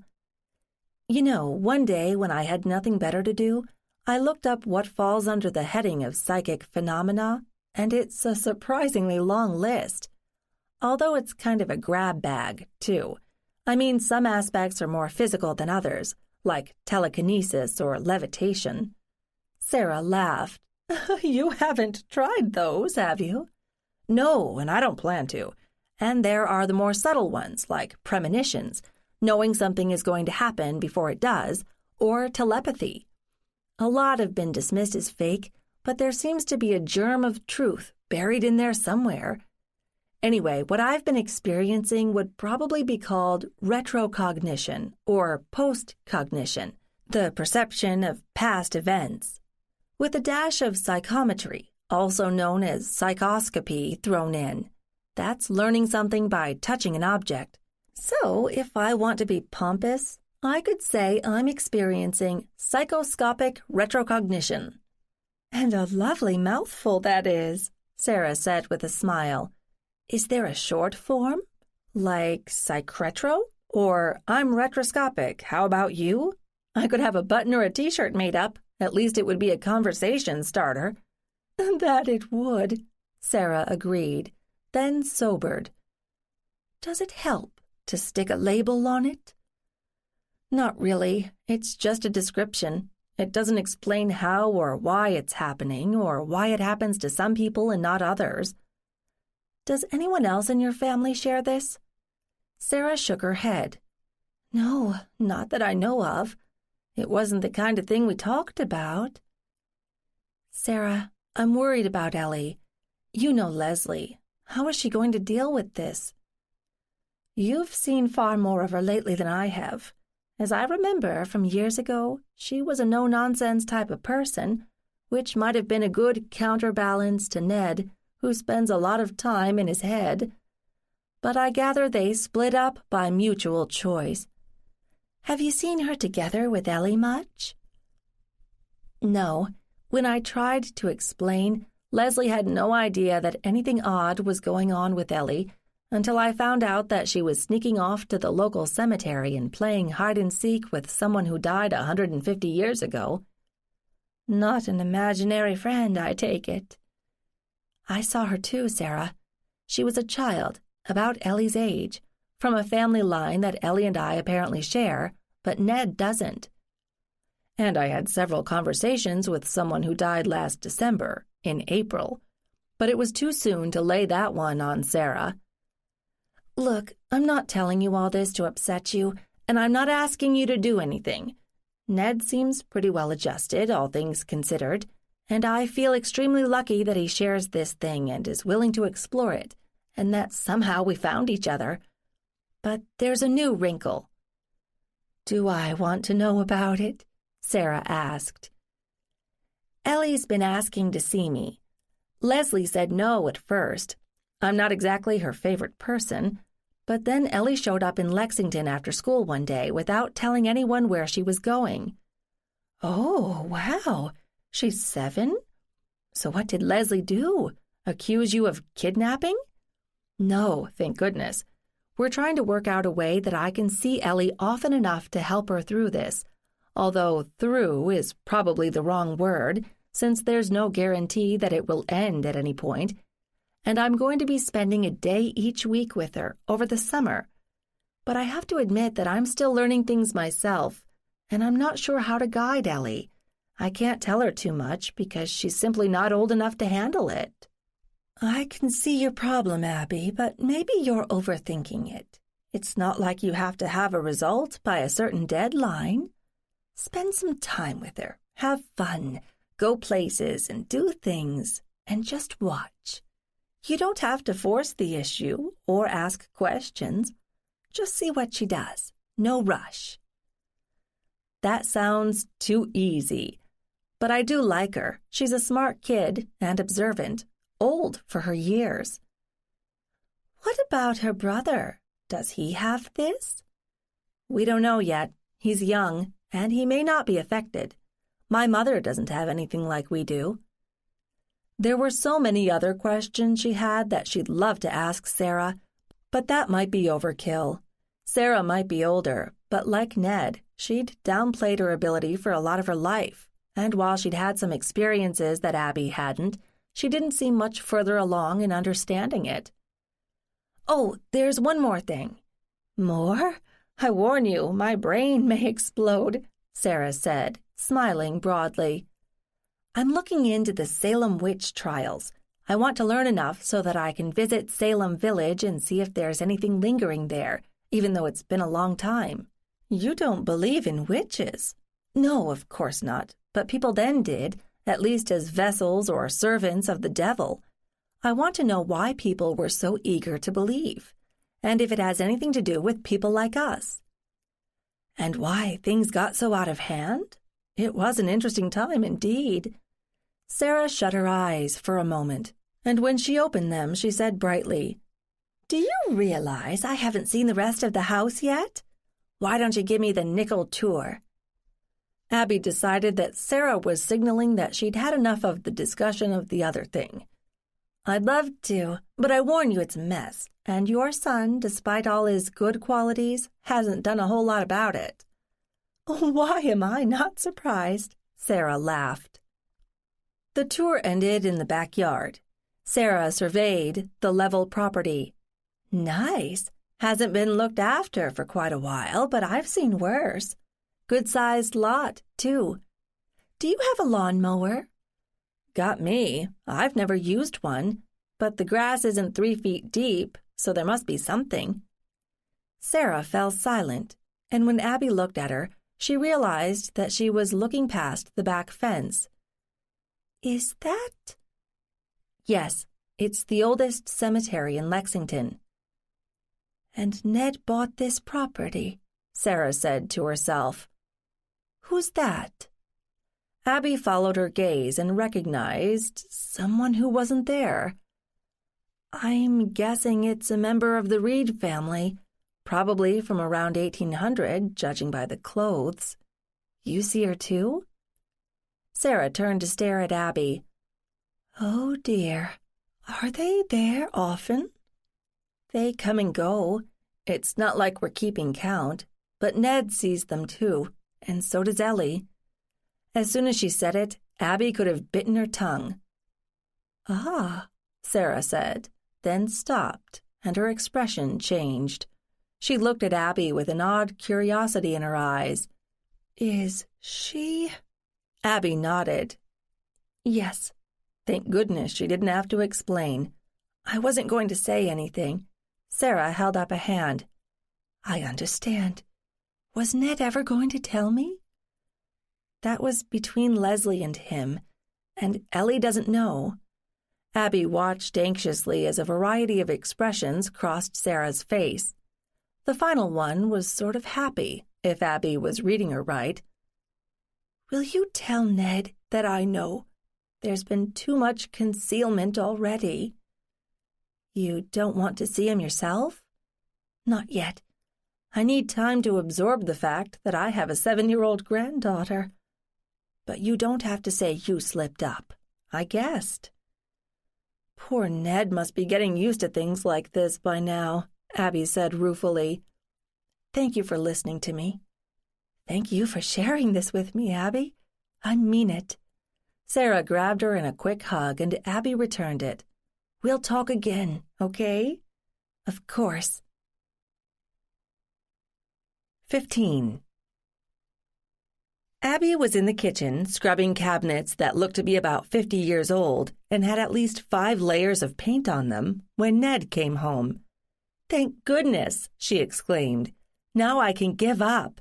I think it's hopeless. Some of the drips and lumps are 3 layers down. I hate to toss the cabinets because they're sturdy and well-made, but they are so ugly." "Abby, I have no idea what you're talking about," he said, coming up behind her and kissing her neck. "The cabinets. There's no point in trying to clean them because it doesn't make any difference." "That could be a good thing, you know. Maybe you'll get used to them the way they are." "Like you have, you mean?" He shrugged. "They don't bother me. And can't we finish one project before we jump into another?" "What we?" she demanded, turning to face him. "You've owned this house, 5 years? I've been here less than 2 months, and I've already done more than you have." "You want me to apologize?" Abby told herself that she needed to calm down, but working on an old house could be so frustrating. "No, it was your house, and you could do what you wanted with it. But if I'm going to live here, I might have a few ideas of my own." "So tell me about them. I'm listening." Abby softened. "Sorry, I must be hungry or something. We can sit down and make a list later." "How was lunch with Mom?" Ned asked carefully. What was Ned's problem with his mother? Too many secrets, or at least knowledge not shared. Well, she was about to blow a big hole in that. "Great. I really liked her. She brought over some sandwiches and we spent a couple of hours talking. Why didn't you ever invite her to see this place?" Ned shrugged. "I figured she knew it well enough. She's been driving right past it for much of her life." "But she'd never been inside." Men were sometimes so clueless about what interested women. No, I guess I didn't want her to think less of me for picking such a dump. Ned, she wouldn't have said that. This place is structurally sound. Plus, it has great potential. I'm sure she would have seen that. So you two talked about interior design? Ned asked, leaning against the counter much as his mother had. Funny, Abby hadn't noticed that they shared the same rangy body type. Some. Mostly we talked about this thing we share. We're going to try to come up with a better name for it. So far, we've rejected retrocognition or postcognition, psychometry, also known as psychoscopy, and psychoscopic retrocognition. Wait, are those real? Sure are, but they're just labels. Sarah's really never had anyone to talk to about all this, since you weren't interested. I'm not sure that's fair, Abby. I was a shy, nerdy, smart kid, and the last thing I wanted was to have this peculiar ability that I didn't want other people to know about. I never meant to shut my mother out, but she held back and let me find my own way. I'm grateful for that. That was both good and bad, Abby thought. And here we are today. Neither one of you knows what you've got or what to do with it. Mostly you ignored it. I can't argue with that. And if you hadn't showed up, we probably would have muddled along just fine. Look, I didn't mean to stick myself in the middle of all this. I wouldn't have said anything to her except that when we met that first time and shook hands, we both recognized it. And then there's Ellie. Ned, how much did you tell your mother about Leslie? Abby almost took pity on Ned because he looked so uncomfortable. I told her I was dating her. I told her when we got engaged. I was under the impression that she approved. I told her when we called it off, and that's all I told her. You didn't. I'm afraid I did, if not in so many words. I didn't mean to give anything away, but when we were talking about Ellie's abilities, she kind of read between the lines and guessed, particularly after I told her that Ellie sees the ghosts in the yard. Ned looked stricken, so Abby rushed on. I told her that I ended up with you here because I lost my job, and that was because I figured out that Ellie had this thing, and I told Leslie, who wasn't happy to hear it, and that I wanted to help Ellie figure it out, not just shut it down. And in the interest of full disclosure, when we toured the backyard, she saw someone in the cemetery behind, and I said that I saw them too, and they were probably reeds, which she already knows about. And I might have said that Ellie saw them too. Ned stared at her for a moment, then shook his head. Which means she leapt to the logical conclusion. Abby, did you mean to make my life more complicated? Hey, pal, I thought it was our life. I didn't go looking for this, but as long as we have other people in our small circle who possess some part of this, I think we need to share as much information as we have. I like your mother. Why can't you just talk to her? Is it a guy thing? How did Brad treat his mother? Was Ned trying to divert the conversation? He didn't have to treat her in any particular way. She thought he was the sun and the moon. I didn't stick around long enough to see how he rationalized getting involved with the lovely Shanna. Not that it mattered much. His mother didn't think I was good enough for her darling boy. I'd bet she's over the moon about Shanna, if that lasts. On the other hand, my mother thought Brad was just peachy, but she's never been the intuitive type. She hesitated before saying, Look, I'm sorry if I blew the whole story about Ellie, but I'd really like your mother to be part of figuring all this out. Ned was still shaking his head, but at least he was smiling. We really are clueless, aren't we? Most people in relationships, whether it's with parents or siblings or lovers, have communication issues. With us, we've got a whole other level. Are we all going to end up strangling each other, or just moving to different ends of the country so we don't have to deal with it? Oh, Ned, I don't know, Abby said, contrite. And there's no guarantee that we could escape it wherever we go now that we know about it. She paused, trying to find the right words. Sometimes it feels like a game, like who can see who. Other times it scares me because I don't know how deep it goes and whether it's going to change or grow the more we explore it. And in a way, that's why learning more about Salem is relevant. People went to extremes all too fast because they were scared. They wanted to stamp out whatever it was as fast as they could. Never mind that the devil could be busy just about anywhere and would keep on recruiting new witches or wizards, or that's what they believed in their time. They just reacted to what they thought was right in front of them. Are you worried that the townspeople are going to hang you if they find out? Yes, figuratively, if not literally. Look, it's already caused a blot on my permanent record. Leslie terminated me. How am I going to explain that? Or how will she if a potential employer asks for references? I had to let her go because she sees dead people? Now it was Ned's turn to look apologetic. I'm sorry. I hadn't looked at it that way. But you know you don't have to work. I can support you. Ned, that's very sweet of you, but you're missing the point. I like to work. I like to feel productive. If I can't, I have no idea what I'm going to do with my life. The remodeling of the house will be finished someday. I could volunteer, I suppose, if I don't have to worry about money, but the opportunities for that around here are kind of, well, unimportant. Not like saving starving children or teaching them to read in the inner city? That's what I mean. I'm not a bleeding heart kind of person, but I do want to help people. I enjoyed teaching children about history and making it come alive for them. And before you ask, I don't want to do anything flaky like set up a new Kimball Institute for Retrocognition.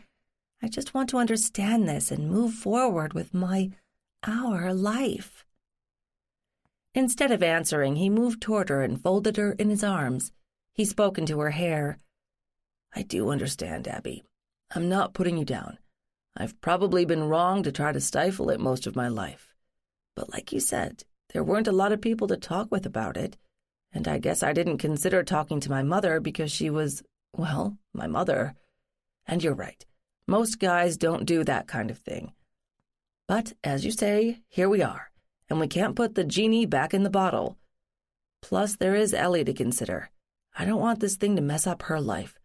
Don't take this wrong, but it's kind of like having a chronic disease. You don't talk about it all the time.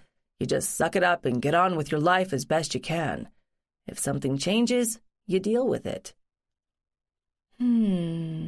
Abby said, relishing just being held. She had no idea what she would have done without him to hold her together through the first unsettling stages of this. But what kind of life would they be able to build together? I know. I'm just venting, and it wasn't fair to hit you with it the minute you walked in the door. But I'm not sorry that your mother knows now. And I'm sorry that I didn't realize you could use another person, and a woman, to bounce all this off. I think you were right to include her. You need supportive friends. I'm not enough. I don't want this to take over my life, our lives. It doesn't have to, unless we let it. Do we have a choice? I think so. I hope so. They made dinner together. Abby had to admit it was nice having a kitchen large enough for two people to work in at the same time, even if the appliances were older than she was. Some of the old ones had been built to last, unlike modern ones. Abby had read recently that the life expectancy for a new appliance was barely over 10 years. And how many people even kept their cars that long? Nothing seemed to last, except a few ghosts, Abby amended with a smile. What are you smiling at? Ned asked. The fact that some ghosts outlive modern appliances? Never mind, it was just a silly thought. Is it worth investigating whether this old stove can be salvaged with a good professional cleaning? Or should we just start over? And don't say it's up to me. You cook too. Okay, I won't. That thing, he gestured toward the vintage stove, still works. The burners are probably fine, but the oven is a little skimpy. But I love the broiler, the way it adjusts up and down just by moving a lever. So it's a toss-up. Okay, we can table that for the moment. I'm not planning on cooking any 25-pound turkeys in the near future. After dinner, cleanup didn't take long. When they were finished, Ned said, "Are you working on something tonight?" Abby shook her head. "I am researched out for today. I've got a lot to digest, and a lot of it is interesting, but I don't think my brain can hold any more at the moment. Did you have something in mind? Like a rousing game of Scrabble?"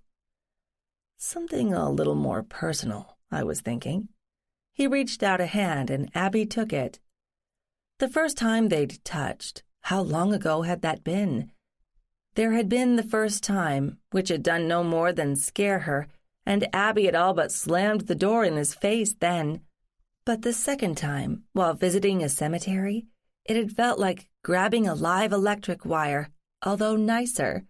She had not been prepared for the jolt that skin-to-skin contact had brought about. Nor, apparently, had Ned. When her head had stopped whirling, she recognized what had happened before when she had panicked. Ned had been so careful with her, when she was still with Brad, and even after she'd walked out on him. That was very thoughtful of him, because he had no way of knowing how upsetting her breakup might have been to her, and he hadn't wanted to take advantage of her at a weak moment. She hadn't known how she'd feel either, and had been happily surprised that her main reaction was relief. She had wanted Brad to be the one, but her subconscious had known that he wasn't. But when Ned had lent her a hand to climb over a cemetery wall, illegally, but at least they weren't vandals, everything had changed. Not just her feelings for Ned, but her understanding of the universe, apparently. She'd been trying to work out what was happening ever since, and Ned hadn't pressed her. Now, since Ellie was involved, the matter had taken on more urgency.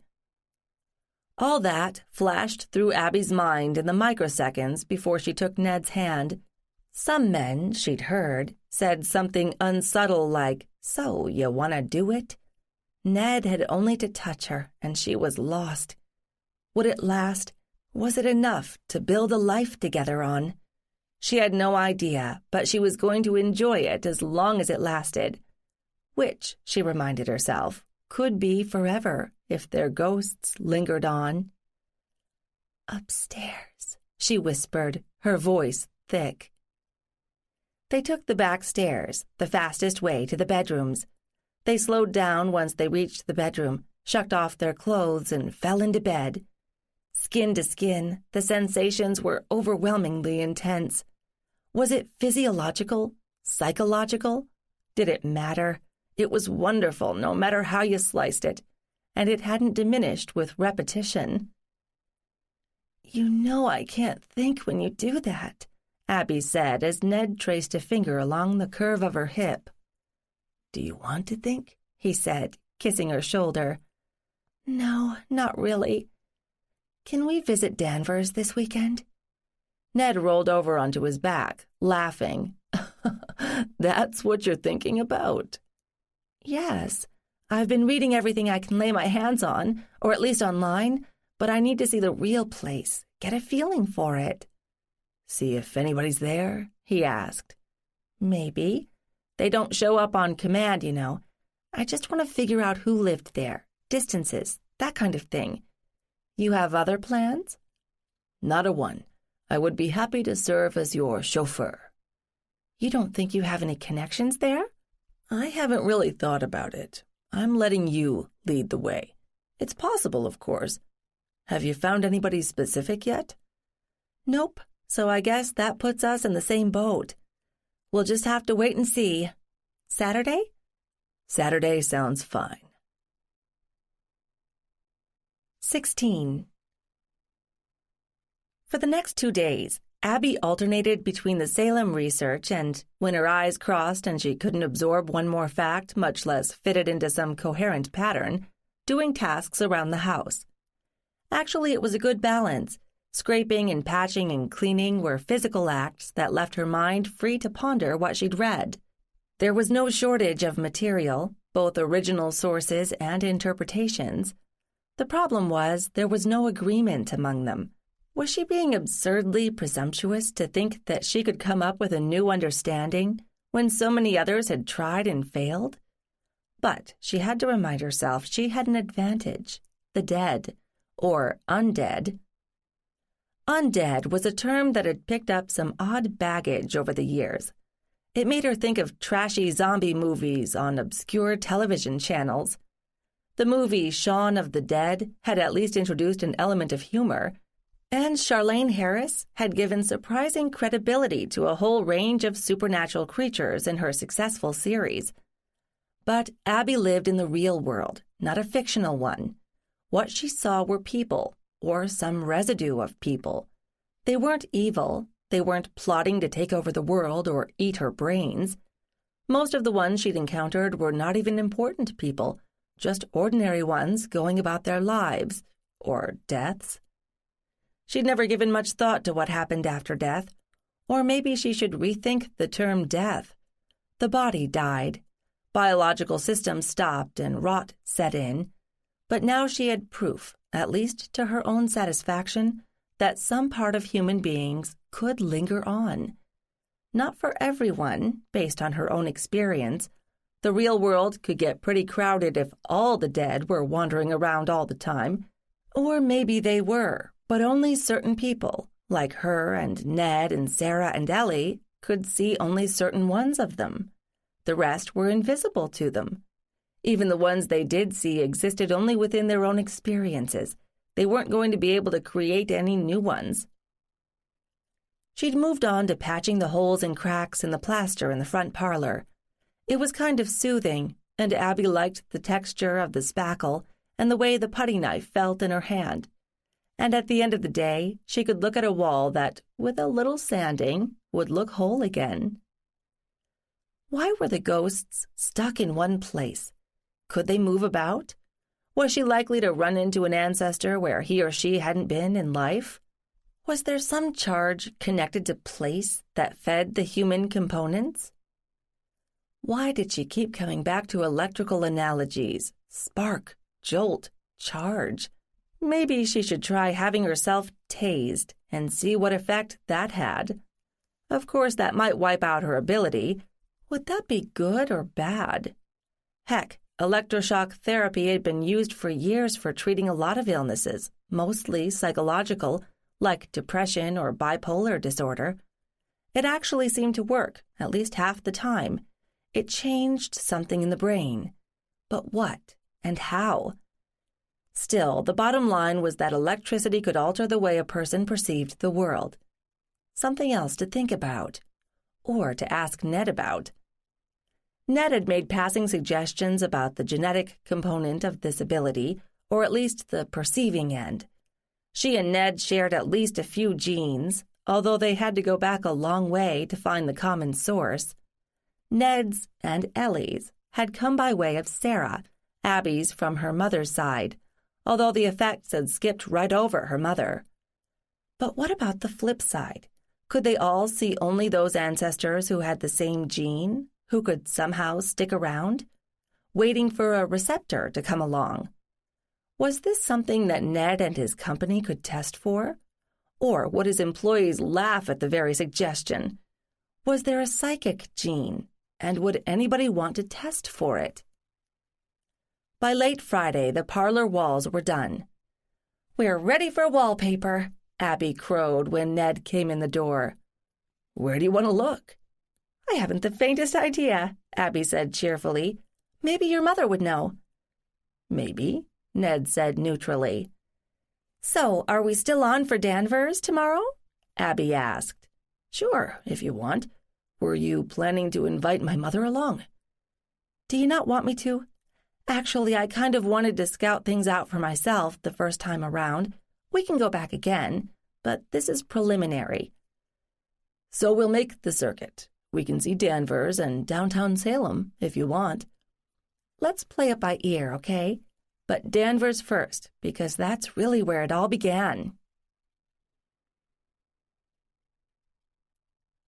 The next morning was fair, and Abby and Ned set off after breakfast. "It's maybe a half-hour away," Abby observed, having made the trip to Salem recently. "More or less. How do you want to do this? I can drive around, or we can park somewhere and walk." "Walk, I think. Something feels wrong about looking for 17th century ghosts in a 21st century vehicle. We could find a horse, Ned suggested. Abby looked at him to make sure he was joking. I can't say that everyone had a horse in those days, or that women rode them at all. Besides, I don't think it would help. For a start, I can't ride. I can't either, Ned replied. Scratch the horse. Where do you want to start? Abby thought for a moment. I think we should go straight to Danvers, since that was the epicenter. There's not all that much to see there, and I don't want to check out the Historical Society, or at least not yet. Then we can head for Salem itself. That way we'll know how far apart they are.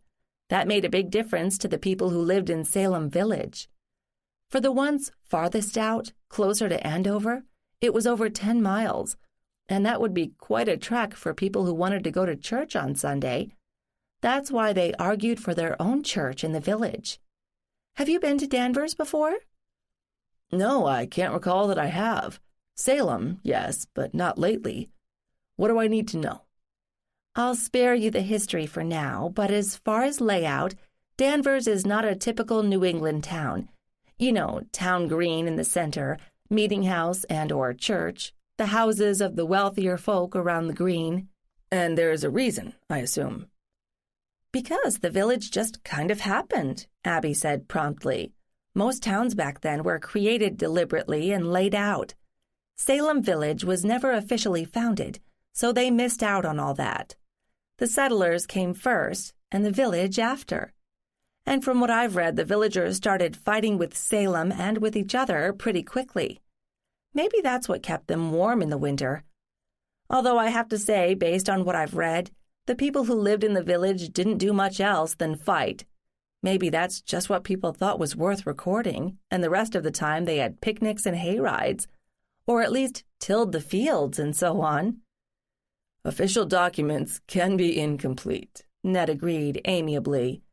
People record what they think is important at the time, and now we wish they'd saved all the minutiae, and things get lost over time, which means there are gaps.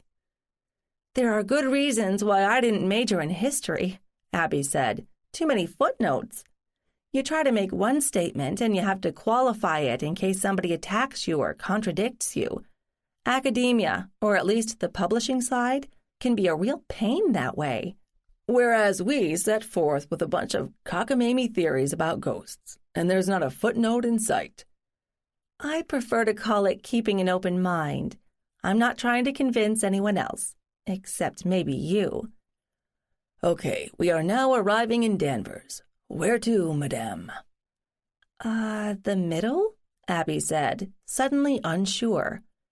From what I've seen, it all began at the parsonage where the minister lived from 1689 on, along with his wife, his daughter, another girl named Abigail Williams, who was a year or two older than the daughter, and the Indian slave Tituba and her husband.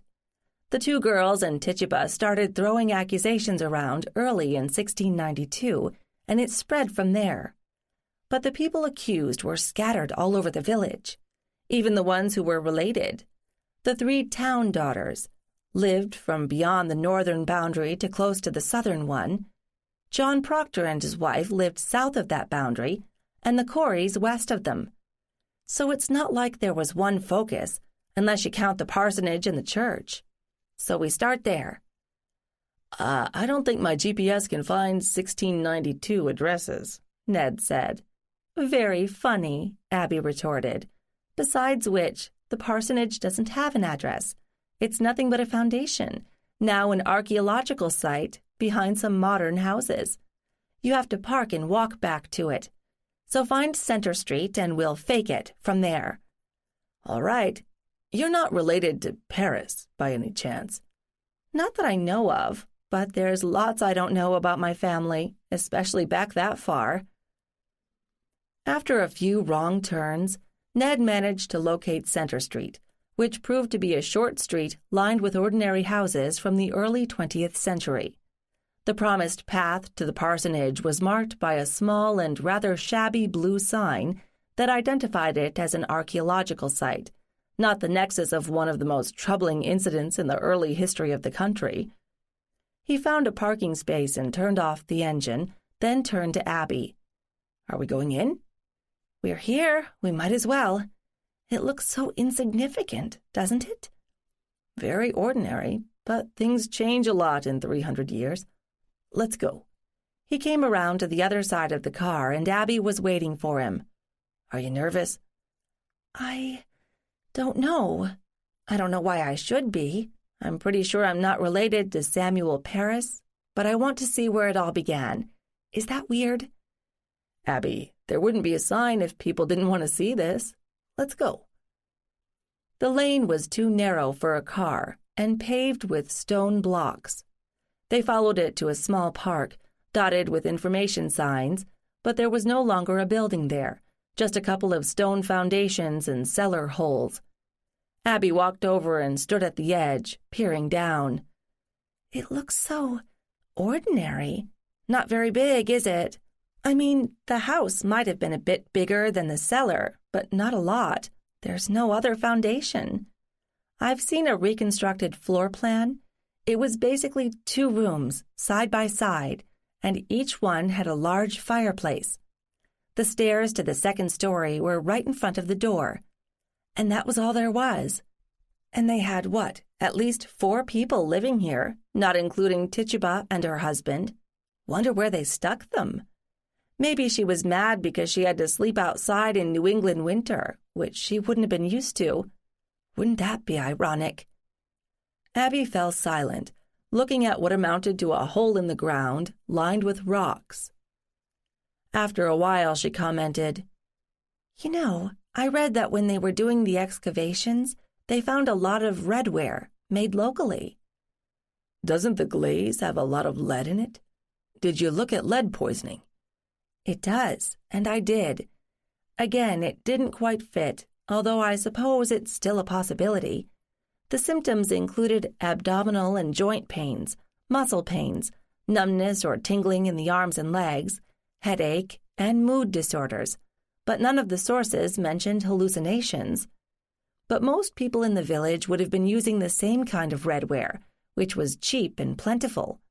One of the earliest potters mentioned by name in New England was John Pride, and he worked in Salem as early as 1640. "So why did you reject the idea of lead poisoning as a cause?" "As I said, everybody would have suffered from it, not just a handful. And the result seems kind of passive, not active. It doesn't lead you to do crazy things. I know, it would be a nice, simple theory, but nothing about this whole thing seems either nice or simple." Abby walked away a few steps and shut her eyes, feeling a bit stupid. She was standing in the midst of a middle-class neighborhood. Did she expect the Parris family to be hanging around now? Ned let her alone for a few minutes, for which she was grateful, and eventually she opened her eyes and rejoined him. "Nothing," she said before he could ask. "There's no one here, or at least no one I can see." "It's early days yet. You want to go look for the other buildings in Danvers?" "I suppose, although as I said, they're scattered all over the place. You don't mind weaving your way through neighborhoods?" "Not a problem." Maybe Ned thought it was easy, but Abby found herself having trouble trying to keep an image of the 1692 map in her head while navigating much more modern streets. Did everybody who ever spent time in a place leave some of their energy behind them? Maybe an infinitesimal amount each, but add it to all the other contributions over a few centuries, and it could become overwhelming. Since it wasn't, that suggested that she wasn't picking up something from everyone, just a select few, starting with her relatives. And people in great distress as well? The jury was still out on that one. As they drove, Abby said, "You know, I'm not sure I'm doing this right. Either I should get really serious and dig into all the available information, or I should just drift around wearing a lot of scarves, looking for feelings." "That I'd like to see." "Well, I could track down each and every person who made an accusation or was accused. People have covered that ground and made maps. It would take time, but I have time, if I choose to use it that way." But, Ned said, watching for the next turn, I don't know. Maybe I'm just frustrated. I mean, I know that some ancestor of mine is not suddenly going to pop up in front of me and introduce himself. That's silly. But honestly, the idea of trudging around from site to site where there is no sign of what was there in 1692 in most cases just sounds boring. I know I said this was just an exploratory trip. I don't have to decide this minute. Have you defined what you're looking for? What your goal is? To see if I have any witch blood? No, seriously, to see if I can pick up even an inkling of anything from that time, and if that tells me anything about what happened. I don't have to prove anything or tell anyone except you, but I want to know. What about where the trials were held? Lots of people, both accused and accusers, all crammed together in one place. Okay, that makes sense. Where? Is there a Salem courthouse? Not anymore. There's a plaque, I think. Is that enough? Let's find out. 17. Abby pulled out her cell phone and called up Google. I've read that the courthouse at the time was at the intersection of Essex and Washington Streets, in the middle of town. Some of the early examinations were held at the First Church, at the same location. Both are gone now, although there were several later First Churches on the site, and then it became a jewelry store. Now there's a restaurant in the building, but at least the latest church building is still there. Lo, how the mighty are fallen, Ned said. How do you want to handle it? Well, I could use some lunch, so let's find a restaurant, not the one in the former church, and then walk around a bit, and then home in on where the examinations happened. Does that work?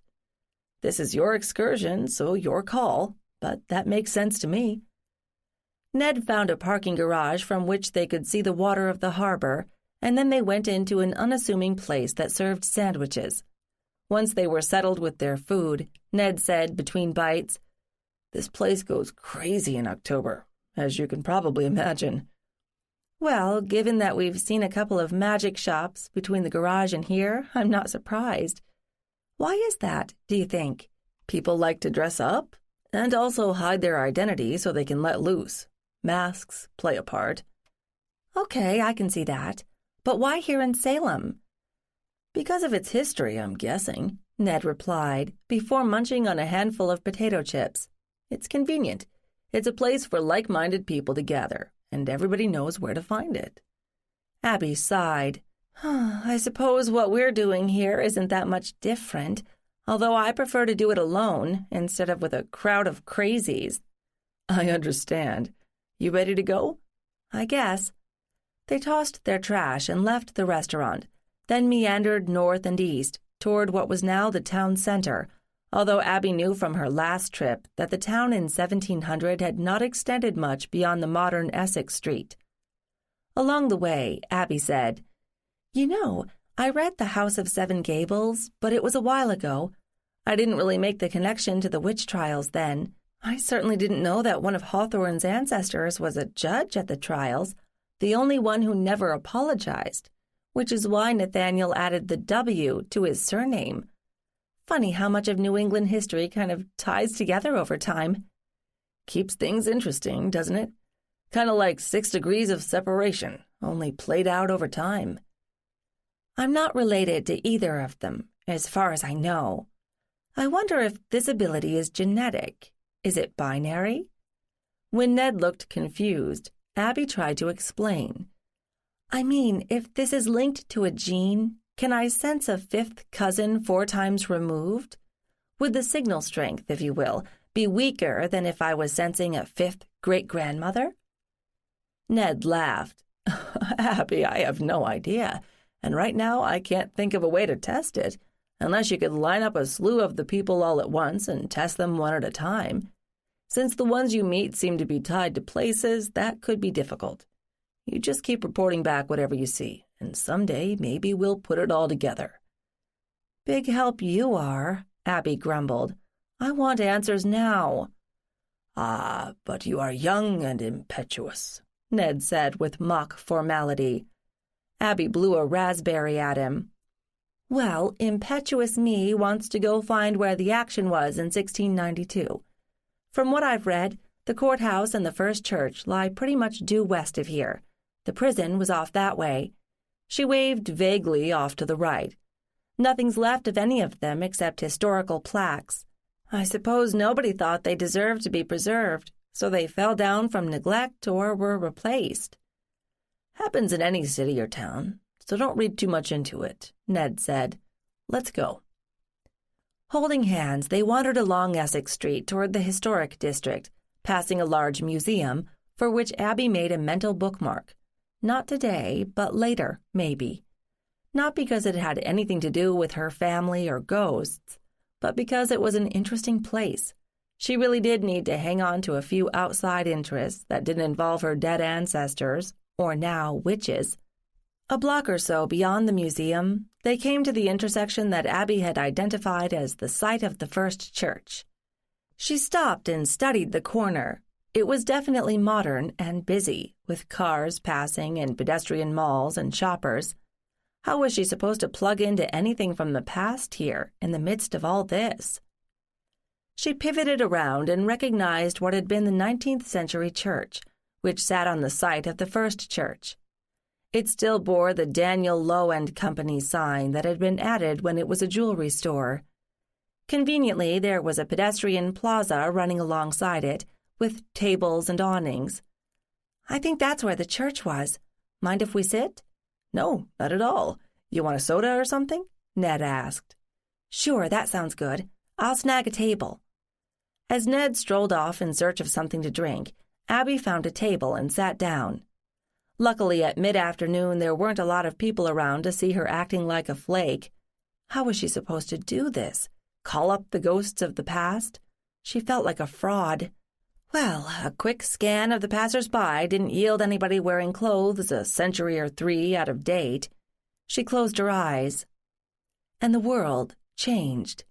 Part of her knew she was still sitting in the sunshine in modern Salem, but what she saw was a dark room, crowded with both men and women, and it looked to her as though it was a trial. No. How? It was impossible, but she could hear people speaking. A panel of what could only be judges were seated at one side of the room, and a man about her own age stood before them. He looked ordinary. His clothes were clean but not fancy. He didn't seem nervous, just determined. Another man sat at the far end of the table, pen poised over paper. The court reporter of the day? "Your name?" One of the judges addressed the standing man. "Samuel Barton, sir." "Age?" 28 years, sir." "Why come you here before us?" "To speak for Goody Proctor, who is accused of being a witch." "What do you have to tell us?" The young man stood up straighter and looked squarely at the judges. "In March of this year, I was at the house of Thomas Putnam. They got to talking about who was afflicted and who the children had complained of. One of them there was Mercy Lewis, and they said she had cried out against Goody Proctor. And Mercy Lewis, she did deny it, said she had never cried out against Goody Proctor nor anyone else. She said all she did was point and say, 'There she is.' But she was not pointing at Goody Proctor. But Thomas Putnam and his wife said she did, and Mercy Lewis said that if she did that, she did it when she was out of her head, because she had seen nobody." There fell a silence, broken only by the scratching of the clerk's quill pen. Then a judge said, "Thank you, sir. That is all we require from you, and you may stand down. We now call John Houghton before us." The room dissolved when Abby felt a hand on her shoulder. She looked up to see Ned watching her with concern. "Are you all right?" "I don't know," she whispered. "Barton," she said more strongly.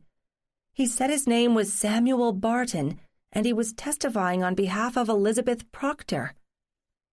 Ned took a deep breath and sat down, pushing a bottle of iced tea toward Abby. "Abby, I'm not sure what to say. You're telling me you just saw a part of the Salem witch trials?" "Yes. What else could it be? It was right here.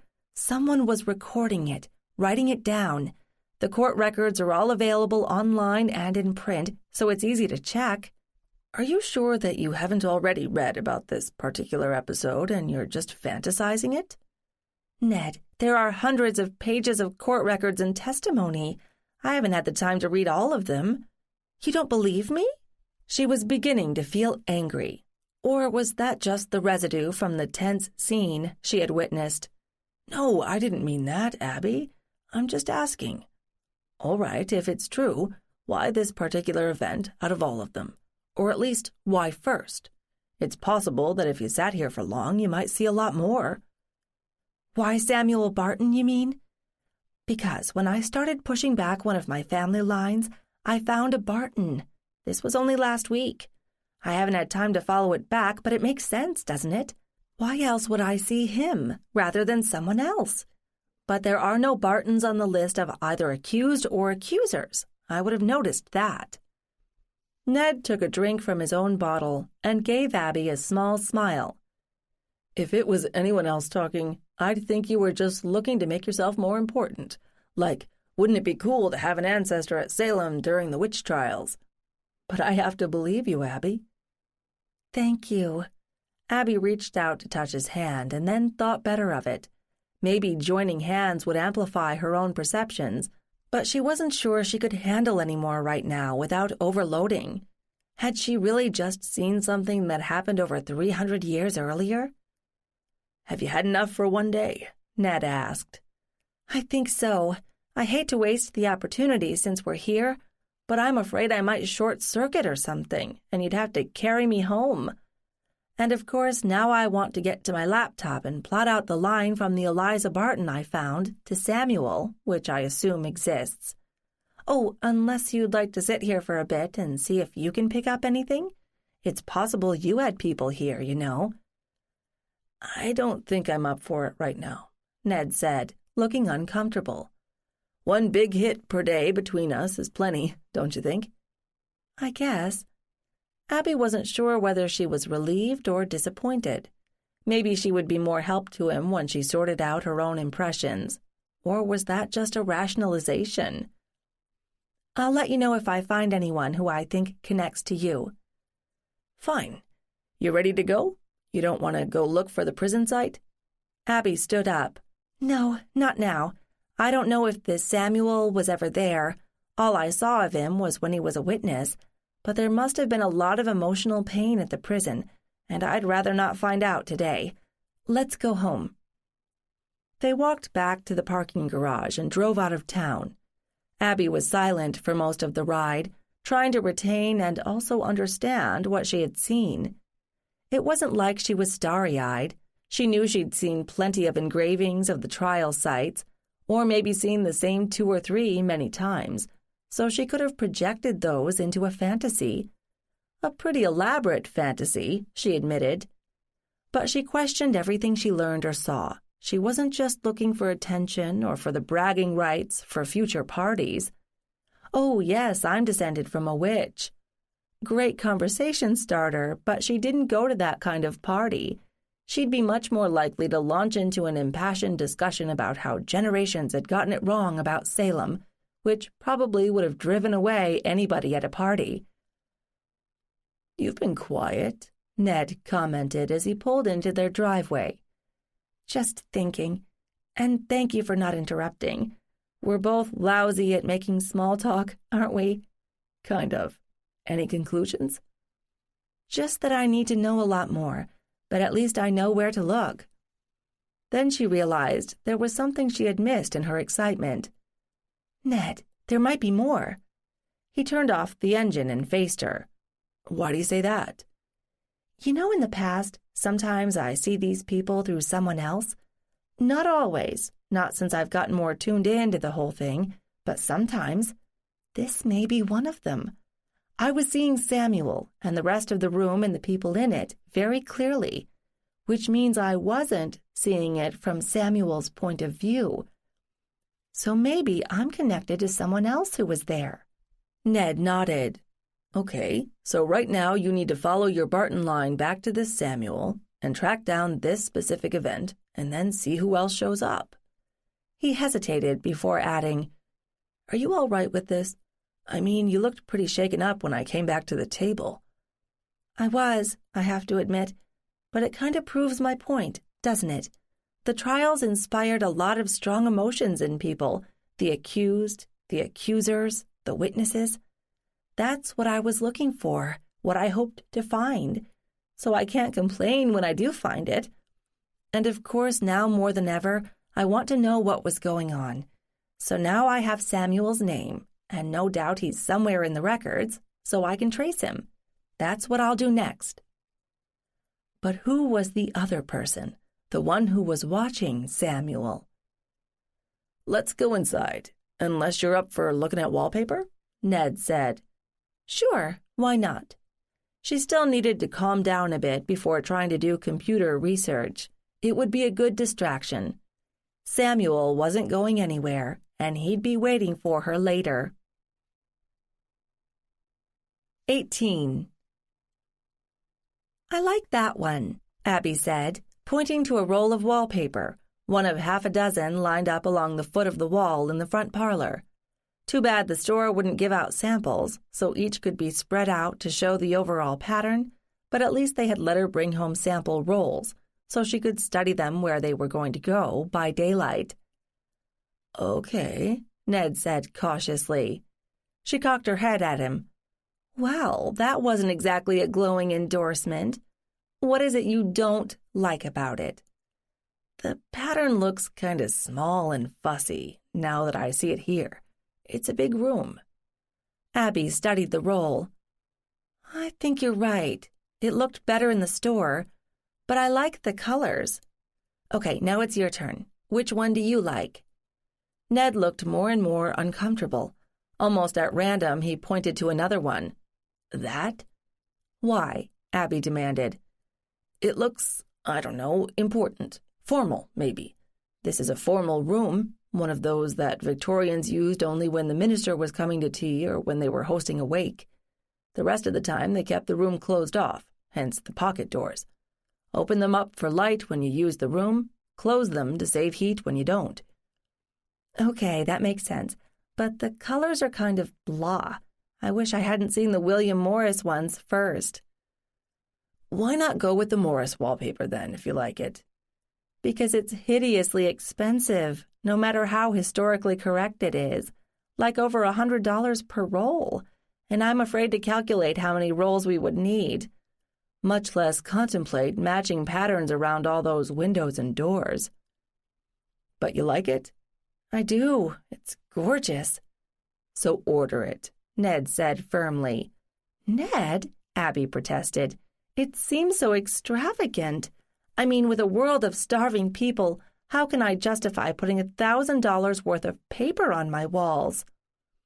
"Send another 1,000 to the starving people." Abby shook her head. She was not used to having money. Of course, she didn't actually have it. Ned did. Ned had earned it through his own efforts. He had the right to spend it any way he wanted. He wasn't into showing off, not that anyone, until his mother, had seen the house, and Abby couldn't see them ever hosting soirees full of important people, that is, the ones who would recognize and appreciate William Morris wallpaper. But it seemed morally wrong, and being so extravagant made her uncomfortable. But it was so pretty, and it went so well with the house. "Abby, what's the problem?" Ned asked quietly. I feel guilty, I guess. I mean, the only people who are going to see it are you and me. "So? You like it. It makes you happy. Do you have something against being happy?" I don't think so. Maybe I should practice more. "So get the wallpaper you like." Abby regarded him for a moment, then said, All right, for this room only. We'll find something more affordable for the back parlor and the dining room, and we'll paint the kitchen. Okay, one task done.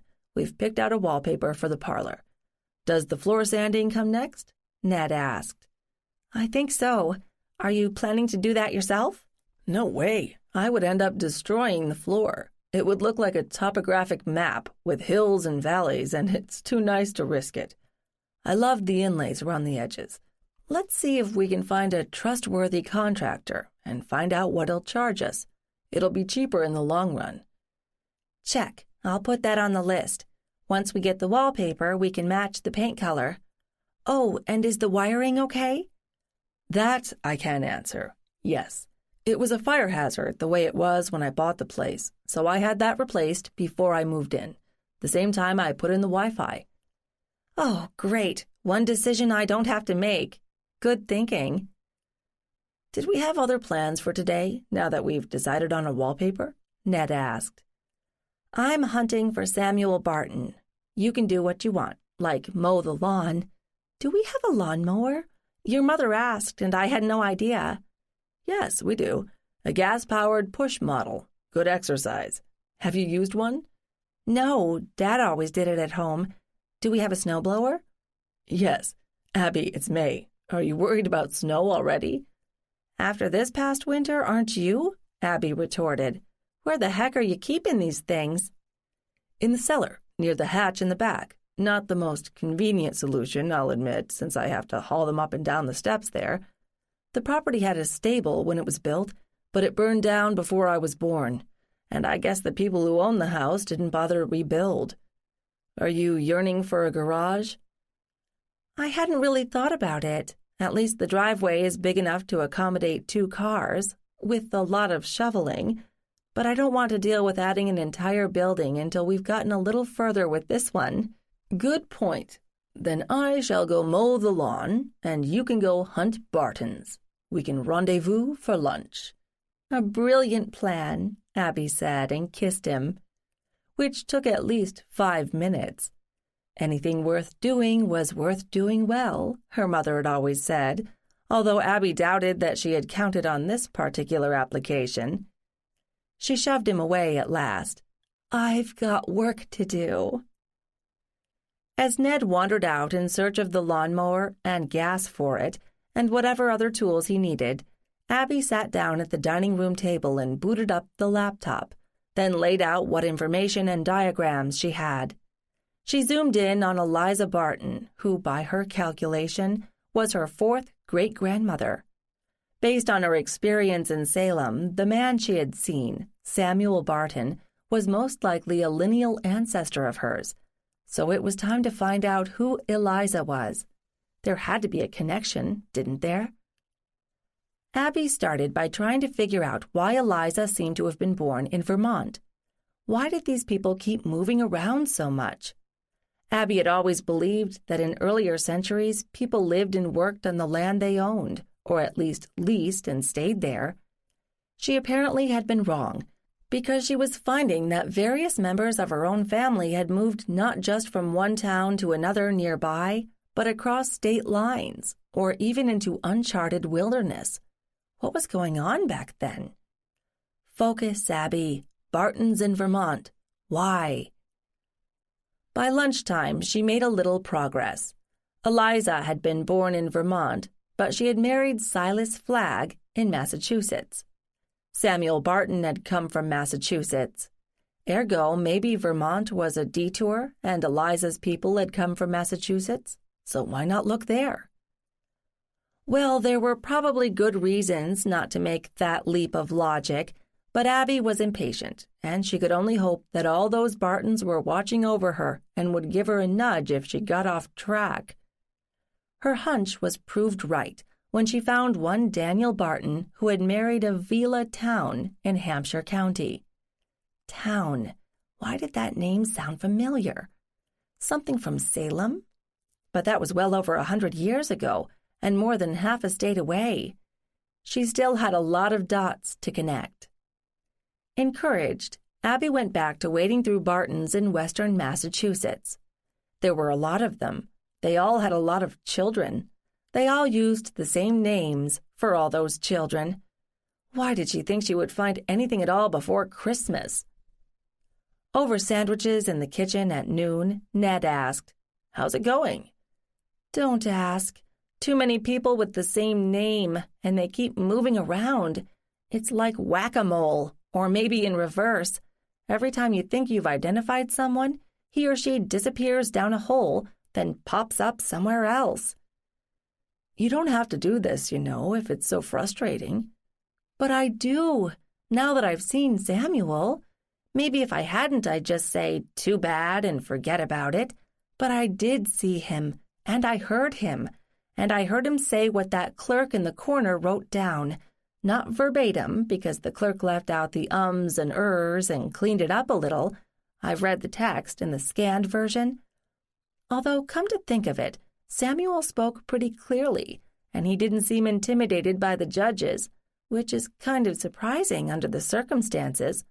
The whole witchcraft trial thing was just getting started then, and it hadn't gotten out of control yet. Do you want to like Samuel? You mean, am I biased, so I'm seeing what I want to see? That all my ancestors were brave and true, or handsome and intelligent? I don't think so. I knew exactly nothing about him when I started, so whatever I saw should have been objective. Well, as objective as anyone's view of a ghost can be. Absurd, isn't it? Kind of, Ned agreed.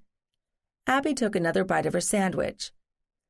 Can we talk about something else? What? Ned looked wary. Ellie. Don't flinch. I just wondered if you had any idea what she and I should do on Wednesday, assuming this plan Leslie and I have cooked up goes forward. You've spent more time around kids than I have. What do you think? I think Ellie's seen enough history and museums, so I won't drag her through any more, particularly in summer. But I don't know what she likes. Can she swim? Is she artistic? Abby, I am not the right person to ask. I haven't seen much of Leslie for years, and we certainly don't discuss Ellie when we do talk. Use your own judgment. She's 7 years old. I might suggest that you don't sit inside playing video games or watching movies when there's gorgeous spring weather out there. Go outside, run around, have a picnic, visit a forest or the ocean. What, no cemeteries? When Ned started to protest, Abby held up a hand and said quickly, "Joking. I'll just treat her as a normal kid. I can ask her what she likes to do, and about any friends she has and what they do together. I'll confess I'm a little worried on that front. She seems like kind of a loner, although I did see her with some other kids when I picked her up at school. I hope she has some BFFs and they giggle together, at least now and then." She hesitated before asking Ned about something that had been troubling her. "Ned, do you think Leslie is a good mother?" What? What are you asking? "I'm not sure. You know Leslie a lot better than I do, and you helped her make Ellie and Peter, so I have to assume you felt she really wanted children. But wanting them and having and raising them are different things." "I have no reason to believe that Leslie is not a good mother," Ned said stiffly.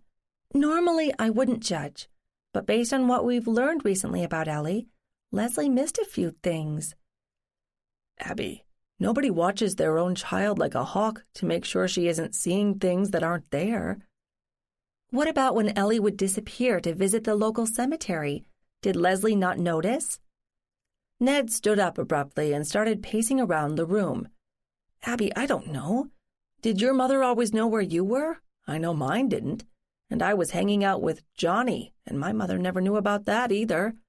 I can't speak from experience, but I think hovering parents are a pretty recent development, and I'm not sure it's good for the kids." "I agree, but should we worry that Ellie didn't share any of what was happening with her mother or with George?" "Again, did you with your parents? No secrets? No special places you didn't want anybody else to know about? Abby, what is it you're asking?" "I'm not sure.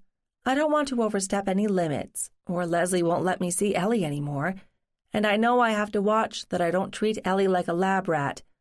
I'm just feeling my way along here." "We all are. Just take it as it comes. You haven't even spent a full day with Ellie yet. I'm sure she likes normal kid things, but she comes with a little something extra."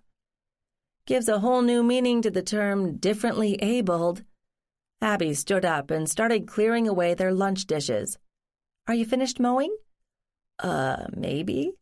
I may now go practice my pruning skills." Try not to kill anything, okay? You might want to consult with your mother about gardening. I think she's been practicing lately." "I'll see how it goes." He came over and squeezed her shoulders. "Don't worry about Ellie, okay? I think any kid will pick up on your anxiety. Just relax and let her set the pace. You've got plenty of time." She smiled at him. "Time kind of has a new meaning these days, too, doesn't it? I seem to keep dropping in on different centuries." "That it does." He went out the back door, whistling tunelessly. Abby marched back to the dining room and sat down in front of the laptop. "Okay, Bartons, where are you hiding?" It seemed only a short time later that she looked up and discovered the sun was low in the sky, the room filled with shadows. The table was strewn with pads and loose papers covered with scribbled notes and diagrams. But she'd found what she was looking for. 19. "Earth to Abby," Ned said when he came into the room and found her sitting in the dusky light, staring at the ceiling. "What? Oh, hi. Sorry, I was thinking. I'd better stop, since my head feels like it's stuffed full of insulation, the pink kind." "Want me to figure out dinner?" "Sure, if I can watch and talk to you. I want to make sure I've got all this stuff straight in my head." "Got what?" "The Bartons. I followed them back to Salem, but it's kind of a long and twisting path." "I'll be happy to listen. I can do that and cook at the same time." "You are a wonderful and multi-talented man." She settled herself on a stool and watched Ned as he moved efficiently around the kitchen. Was being a scientist an asset or a hindrance to cooking? Did he insist on accurate measurements? Did he get frustrated when using a precise recipe didn't turn out the same way each time he made it? But she wasn't going to interfere, and she hadn't been disappointed by the results. "So, what do you got?" he prompted. "My goal was to trace the line from me back to Samuel Barton from Salem, by way of the Flagg family, who you've already met. That's 11 generations, if you can believe it." "William Flagg's wife was a Reed, and we've already pinned them down. So it was William's mother's side?" "Exactly. His mother was a Barton, Eliza. But it bothered me that Eliza seemed to have been born in Vermont, so I had to go hunting for her father, who, as it turns out, was born in western Massachusetts. Eliza's father was Daniel, and his father was also named Daniel, but I ran into a snag there because Dad didn't exactly marry Daniel Jr.'s mother. As you can probably guess, people weren't always eager to record illegitimate children. But there I got lucky, because there's a document that shows that Junior's mother got pissed when Daniel Sr. announced he was planning to marry someone else, right about the time Junior was due. So she sued him. And since he had no money of his own, she included his father in the suit. Good for her. "So Daniel Sr. was not a sterling citizen, and you found his father's name. Whatever happened to Mom?" "She moved back home, married twice, and wound up living in Ohio, although I'm not sure who Daniel Jr. ended up living with. But she provides another clue. She came from Oxford, and so did Daniel's father, Reuben Barton. And Reuben's father was Joshua Barton, and his father was Samuel." Abby finished triumphantly. "Samuel died in Oxford." "That is good work, Abby. I wonder why he left Salem." "I haven't gotten that far yet. Maybe he wasn't too popular after he stood up for Elizabeth Proctor. She's the one from the Crucible, she and her husband, John." "Yes, I have heard of that," he chided her as he started sautéing pork chops. "I'm sorry, do I sound condescending?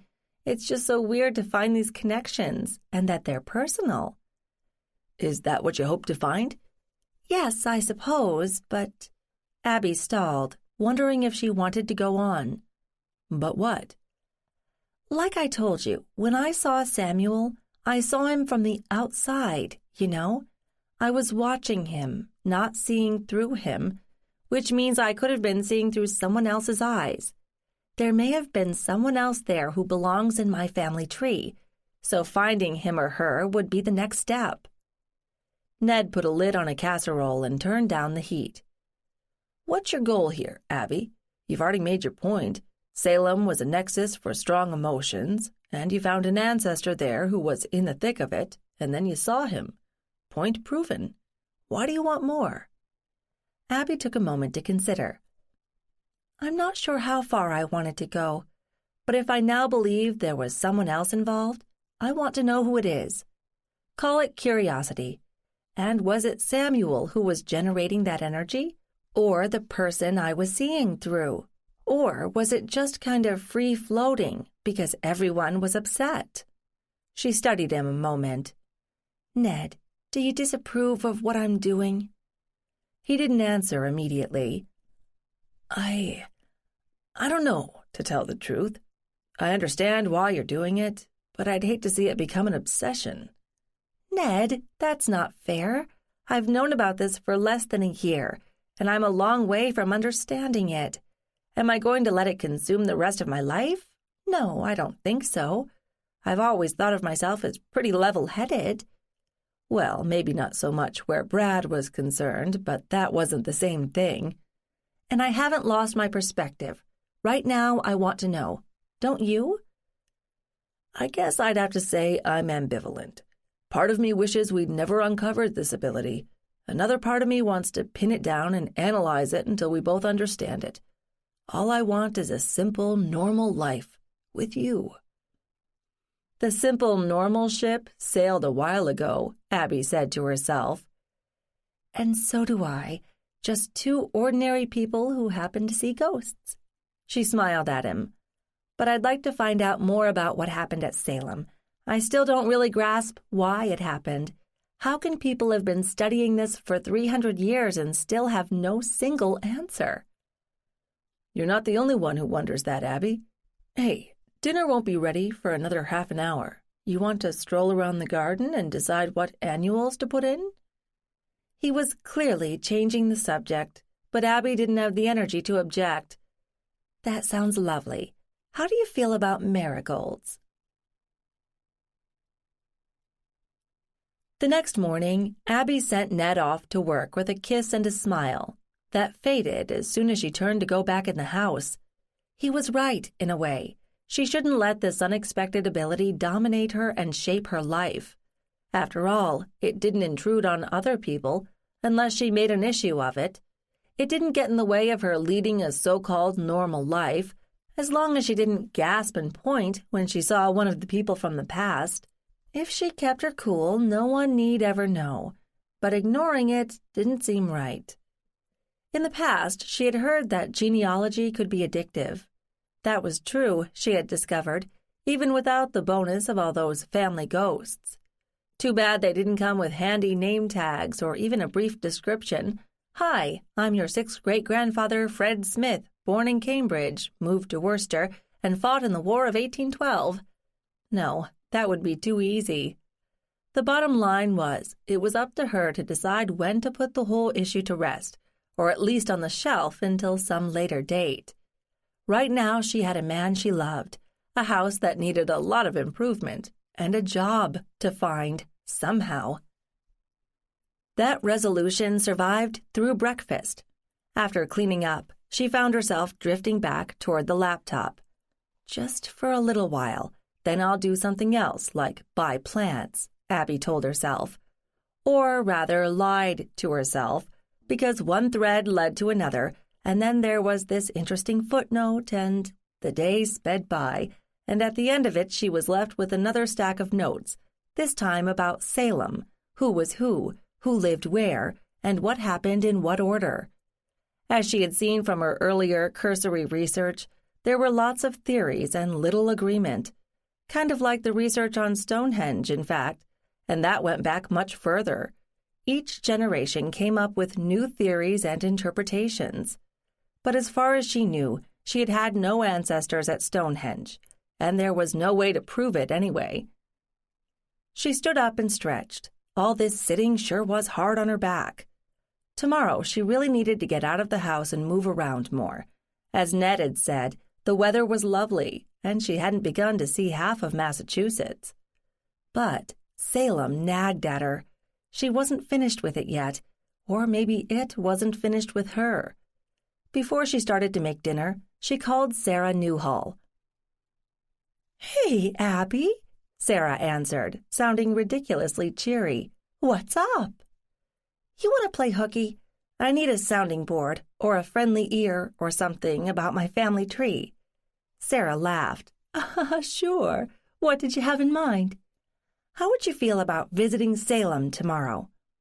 Sarah was silent for a moment. "Oh, ho, so that's the way the wind blows." "Yes, I found someone of mine there, and there may be more." "And you need someone to watch your back, in case they gang up on you?" "Kind of, I guess. Do you mind?" "No, not at all. I haven't been to Salem in years. You want me to drive?" "Sure, that's fine. I can direct you since I've just been there. Then I'll swing by and pick you up at, say, 10? "Sounds good to me. See you then." They hung up simultaneously. Abby felt absurdly pleased. Having Sarah along would keep her grounded. Sarah wasn't affected by whoever was running around Salem, or else Ned would have been, so Sarah would be a steadying influence. "Abby, why do you need one?" She was smiling as she went into the kitchen. Over dinner, she somehow neglected to mention to Ned her planned excursion the next day with his mother. Time to tell him about it afterward. The next morning, Abby was ready and waiting when Sarah arrived. "You want coffee or something?" Abby asked when she opened the door. "It's not like there's any hurry." "But you have a bee in your bonnet." "Am I that obvious?" "Yes, kind of." "Weren't you just in Salem over the weekend?" "Yes, and Danvers, too, which used to be Salem Village, but that was just to get the lay of the land, because I'd never been to Danvers, and only once to Salem for a couple of hours. Now I have a better sense of where things are." "And you saw something," Sarah said. "More like someone," Abby replied. "My 9th great-grandfather, if I've got it right." Sarah grinned. "Cool. What was he like?" Not real tall. Probably about my age. Dressed in homespun kinds of things, all in shades of brown. So I guess he wasn't rich. He didn't get dressed up to speak in court." "Ooh, he was testifying? Tell me more." Sarah leaned her elbows on the table and waited for Abby to explain. Abby obliged.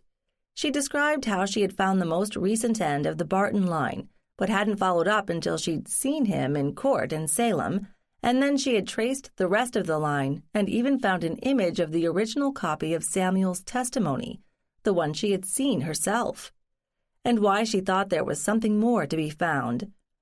"Up until now, I mainly see through people, so if I was watching Samuel, it's likely there was another relative there, except I'm not sure who," she finished.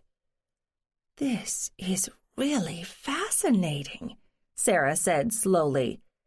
"So as far as you know, Samuel was neither an accused witch, or did they call the men wizards, nor an accuser. He was there to testify for someone else, someone he knew." "Exactly. His testimony is recorded. He was defending Elizabeth Proctor. And no Bartons appear on any of the lists, apart from this one appearance, which was short. His testimony didn't do any good, by the way. The poor woman was convicted anyway, but there was a heck of a lot more witnesses who spoke out against her." "Which means your Samuel was taking a risk. He must have known about the others in such a small community. Why did he do it, do you think? He could have kept his mouth shut and gone on about his business. Other people did." "I don't know, Sarah. I haven't had time to find out. Most of this I put together yesterday. I'd like to believe he thought he was doing the right thing, because he didn't stand to gain anything by it." "So you've got more work to do. Elizabeth Proctor was one of the big names during the trials, along with the Town sisters." "Ah, that's where I saw the name Town. 3 sisters, all accused, right? And 2 of them were hanged early." "Exactly.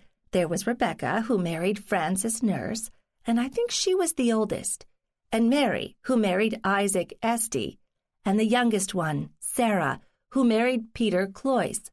Sarah was the one who survived. The nurse house is open to tourists at least part of the year. One of my Bartons, a couple of generations after Samuel, married a woman with the name of Town, but that was much later and in a different part of the state, in Oxford. Could have been a coincidence then. Anyway, Sarah was the baby of the family and came along really late in her mother's life. "Why do you know about the Towns, Sarah?" Abby asked. "Well, they were among the first accused, sort of witchdom superstars, I guess, like the Proctors. There was a PBS movie filmed on location a few years ago. You should track it down." "I should, I guess, although not until I've seen what I want to see in Salem. You ready to go?" "Sure, let's hit the road." Once they were in Sarah's car, the ride seemed shorter than Abby remembered, maybe because now it was familiar. "Ned went with you on Saturday?" Sarah asked. "Yes.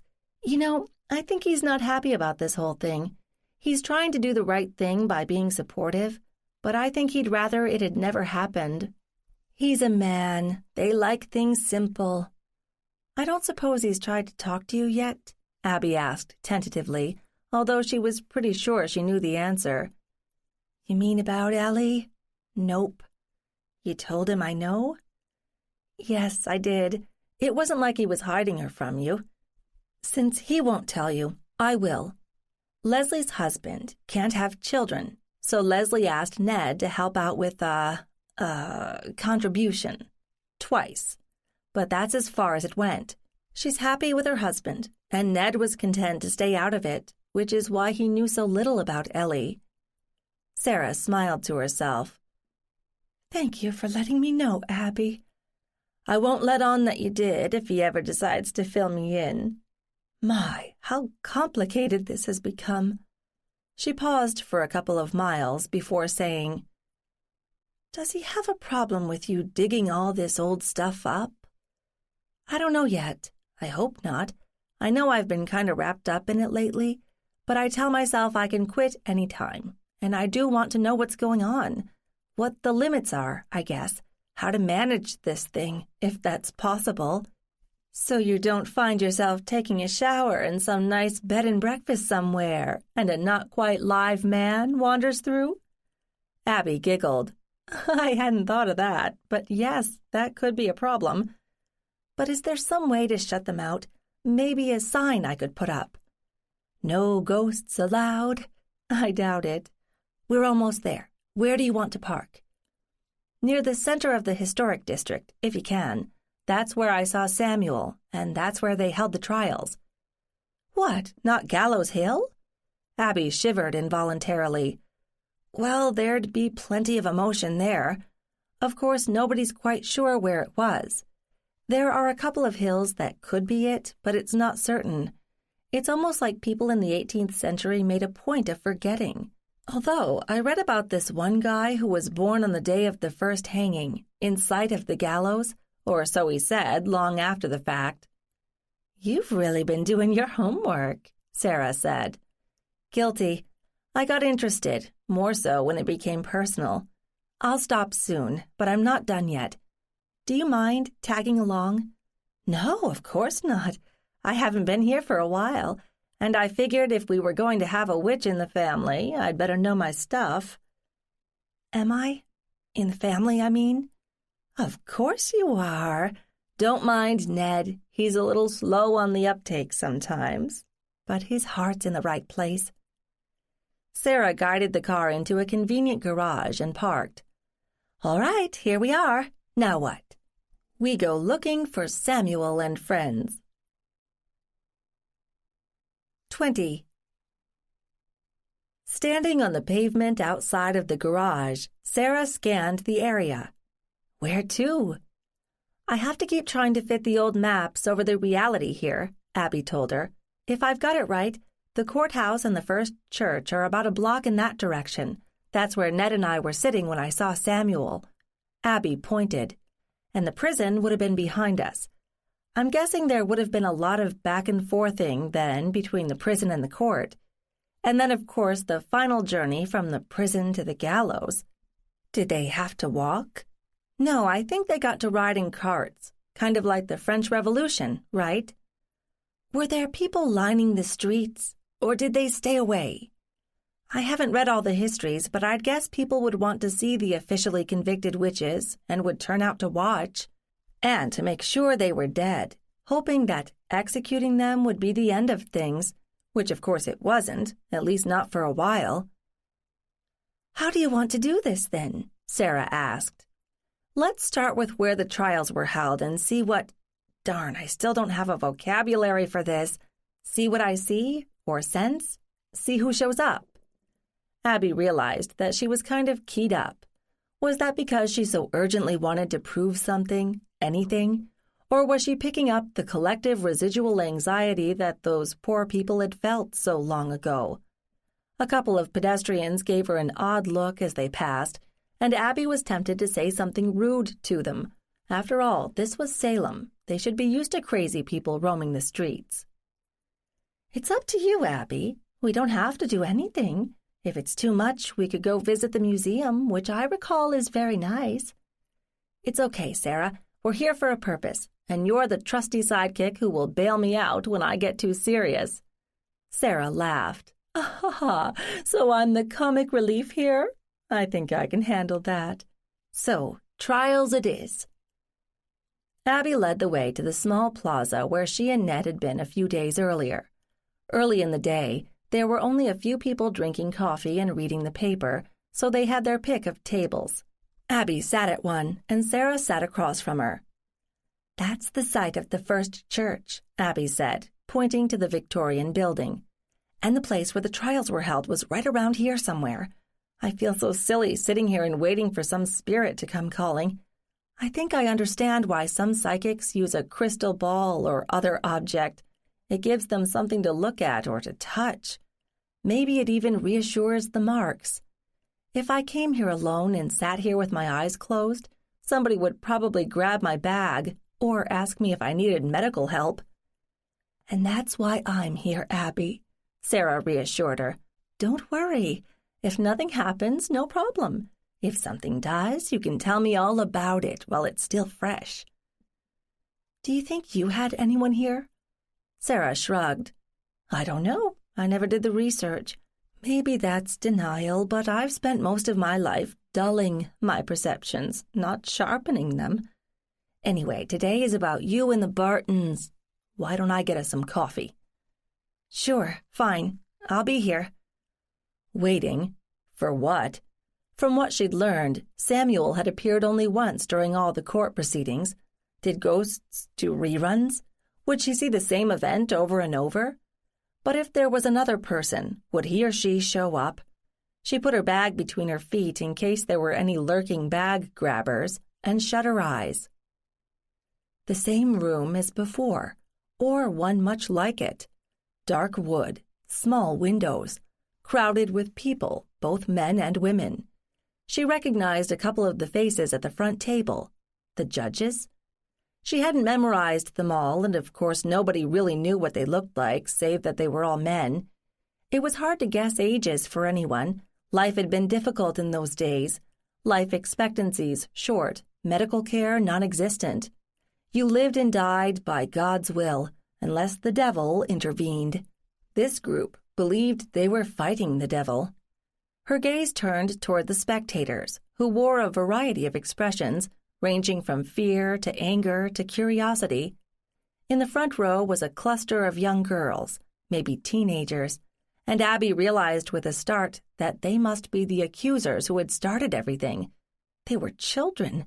How could they have done this? Why had anyone believed them? There they sat, giggling and twitching like any girls their age, but what they said in court had resulted in multiple deaths. One of them turned and looked at her. Well, not her, exactly, but the person through whom she was seeing. It was a woman, Abby realized, not Samuel, watching and waiting.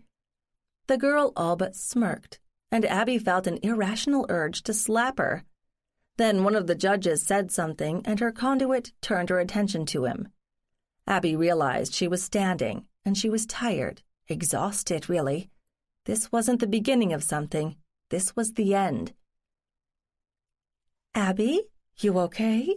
Sarah's voice interrupted, and Abby was back in the real world.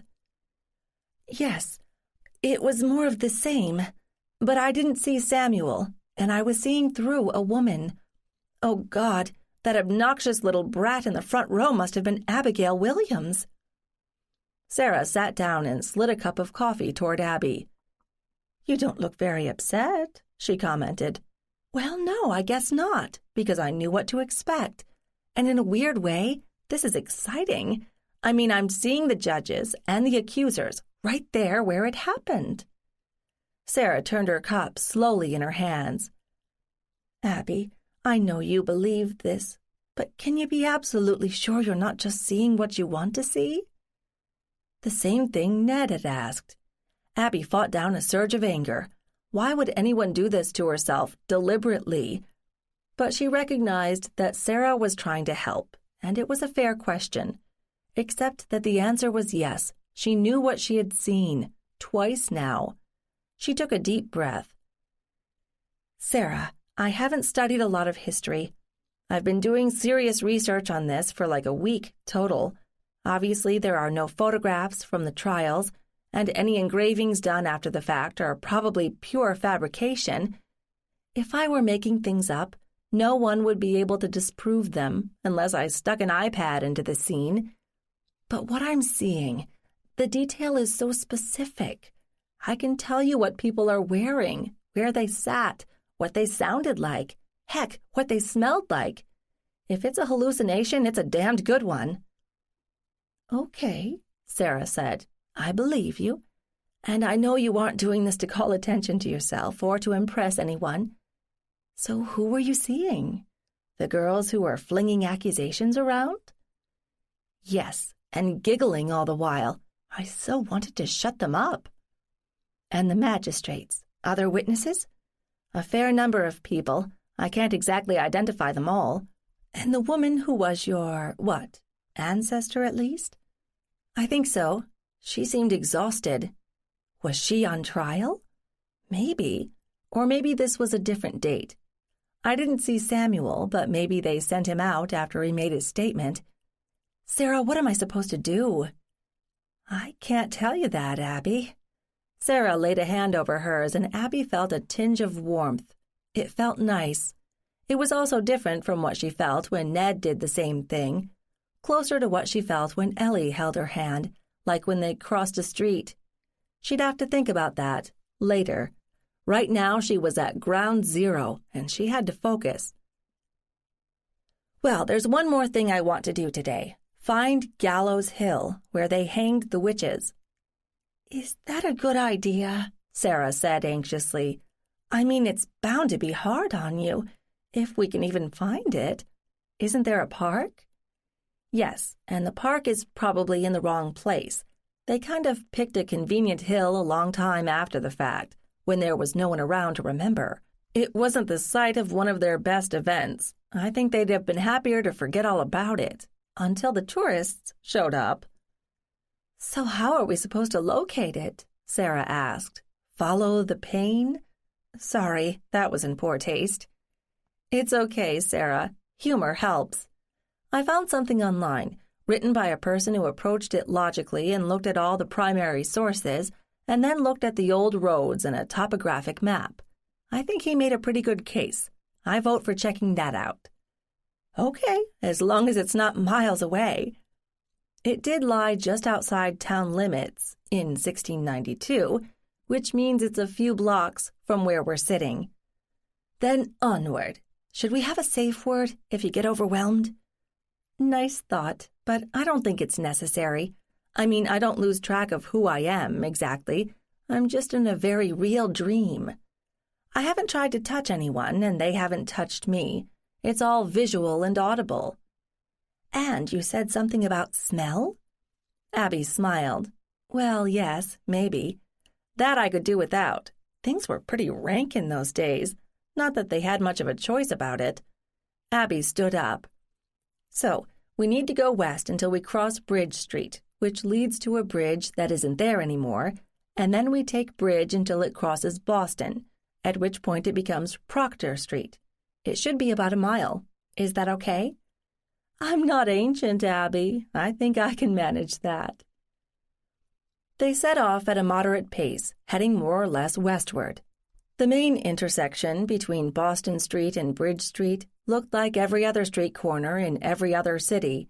The biggest landmark was a Walgreens on one corner, with a large parking lot. Abby looked around and found Proctor Street, which sloped gently upward, as it would. Hill was probably a generous description of the low rise. The whole area was filled with modest houses, probably built after 1900, much like the neighborhood she'd seen in Danvers. Abby looked up the hill, feeling depressed. There was nothing impressive about the landscape, nothing except the name suggested a dramatic history on the site. So the poor, doomed women had been hauled out of the jail, stuck in a cart, and dragged to the town line, up a tiny hill. Her source had said it was all of 30 feet high, about the height of a 3-story house, and hanged from a tree. And when they were dead, they were pulled down and dumped into a gully. Lovely. How long had they hung from that tree, visible from the town? "Now what?" Sarah asked. "We're here." "What, at Walgreens?" "Unfortunately, yes. I told you I found a source online who looked at all the available information, and his explanation made a lot of sense. If you believe him, the hanging hill is right behind Walgreens. There used to be a pond where the building is now. The actual hangings took place behind the parking lot there, and the bridge crossed right where we're standing." "Talk about an anticlimax. How sad." "Yes, it is. Well, now that we've located this historic Walgreens, what do you want to do?" Sarah asked. "Sit cross-legged in the parking lot, staring at the trees?" "That's a recipe for disaster. We'd probably get arrested. Do you mind if we see if we can find a way into that stand of trees? I know they haven't been there since 1692, but the rocks have." "In for a penny, in for a pound," Sarah said cheerfully. "At least I dressed for it. You do know what poison ivy looks like, don't you?" "Yes, that much I figured out. Let's go." Abby set off toward the back end of the parking lot, wondering if she had really lost her mind. Behind the lot lay a scruffy patch of land with the underlying rock jutting through the skimpy soil in many places. Most of the trees were less than 20 feet tall and spindly. Obviously, the plot had been altered in the past 3 centuries. Why did she think she had any chance of picking up any residue of those poor women? But it was all she had. There was no fence at the back of the parking lot, so Abby plunged into the underbrush, keeping an eye out for poison ivy. She reached the crest of the hill quickly. It gave her a great view of the roof of the drugstore. Well, if she looked beyond, she could see the historic part of Salem, less than a mile away as the crow flies. Behind her, the outcrop ended in somebody's backyard, with a fence. She didn't need to go any farther anyway. Sarah had reached the top and was standing a few feet away, scanning the horizon. She wasn't even winded, which annoyed Abby. She really should get out more and do something. Maybe climbing up and down ladders and scraping walls was a form of exercise, but she wanted to stretch her legs and get some fresh air and sunshine. She was spending far too much time hunched over the laptop, oblivious to whatever was happening in the rest of the world, near and far. She sat down. Where she sat, give or take a few feet, was where 19 people had been hanged in 1692. 19 ordinary citizens going about their business until some smart-assed young girls had decided to turn their world upside down, and they'd gotten away with it. The convicted, men and women alike, had gone to their deaths under the mocking eyes of their friends and neighbors, knowing they had done nothing wrong, wondering how everything had changed so quickly and completely. The next time Abby looked up, the Walgreens wasn't there. It had been replaced by a silent crowd of men and women, and she was in the midst of them, facing toward Salem town. She turned quickly and looked up to see the bodies hanging like limp laundry from the old trees. 21. Abby fought back panic. She was still in the real world. She knew who she was and where. She could feel rocks and leaves under her and the sun falling on her shoulders. But at the same time, she was standing with a group of people, staring at something awful. The swinging bodies were dead, no question, sagging limp from several different branches of tall old trees. She counted 5, all women. Modern Abby wondered irreverently whether the officials of the town had waited for a day without rain so that the execution would draw a bigger crowd. Or was there something special about the date? Obviously, they hadn't had to build anything for the purpose. Those trees had been there for a while. What kind were they? Locust? Too bad she couldn't ask Sarah, who would probably know. Who was she? Whose body had she borrowed to watch? Or had the owner of the body summoned her in?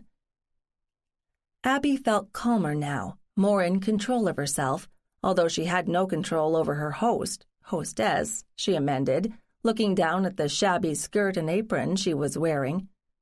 She glanced to her right and was startled to see Samuel Barton, who had his arm around her. Samuel tugged on her arm. Abby could feel it, and looked like he was ready to go, but she, or rather her 17th century surrogate, pulled her arm away and returned her gaze to the dangling bodies twisting in the breeze. The trees were in full leaf, and the wind was warm. Summer, then. After the first trials. Some of the earliest executions. What else should she notice? How long did she have? Abby tried to still her roiling emotions and just listen, although listen was not quite the right word. Try to hear the emotions? The woman she was seeing through was grieving, an almost physical pain. Other emotions began to emerge slowly, trickling in from all sides, then building in force. What were these people feeling? Fear came through the loudest. Fear of what? The devil? Or that they'd be next to see Abigail Williams' finger pointed at them. Where was dear young Abigail, who probably more than anyone present deserved the title of devil's tool? Almost as if she'd heard, a girl near the front turned and looked smugly at the silent crowd, her eyes locking briefly with Abby's. The same girl she'd seen when she'd first seen Samuel. It had to be Abigail. When the girl was satisfied, she turned back to her peers in the front row, looking pleased with herself. "Look what you did, you little bitch. You and your little buddies killed these women. I hope you paid for it." Abby tried to quell that anger. That was her own, not from the people around her, and it mattered to her that she find out what they were thinking or feeling. Did they believe they'd done the right thing by trying to purge their community of an evil influence? But in a way, they had invited the devil in, or left the door open, at least. Were they now horrified by how things had turned out, and fearful for what was yet to come? "I know what's coming, and it's not pretty." And gradually she came back to her carrier's emotions, a convoluted mix of pain and sorrow and fear, nestled like a huge ball in the pit of her stomach. Was she at risk, or someone close to her? Was Samuel under suspicion for standing up for Elizabeth Proctor? Samuel's hand on her arm again, insistent. "Hannah, we must go." A horn blared in the parking lot below, and abruptly Abby turned to the present. Sarah was sitting a few feet away, her back against a mid-sized tree, watching her. "You okay?" "I think so," Abby said cautiously. "Thank you for not interrupting." "You didn't look like you needed help, except you've been crying." Startled, Abby reached up and found her cheeks were wet. "I didn't realize." "Are you going to tell me what happened?" "Yes, but give me a few minutes to sort things out in my head, will you?" "You want to walk back to the car now?" "Sure. I'm fine, just confused. Do you know Salem looked a lot different in 1692? Sarah cocked her head. "Are you saying you saw it?" "Yes, from right here." Sarah nodded without comment and began picking her way down the slope toward the parking lot, and Abby followed. She wasn't sure what she should feel at that moment, awe that she'd seen a piece of the past, even if it was a particularly unpleasant one. She had no doubt that it had been real, not something she'd imagined. Sorrow for those who had suffered then? It was one thing to read about what had happened and infer people's reactions, something the official record definitely did not include, unless an individual started spewing curses at the crowd. It was entirely different to be in the midst of it, and Abby was pretty sure that the person, Hannah, she'd been inhabiting had had a personal connection to one or another of the hanged women. Why else would her grief have been so sharp? "Abby," Sarah's hand on her arm, "we should wait for the light to cross, you know." Abby looked around her to find they were standing at the main intersection of Proctor and Bridge Street, and on her own she would have just kept walking, right into the traffic. "Oh, right. Thank you, Sarah. I'm glad you're here." "I'm glad you asked me to come along, Abby." "Okay, now we can cross." They made it back to the parking garage, silent along the way. Sarah was peaceful company. She didn't ask questions, and she didn't babble just to make noise. Ned had inherited some of that, too. Of course, taken too far, it could be seen as lacking in empathy, unable to connect to other people. That idea made Abby smile. The problem in Sarah's and Ned's cases was probably too much empathy, and the difficulty of not knowing how to respond to it without terrifying other people. "You want to get a bite or something?" Sarah asked while they were still outside the garage. "No, there's something I want to check online, so I need my laptop. I can offer you tea and cookies at home. I think you might be interested if what I suspect is true." "Sounds good to me." Once Sarah had maneuvered her car out of the center of Salem, Abby started to describe. Let your mind drift gently with the melody, as if carried by a soft breeze across a quiet night.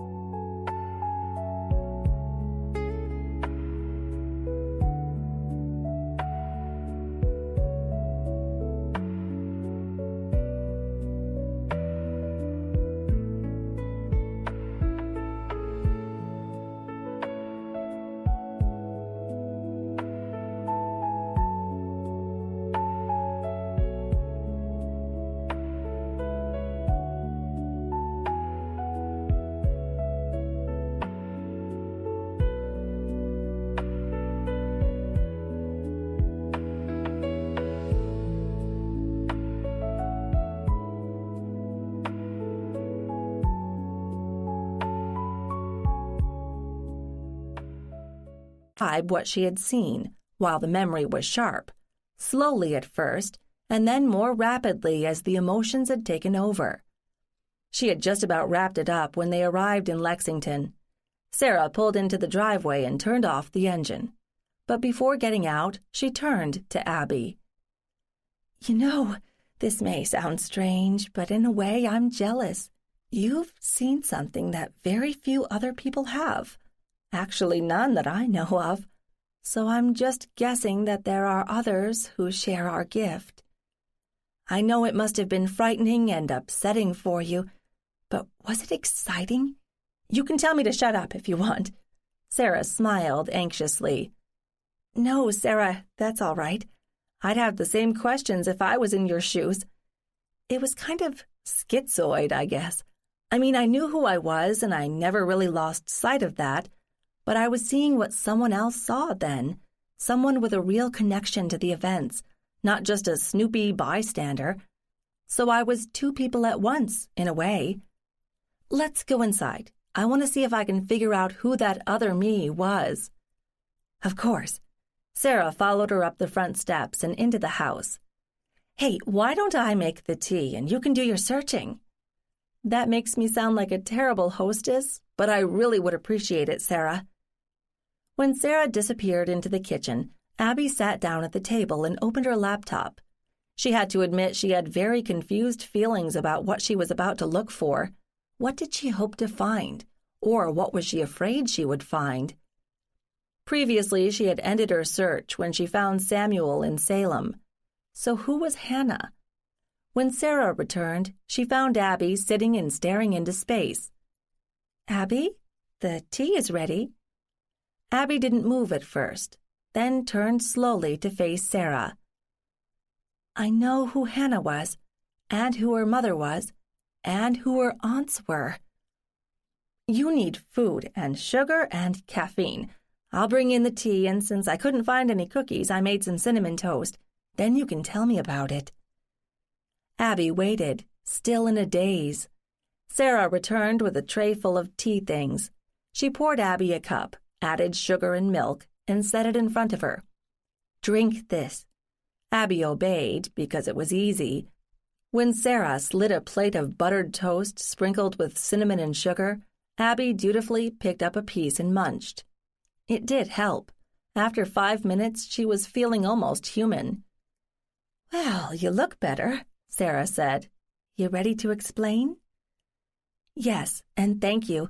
I feel like I need a keeper as I keep stumbling through this, and I can't think of a better person than you, Sarah."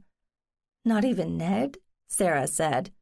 "No, because he's a man. That's not a criticism, just a fact. Haven't you noticed that most of what happened in Salem was generated by and aimed at women? Sure, the magistrates were all men, and some of the accused were as well, but it was the women, well, mainly the girls, who started it all. By the way, Abigail Williams looked like a very nasty piece of work." "You saw her?" Sarah asked, incredulous. "I cannot believe I am having this conversation. Okay, lay it out for me, and I'll try to keep my comments to a bare minimum." Abby nodded and dove in. "I knew who Samuel was because I saw him in court last Saturday where he gave his name. I know, saw isn't quite right, but you know what I mean. Today, Abigail Williams was there with her little friends, right up front. Anyway, I recognized Samuel when I saw him on Gallows Hill today. He was standing next to me, and he had his arm around me. He called me Hannah. One quick question. Was the person who you were seeing through on Saturday the same as the one today?" "Oh, I hadn't thought about that." Abby paused for a moment to recall what she'd seen. "The first one in the courtroom. Yes, I think so. The one at Gallows Hill was someone else. So that's 2 female relatives there, plus Samuel."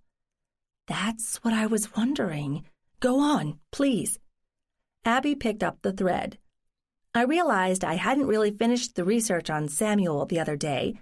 I'd only been looking to make the connection to him, so I hadn't looked at the rest of his family in any detail, like his wife.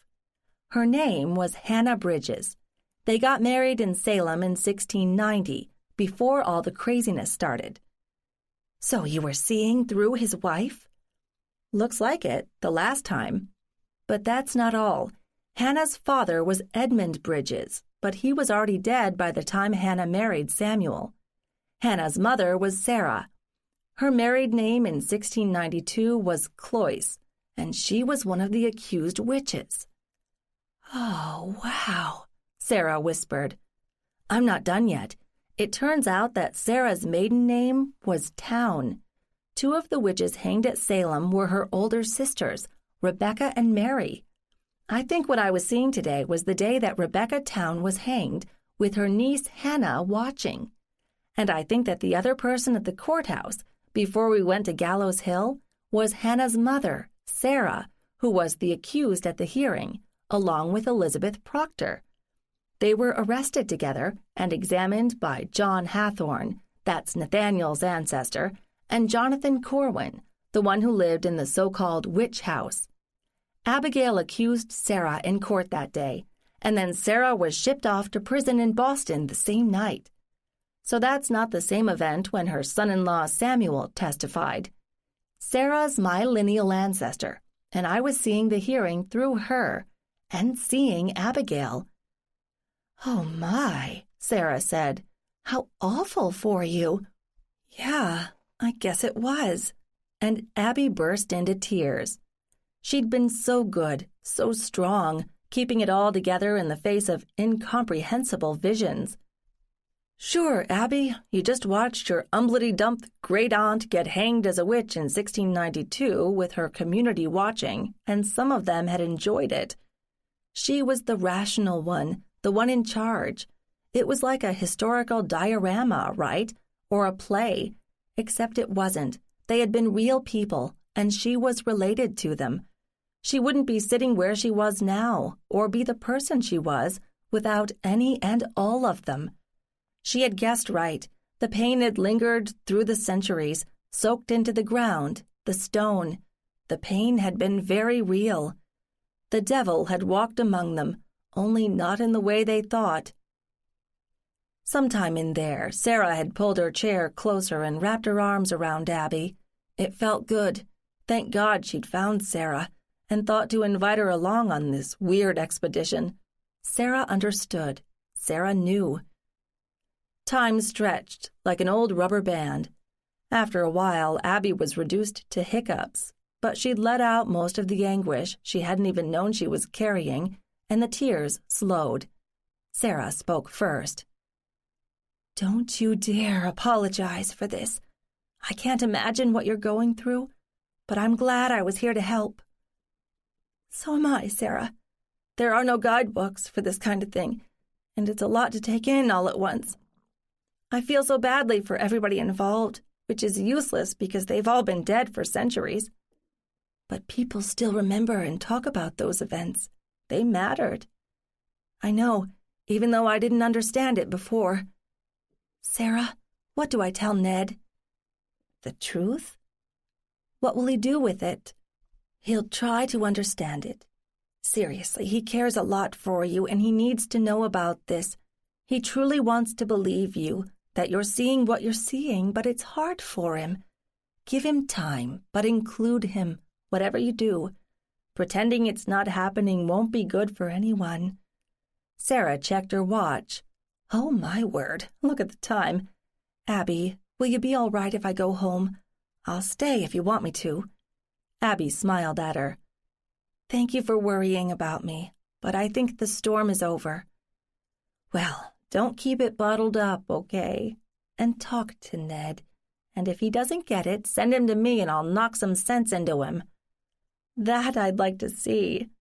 Abby stood up, as did Sarah, and Abby grabbed her impulsively. Thank you for everything. You're welcome. And take care of yourself, please. I will. Abby stood in the doorway and watched as Sarah pulled out of the driveway, just as Ned's car was approaching from the opposite direction. He parked and came bounding up the front steps. Was that my mother? It was. We spent the day in Salem. Oh? Ned clearly could sense that there was something more coming. We have a lot to talk about. 22. Something wrong? Ned asked anxiously. No, not exactly. But I think I've made a quantum leap forward in what I know about Salem and my ancestors. Come on into the kitchen while I make dinner. Ned followed her to the back of the house. Did you invite Mom, or did she kind of insinuate herself into your trip? That's not exactly fair to your mother, Ned. She's not a snoop. I'm the one who called her. I figured I might need backup. Against what? Angry ghosts? Sit. Have a glass of wine or a beer or something, and listen to me. Abby waited until he had complied and settled himself at the small kitchen table against the wall. I don't know if in your experience you've encountered intense negative emotions. I mean, if most of the people you've seen have been in cemeteries, they're probably mourning and sad, but not exactly aggressive. So the emotion is strong, but not what you might call confrontational. Okay, I'll buy that. Salem is different? Abby found enough ingredients to make a quick pasta primavera and started laying them out. That is what I guessed, as I told you. Clearly, emotions would have been high at the time. They were talking about life and death issues, and they took them seriously. Now, on Saturday with you, what I saw was a court scene. So while there was plenty of tension, it was under control. It was a formal legal proceeding. and I was lucky to identify Samuel Barton because his name was mentioned. "Where are you going with this, Abby?" Ned asked. "Bear with me. After I got back, as you know, I figured out the link to Samuel. And yesterday I did more research on Salem in general, and that's when I realized I'd seen a kind of subdued side of the whole thing. I didn't mention that on my first trip to Salem. I'd felt some kind of vague connection. And now I think I know what it was. It turns out Samuel's father, Matthew, lived right up the street from the House of Seven Gables. And since Corwin was sitting in judgment on Sarah Cloyce, who was essentially family, he had every right to be angry at Corwin. But when we went back, I realized that there was so much more, and I wanted to see if I could track that down." "My mother knows all this?" "Yes, I asked her to come with me, and I explained what we had found and what research I'd done since, and what I was hoping to find. She was interested." "You're corrupting my mother. She's lived quite happily for over 50 years without knowing about any of this stuff." Abby checked to see if he was serious. Apparently he wasn't, but his statement still troubled her. "You think that was a good thing? She's been stifling this for most of her life, and now she's curious. So far, she's been just an observer, a spotter, I guess you'd say. Isn't that what they call the people in gymnastics who watch out for you on the equipment and keep you from landing on your head?" "Sounds about right. So, now you've awakened my mother's curiosity, and she's your psychic in training." "Ned, if you keep making fun of me and this, I'm not going to tell you about it. Is that what you want? Would you rather not know?" Abby could almost see the battle going on inside him. Finally, he said, "I'm sorry. You're right. I'm making jokes because I'm not sure what I think, and I'm also not sure I want to believe it. And now you've got my mother involved." "Poor baby. Do you think your womenfolk are ganging up on you? You can always go over and hang out with your father and watch football, or basketball, or whatever sports season this is." "No, Abby, I don't want us to operate like that. Dad doesn't share this thing with you or Mom, but I do. And if I'm with you, I need to know what you're going through. Since my mother knows, she might kill me if I don't." Abby smiled. "Yes, there was some mention of beating sense into you. May I resume?" She put a large pot of water on the stove to boil, then turned back to him. "Please, I promise I'll listen." So Abby recounted the events of her day and what she had seen in Salem, both in town and particularly on that forlorn Gallows Hill. Mostly the facts, though. She was unsure how to explain her own emotional reaction to what she had seen. Ned remained silent, watching her face, nodding occasionally. The water had long since boiled by the time she finished. At least she'd remembered to turn off the gas under it. "So?" she said finally. "I don't know where to start. You are amazing." "You don't think I'm crazy?" "No, and I'm not just saying that. I've been around you long enough now when you've seen things to know that you really believe in what you see, and then you produce proof after the fact. I share enough of it with you to have some idea of what you're feeling, although I've never known anything so strong." "Maybe we should look for an ancestor of yours who died on the battlefield and you can tune in to whatever he's feeling." "Sorry, that sounds kind of flippant, and I just criticized you for doing that. But that would give you some idea of the impact of this." "You picked Salem for precisely that reason. You found what you were looking for. Now what?" I don't know. I've been so eager to figure out how many ancestors fit that I didn't look past that. Now I've got that, and a lot more experience from the inside, so to speak. I guess I want to know what really happened. The whole thing, not just my family's part, although they were right in the thick of it. I've been doing a lot of reading lately, both in print and online, and there's no one theory that fits after all these years. I have a unique perspective. Like I said, when I was in the courtroom and at the gallows, I was picking up an entire range of reactions: fear, anger, pain, grief. And a few people, like Abigail Williams, actually seemed happy about what they had done.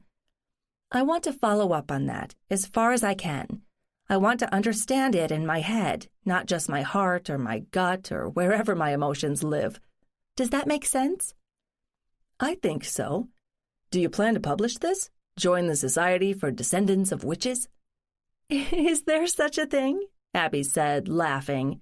It felt good to laugh. I think so. Probably. Well, no. I feel no need to make what I find public.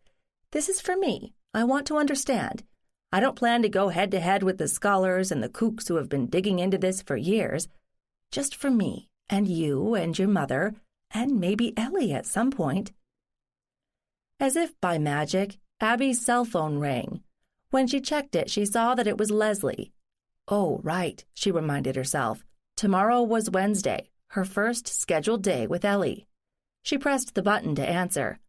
Hi, Leslie. What's up? Are we still on for tomorrow? I guess. Leslie sounded less than enthusiastic. I just wanted to set up where to meet and to set a few ground rules. Ned there? Yes, he is. You want me to put you on speaker? Might as well, so I don't have to repeat myself. Leslie sighed. Abby sat down at the table and put her phone between her and Ned. Go ahead. This is for both of you. I have not told Ellie about her connection to Ned. I haven't found the right time, and she's pretty young still. I'm asking that neither of you says anything to her. If she asks any awkward questions, tell her to talk to me. Agreed?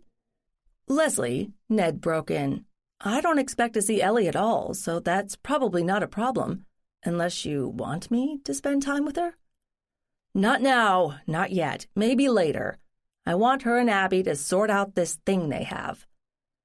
Leslie, Abby said, this is not something that I can wrap up in one conversation, and I haven't been planning to jump right in.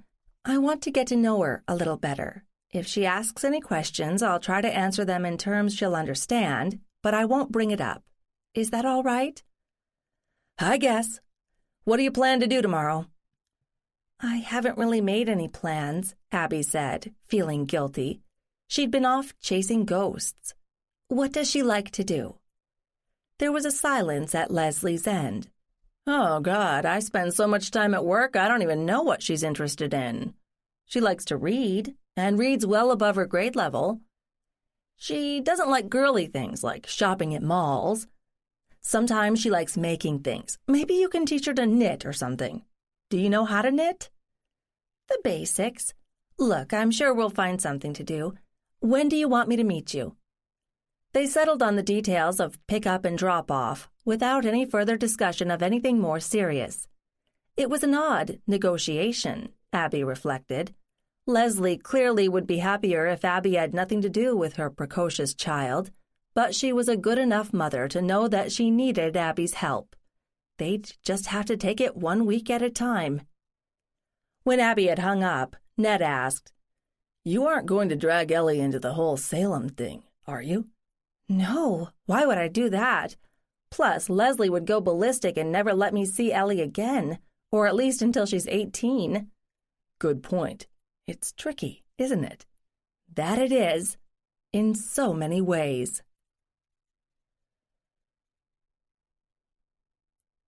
Dinner made, dishes done, Abby retreated upstairs, deliberately avoiding her laptop. She had a lot of information now, and a lot of it conflicted. She had a unique perspective, but was it presumptuous to believe she could add something to the ongoing debate? But then she wasn't doing it for attention or fame or money. She just wanted to know. Why not? Ned joined her after a while. Can we try something? He asked, sounding unusually tentative. What did you have in mind?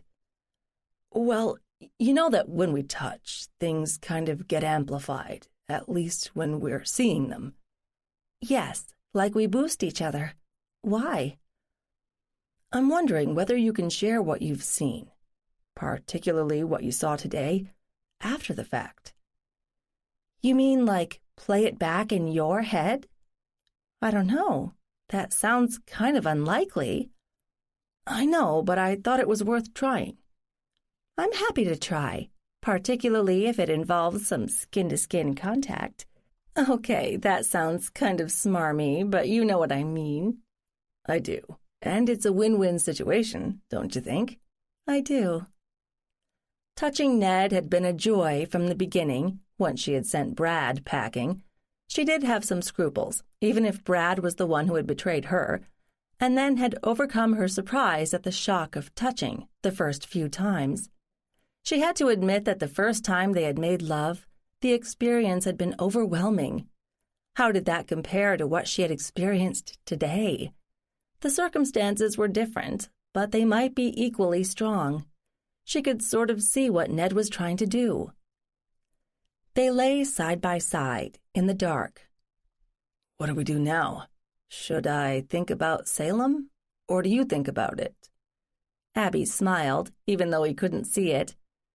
Ned, I have no idea. I've never done this, remember? And I can't summon up ghosts at will. They're kind of linked to a place, and they don't travel far. You know that. Then is this pointless? I don't know. Maybe I'm like a human DVD. Those are just impulses recorded on plastic, right? That make pictures and sound with enough electronic equipment? So maybe I've got a file copy of what I saw stored somewhere in my head, one that I can share. Let's find out. She reached out a hand and Ned took it and wrapped his around it, bringing their twined hands to his chest. It was dark and warm. A slight breeze blew in through the open windows and stirred the corpses hanging from the trees. Abby gasped, and Ned's grip tightened on her hand as he pulled her closer. Did he feel it too? Hannah, don't do this, Samuel said, trying to pull her away. She was my aunt. It is not right to leave her here. You can't help her now. It will go badly if the constable finds us here. And my mother? She still lives. There is still hope. Come away. Abby sat bolt upright in bed, gasping, her face wet. Ned followed. Abby? Did you feel that? See that? I think so.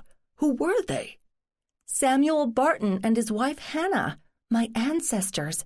The bodies of the witches were left hanging on Gallows Hill for a while to send a message to the people of Salem.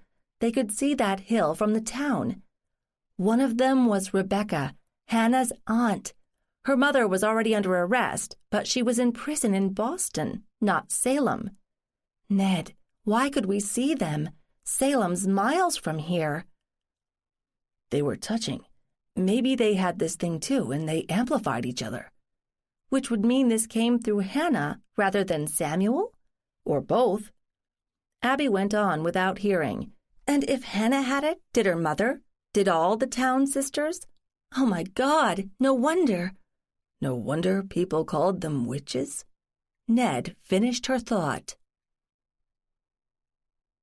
23. They slept fitfully, due to both the close contact that neither of them wanted to relinquish and to the disturbing images they had somehow managed to share. Abby woke up early but groggy and realized that she had to meet Leslie and Ellie in Concord in less than 2 hours.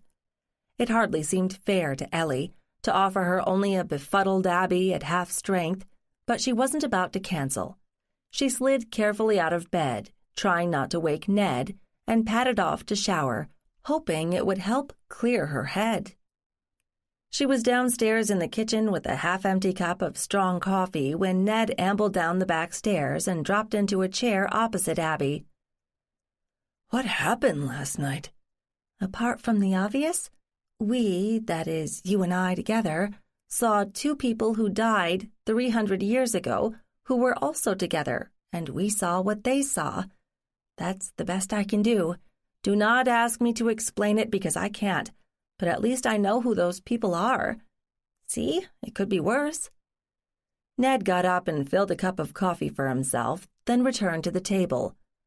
I'm embarrassed to say it, but some small part of me didn't believe you before. I apologize. I accept your apology. I've never had that happen either. If we had a rule book for this phenomenon, we'd be rewriting it like every other day. I'm so glad you're in this with me, and your mother. It's a lot easier with a support group. even if it is only 3 people. Today's your day with Ellie? You worried about it? Yes, and maybe. She and I have always gotten along well, but obviously some things have changed.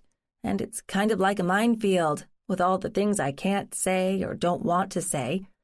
I have to keep reminding myself how young she is. I remember myself at her age, and I was pretty independent, but I've probably also forgotten a lot of the bad stuff, and I have no idea what my mother would say about any of it. So all I can really go by is my own memories. As I recall it, I used to do some pretty weird things, like excavating an old dump, just like Ellie, or going exploring in some places where I probably shouldn't have been. But I usually had one or another friend along. It bothers me that Ellie doesn't seem to have friends. I'd guess she feels that most people her own age don't understand her, which is probably the truth. What would you recommend? A private school? There are plenty around here, and there's money to pay for it. Skip a couple of grades? Skipping grades might work academically, but in terms of social skills, not so much.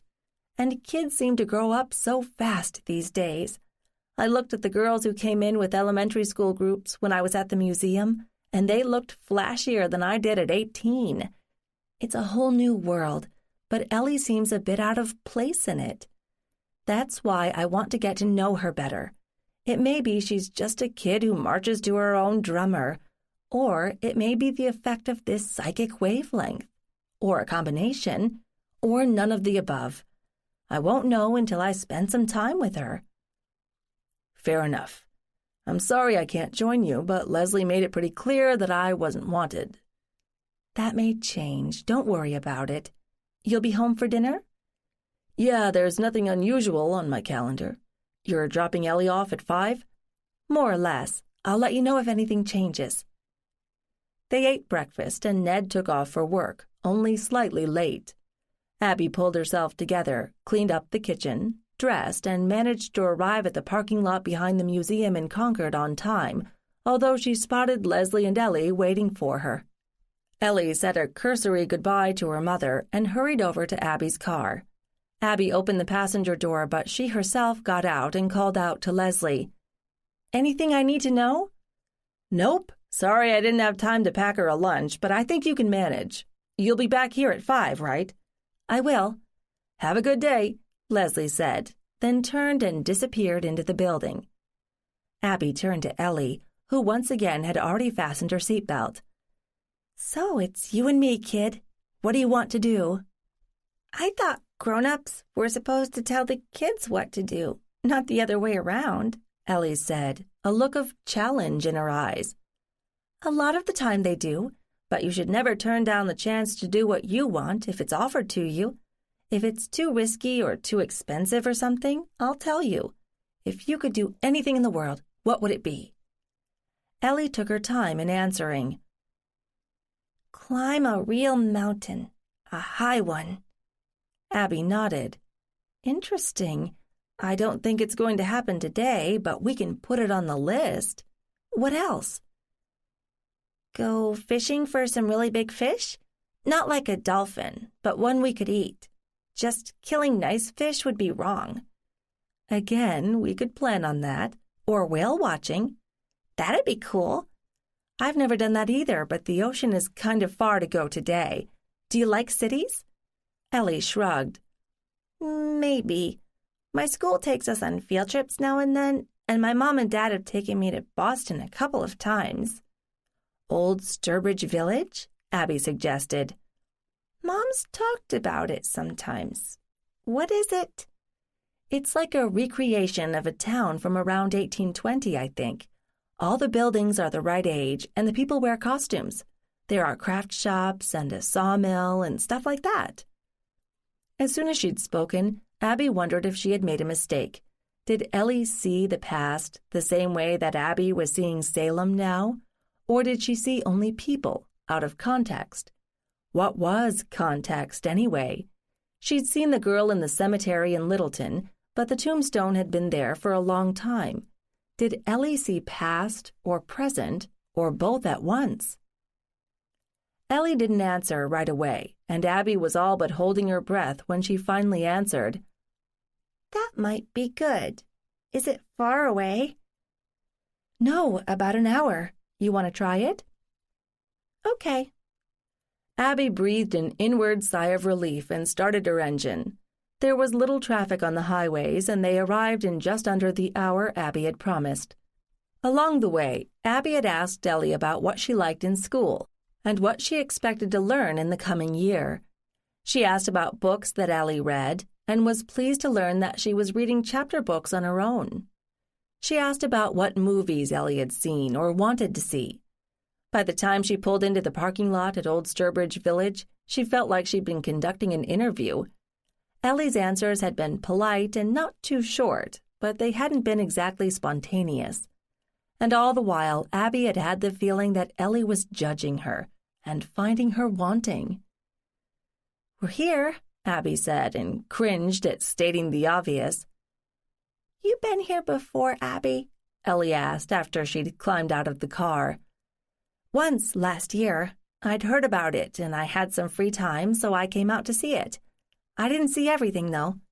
And Brad had been too busy to come with her.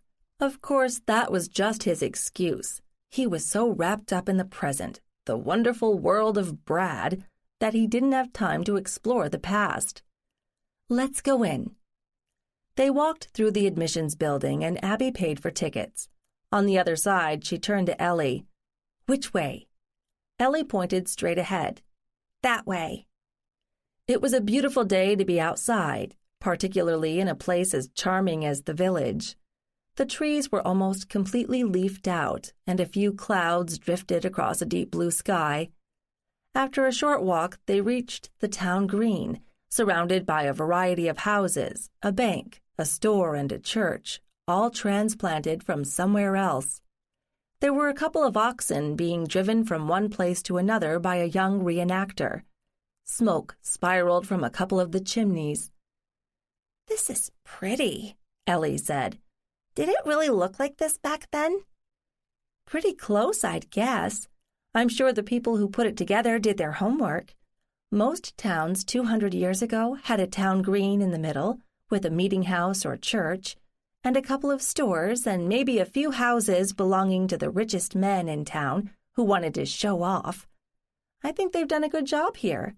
You can't see the highway or anything that looks modern. It's pretty quiet. Maybe every now and then a plane might fly over, but other than that, you can imagine you're in another place and time."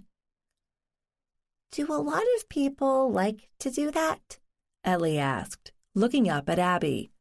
"Some do, or this wouldn't be here. It's easy to forget how quickly things change, here and everywhere else, too. People read books from other centuries, but they have a hard time picturing what the places looked like, or what kind of clothes people wore, or what they ate. Of course, in New England, we're lucky because so much of the old has survived in the middle of the new. We could go see Plymouth Plantation another day if you'd like to. That's where the Mayflower landed, and they built a village there, too. But the recreation looks about 200 years earlier than this. Is there something in particular you'd like to see?" "Can we walk around first and maybe get something to eat? We don't have to hurry, do we?" "Nope, we have all day. We'll have to leave here about 4, but I like your idea." They set off, strolling counterclockwise around the green, enjoying the dappled shade and dodging piles of manure left by the oxen or maybe a horse, one of those pulling the coach that rattled by periodically. Abby noted a place that sold food, and then they reached the end of the green, where what would have passed as a mansion stood proudly. The sign in front identified it as the town house. Abby stopped abruptly. No, it couldn't be, could it? The same town family? She bent down to read the plaque in front of the building. The house had been built by one Salem town and had originally stood in Charlton, which Abby didn't know but assumed wasn't too far away. But Salem town had been born in Oxford, where Samuel Barton had migrated to, along with various other families, including Towns. "Abby, Ellie tugged at her hand. "Are you okay? You look kind of funny." Abby pulled herself together. "I'm fine, honey. You want to go into the house?" Ellie shrugged. "Can we look in the barn? They have oxes and sheep." Abby suppressed a sigh of relief. She didn't have to wonder if she'd meet any non-corporeal towns in their own living room.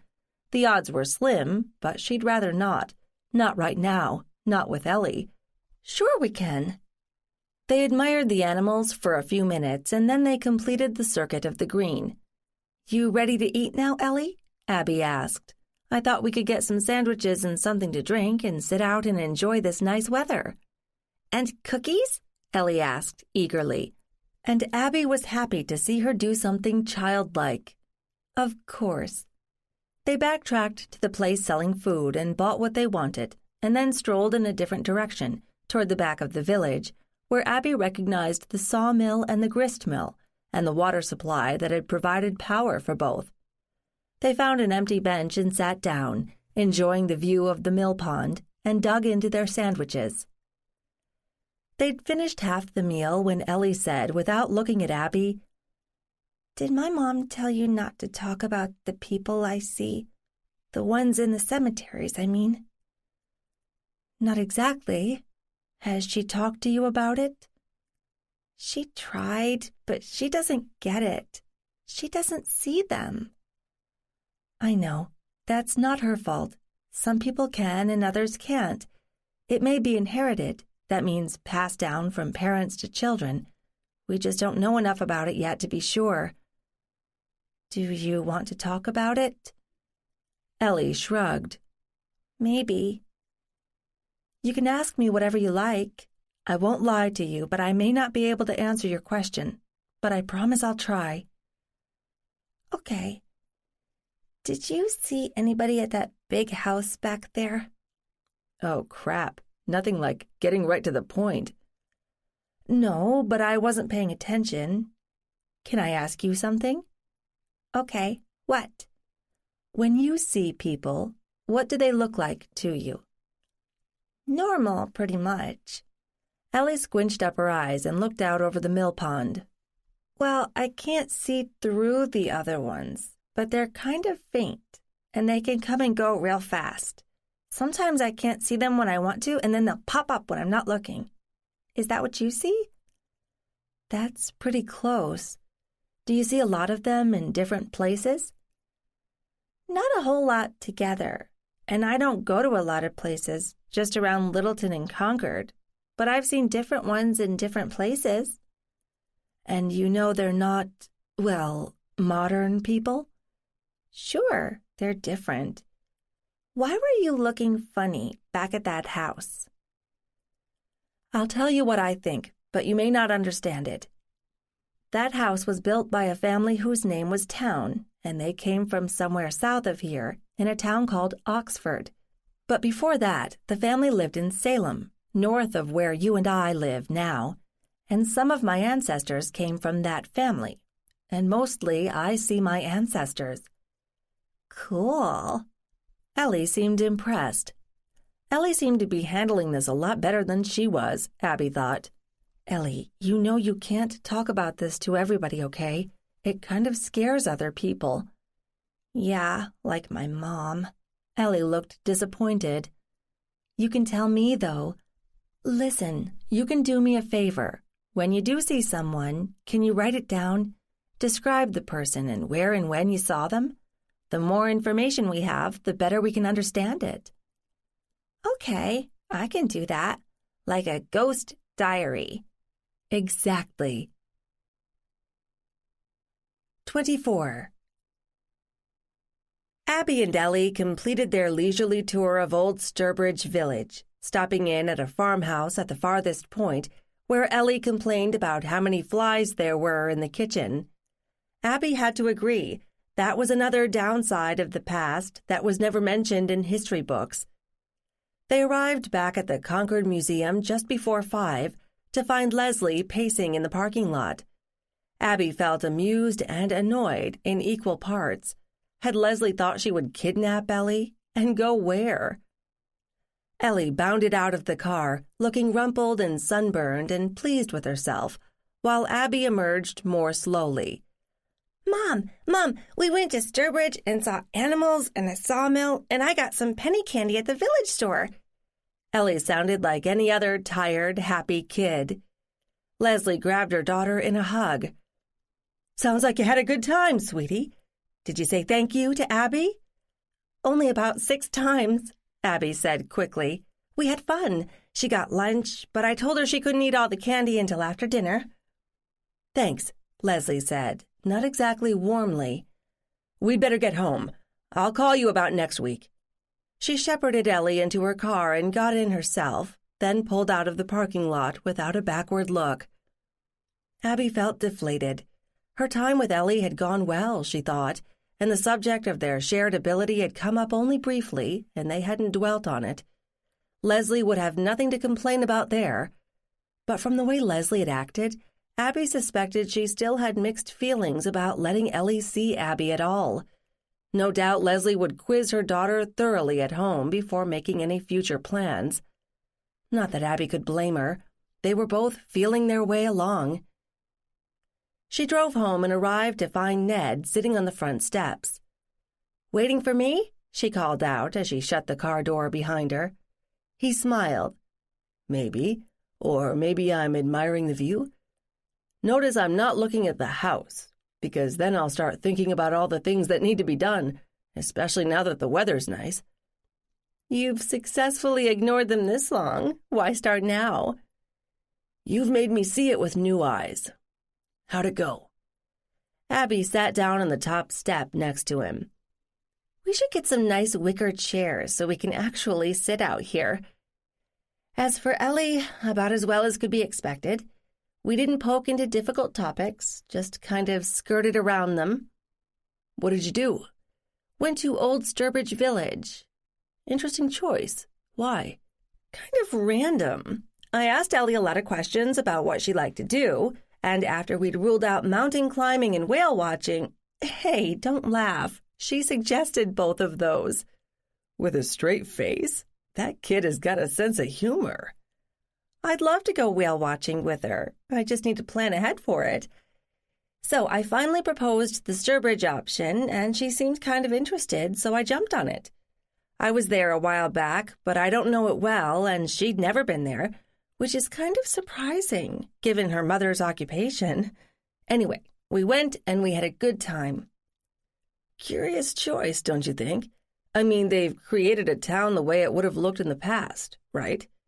"Yes, and it's very convincing, especially when there aren't a lot of tourists around. Ellie enjoyed the animals." Abby stopped, unsure about whether to mention the townhouse, which Ned noticed. "What? Did something happen?" "Not exactly. If you've seen the place, there's a nice big house at one end of the green.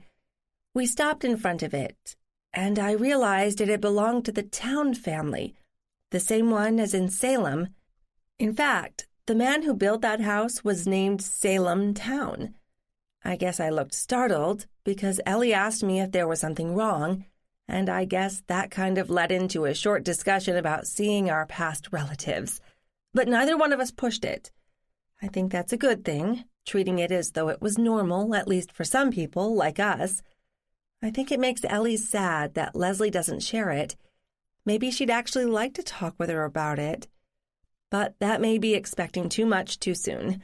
Leslie didn't exactly greet me with open arms when we got back, and she's probably grilling Ellie about the details as we speak." "Don't be too hard on her. She's got a lot to get used to."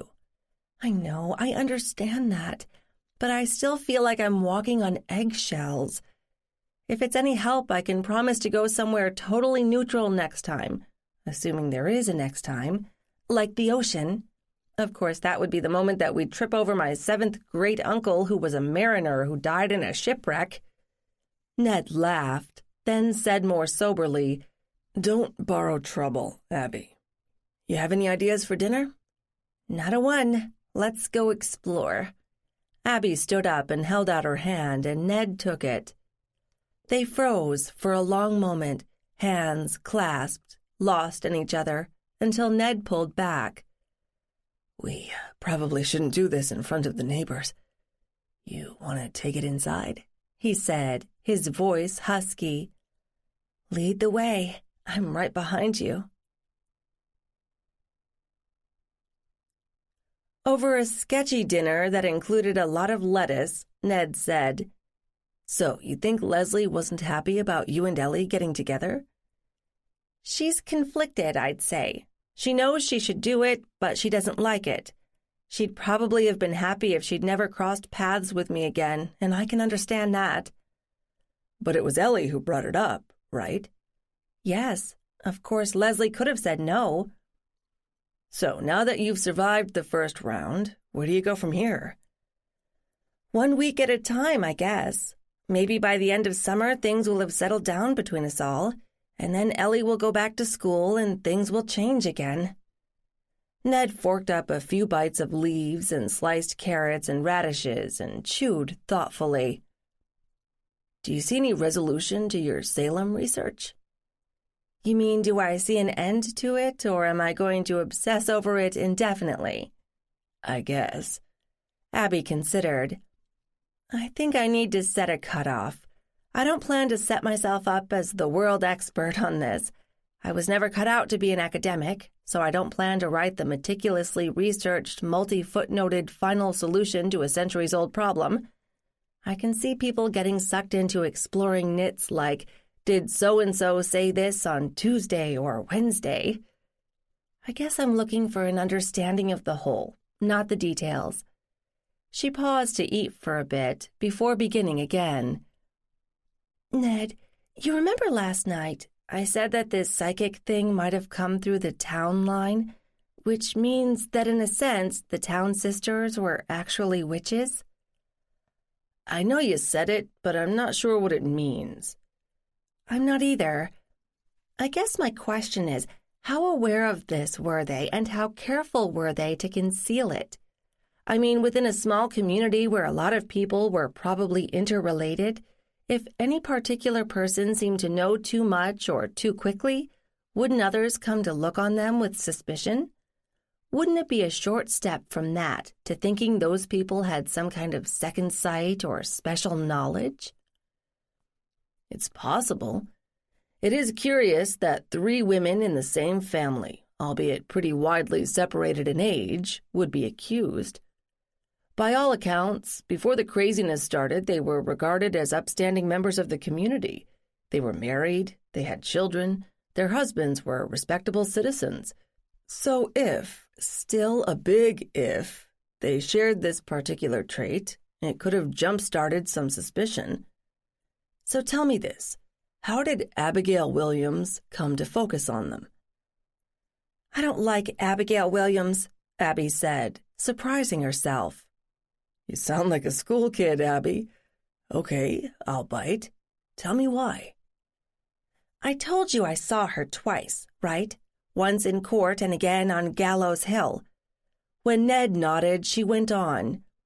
She smirked. She preened. She was very pleased with the mess she'd made. I suppose it's understandable. In a time when women had limited power and children even less, suddenly she's managed to tear apart the whole community. She points a finger at someone and the whole town quakes. Heady stuff. Kind of like a mean girl today? Exactly. Although there was a lot more at stake back then. Girls of her age, and 11 or 12 was probably pretty close to being an adult in those days, can wield a lot of power within their own circle. Although I'm kind of surprised that in a not wealthy farming community the young girls had time to hang out and get into mischief. I'll bet the boys were out doing farm work pretty early. Most likely, Ned agreed. Abby went on. There are always toadies who will suck up to the head of the clique so they can feed off that power.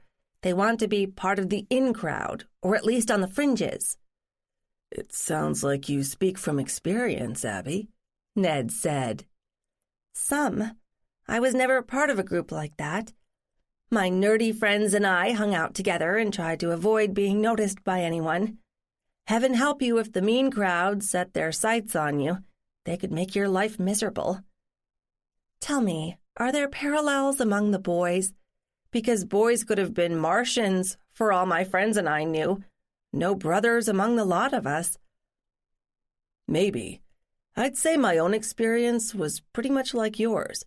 My friends and I weren't jocks, but we weren't geeky enough to be worth bullying. We were kind of the invisible middle. We were decent kids and we got good grades, but we really didn't come into our own until after we left high school. Do we agree to label Abigail Williams an official mean girl? Abby nodded. I think so, especially after seeing her in action and looking her in the face. She burst out laughing. Can you believe how ridiculous that sounds? But it's true. I disliked her even before I figured out who she was. Very petty of me. And completely normal, I'm sure, Ned said. Listen, can I suggest something? Sure. About Salem, you mean? Yes. Why don't we hold sort of a round table? We sit down and allow as much time as it takes and pull out all the theories, crazy or not, and put them out there. Some we can probably shoot down because the evidence doesn't or never did support them, or whoever wrote about it had an axe to grind. But at the same time, some theories may stand out because later discoveries have added new perspectives. You know, I kind of like that idea. Can we invite your mother? Why? Because she's objective and intelligent, and she's been to Salem, and she shares this thing, which is the one wild card we've got that all those other historians and witch hunters don't have. Okay, fair enough. Our own tribunal, if you will. And when we're done, we'll put the whole thing to bed, at least for a while. Is that fair? Only if you promise to talk to your mother about Ellie. Apart from that, I do understand that you want me to get on with my life without this hanging over us. That's fair. I started this as a kind of test, not a lifelong pursuit. So it's a deal. You want to call your mother, or should I? I guess it's my turn. And it's my idea. When do you want to schedule the tribunal? Abby asked, tongue in cheek. Sunday? The Lord's Day. Seems fitting, don't you think? I suppose. So I get the next few days to dig in and research everything so I can present my case. Am I the prosecutor or the defense? I don't know. Who would you be defending? The so-called witches, I guess. They got a lousy deal. So that makes the prosecution side Tituba and Abigail and the Reverend Mr. Paris? And any other followers they attracted along the way. Are you representing them? Making the case for the existence of witchcraft, and specifically those who practiced it in Salem Village? I guess. Can I borrow some of your reference books? Why should I make it easy for you? Do your own homework. Or go into it armed only with ignorance and prejudice and maybe a little animosity. That's the way it happened the first time around. Ned smiled. You know, this may be fun. Which are we? CSI Salem or Law and Order? The best of both. Abby stood up. I'll do the dishes if you call your mother and invite her. 25.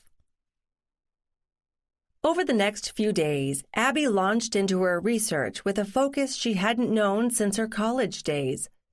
If she was obsessing about her past and the ancestors she kept bumping into, maybe this was a way to at least put the brakes on.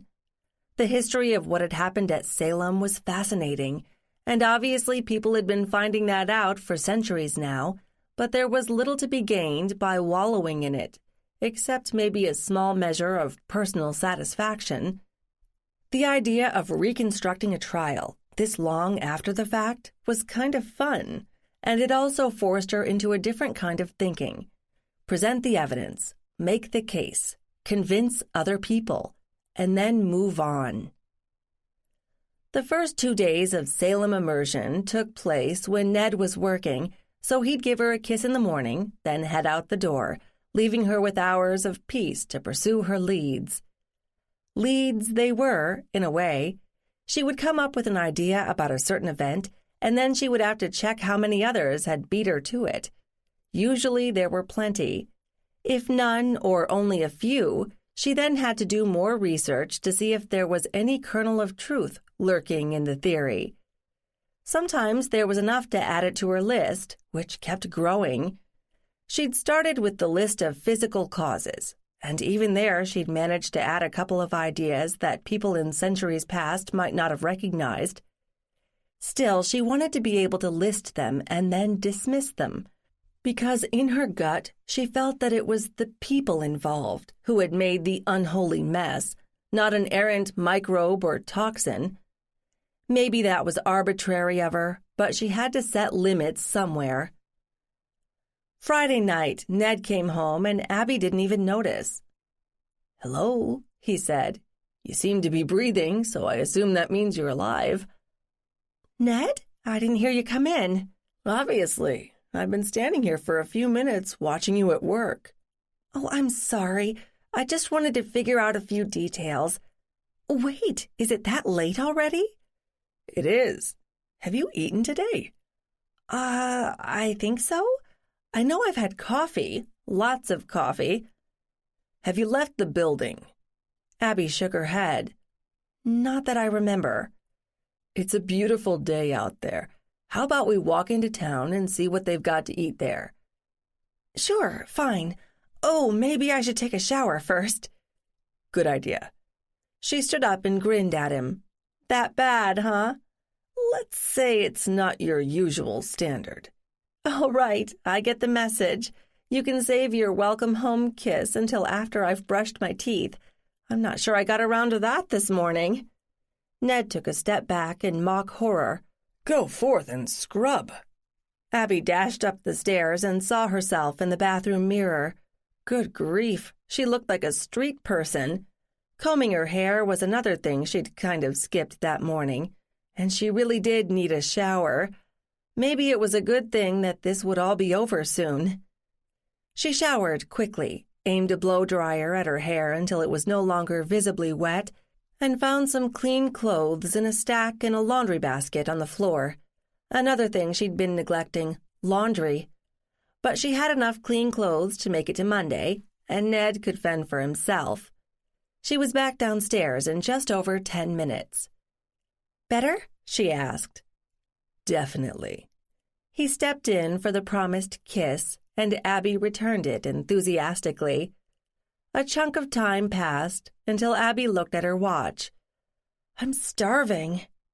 "It's your own fault. So let's get moving." Once outside in the balmy late spring air, Abby felt her muscles unkinking. Sitting hunched over a laptop all day was hard on an assortment of body parts. Probably the brain as well, since Abby was sure half the blood in her body had settled below her waist and was waiting for orders. "It's not June yet, is it?" she asked as they approached the famous green. "Not quite. You've really been sitting there all day?" "Yep, and yesterday, too. But I'm having a great time. I love learning something new, and there are so many odd preconceptions that go into this. People think they know something, but it's wrong." "And you are going to set it all right?" Ned asked. "Of course not after a week or two, but I'll get closer." "Oh, how was your day, dear?" "Ordinary. No crises. A management meeting to plan who was going to take their summer vacation when. That was the high point." "I'm either on a permanent vacation or I never get a vacation." "Where have you visited? We've never really talked about our college years and such." "England, France, Mexico, and an assortment of states. You?" "No Mexico, but I did squeeze in a couple of weeks in Italy. Goodness, 5 years ago now. Any places on your bucket list?" "Australia and New Zealand, I guess." "Good choices. I could go for that. Will you ever let yourself take that much time off? I hear it takes at least a day just to get there." "Maybe. We'll see how it goes." They'd reached the center of Lexington, passing the library and the train station. Plenty of people were out on the street, enjoying the fact that it was Friday and the weather was good.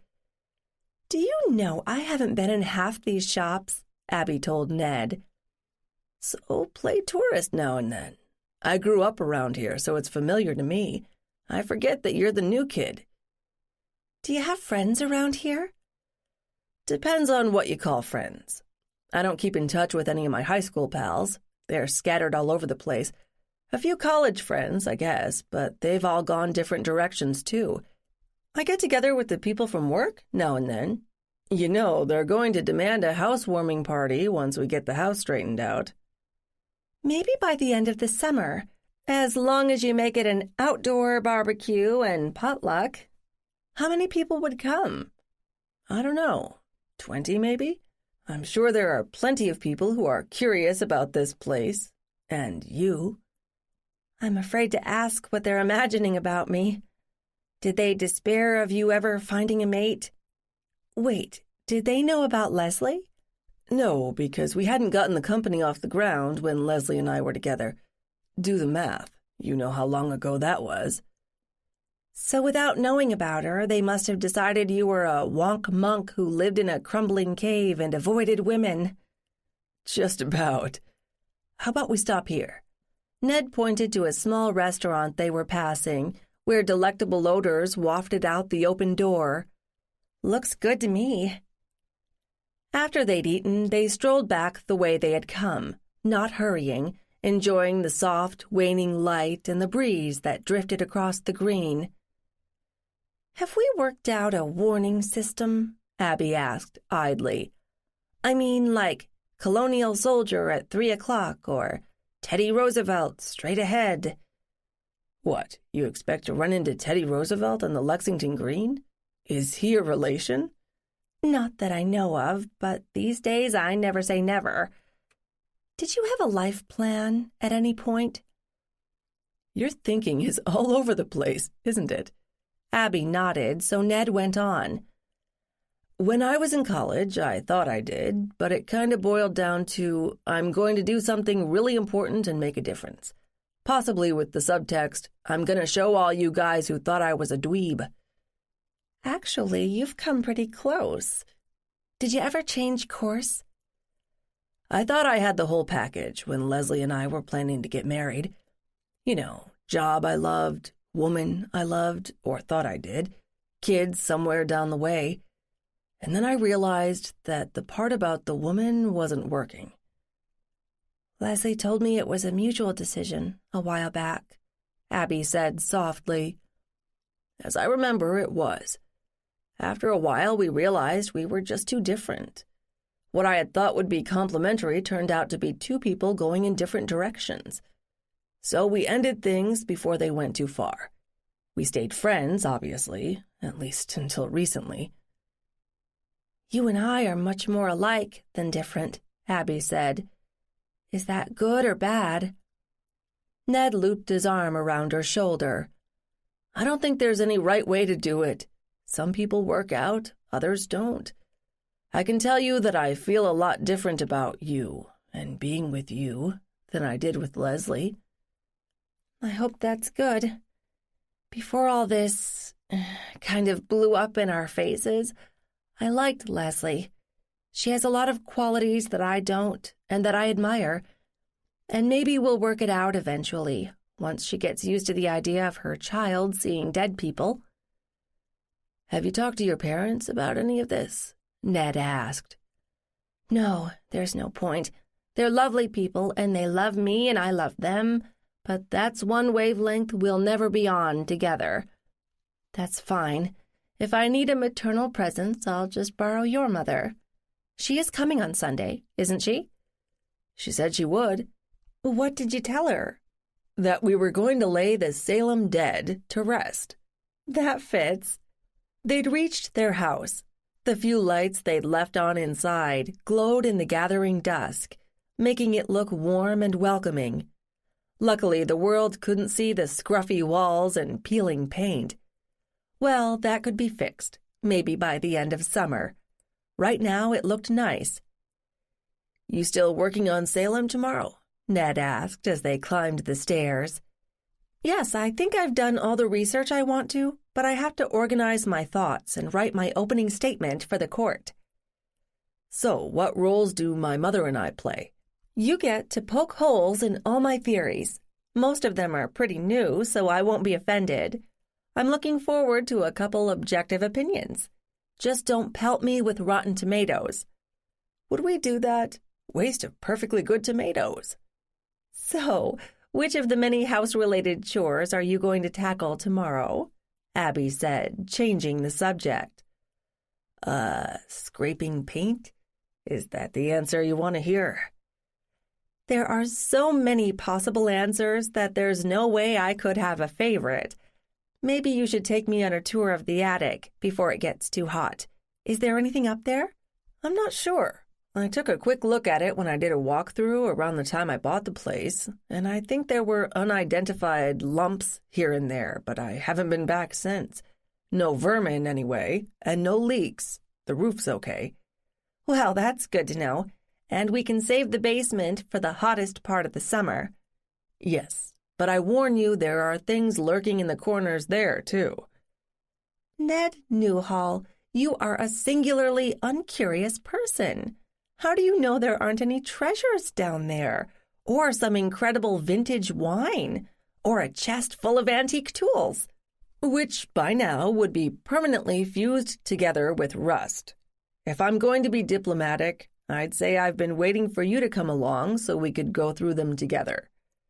Good save, pal. So I'll give you a break for now. But next week, we get serious about this place. 26. On Sunday morning, as she waited for Sarah Newhall to arrive, Abby found she was surprisingly nervous. She had never liked public speaking. She kept tripping over words, even though she had written them and knew them well. And in between she went blank, even though she had talking points neatly laid out on paper in front of her. She had never had the same problem talking to children, even in groups, although in the short time she had worked with them, they'd gotten more blasé and harder to impress. Nobody wanted to stay young anymore. Why should she be nervous talking to Sarah? She liked Sarah, and she was pretty sure Sarah liked her, and not just as Ned's girlfriend. Sarah had gone along on the Salem trip and had been supportive and curious, more so than Ned, in a way. But Abby really wanted to have her interpretation of what had happened at Salem make sense to other people, even if that view never made it out of this house. Why, Abby? She had to believe that it was part of understanding who she was and what this ability to see the dead meant and how it connected to the other people in her life. And that didn't even address a different question. Were there more people like her? How many? How could she find them? And did she want to? Sarah arrived just after 9 and brought a coffee cake still warm from the oven. "We need our strength for this, right?" she joked as she handed it to Abby. "I'm assuming you've got coffee." "Gallons. Come on in." Sarah followed Abby to the back of the house. "Are there any changes to the house I'm supposed to gush over?" "Nope. I've been so busy with this Salem stuff that I haven't done anything new, at least since you were last here. But I've promised myself not to mention Ned, that next week I'll dig in and get back to working on the house. We can't afford to waste this lovely weather and the long days." "Did you do a lot to your place, you and your husband, or did you hire people?" Abby busied herself making another pot of coffee. "A bit of each. When we bought the place, we sank most of our capital into the purchase, so any improvements we wanted we had to do ourselves. And a colonial is so different from this place. Of course, at our house I felt guilty every time we cut into a wall. Some of those boards are the width of a tree, and you could still see the saw marks from 17 whatever. But we thought we really needed electricity in the house, so we had to go ahead and cut. Respectfully, of course." "Did you have an audience?" "You mean like Johnny or another family?" "No, I don't think they liked the fuss and noise, and we didn't know they were there." I'm sure Ned told you that Johnny had stayed around because he died young in an accident. It's not like they all just drop in to say hello. There has to be that precipitating event, right? That's what I found, but my theory is a work in progress. I know the feeling. Anybody at home here? No, not in the house. Just in the cemetery, as far as I know. That's okay with me. There were enough real people here who left their own physical evidence that we don't need specters to help. How did your day with Ellie go? I didn't get the details, Sarah said, settling herself on the kitchen stool and accepting a mug of coffee from Abby. Good, I think, although I haven't had a report card from Leslie. We stayed away from touchy subjects, but they weren't off limits. It's going to take a while all around, I think, but that's fine. I'd like to get to know Ellie someday, Sarah said wistfully. Oh, of course, Abby said, contrite. She is your granddaughter, but I don't think I can bring that up with Leslie just yet. Sarah waved a hand at her. That's all right, I understand, but it's hard to be patient. So, what's your agenda for today? Ned came down the back stairs in time to hear Sarah's question. Hi, Mom. I thought I heard your voice, and I'd like the answer to that, too. Abby hasn't shared it with you? Sarah asked her son. Only the general idea. This is her show. Well, guys, fill your mugs and we'll get down to it, Abby said. I move we adjourn to the dining room. They took seats around the dining room table. What, no slides? No whiteboards? No video? Sarah said mockingly. No, Abby said, smiling. It's just us, talking. But I will admit, as I was going through the information I've collected yesterday, I kept thinking about it in legal terms, like on Law and Order, you know. You look at a suspect and you search for evidence. If you find a reason to reject that suspect, you find a second suspect, and so on. Then, when you get to court, you have to present the evidence in a way that makes it clear to the jury that the particular suspect you decided on really did do the deed. So, you guys are the jury, I guess, except that you get to ask questions along the way. Why don't we just get started? Ned prodded gently. Right. Abby cleared her throat. First, let's go over the basic timeline to set the stage.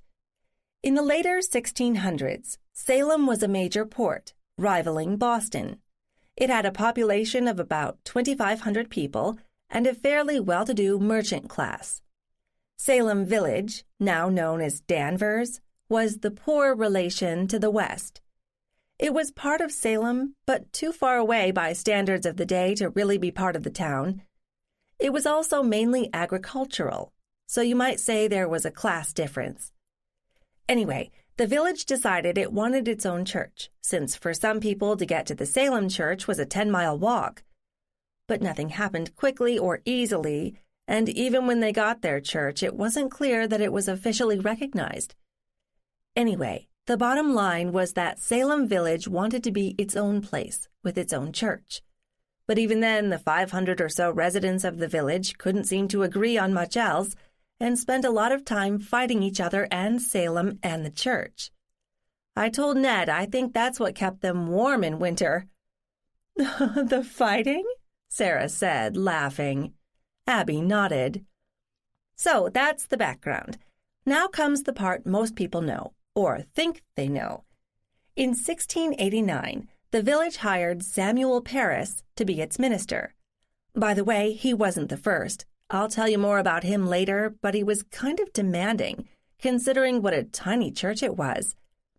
Anyway, he was hired in June, and he moved his family in, as well as a South American Indian couple named Tituba and John, and another girl named Abigail Williams, who will play an important role, as you'll see. Things roll along well enough until January of 1692, when Abigail and Samuel Parris's daughter Elizabeth start acting strange.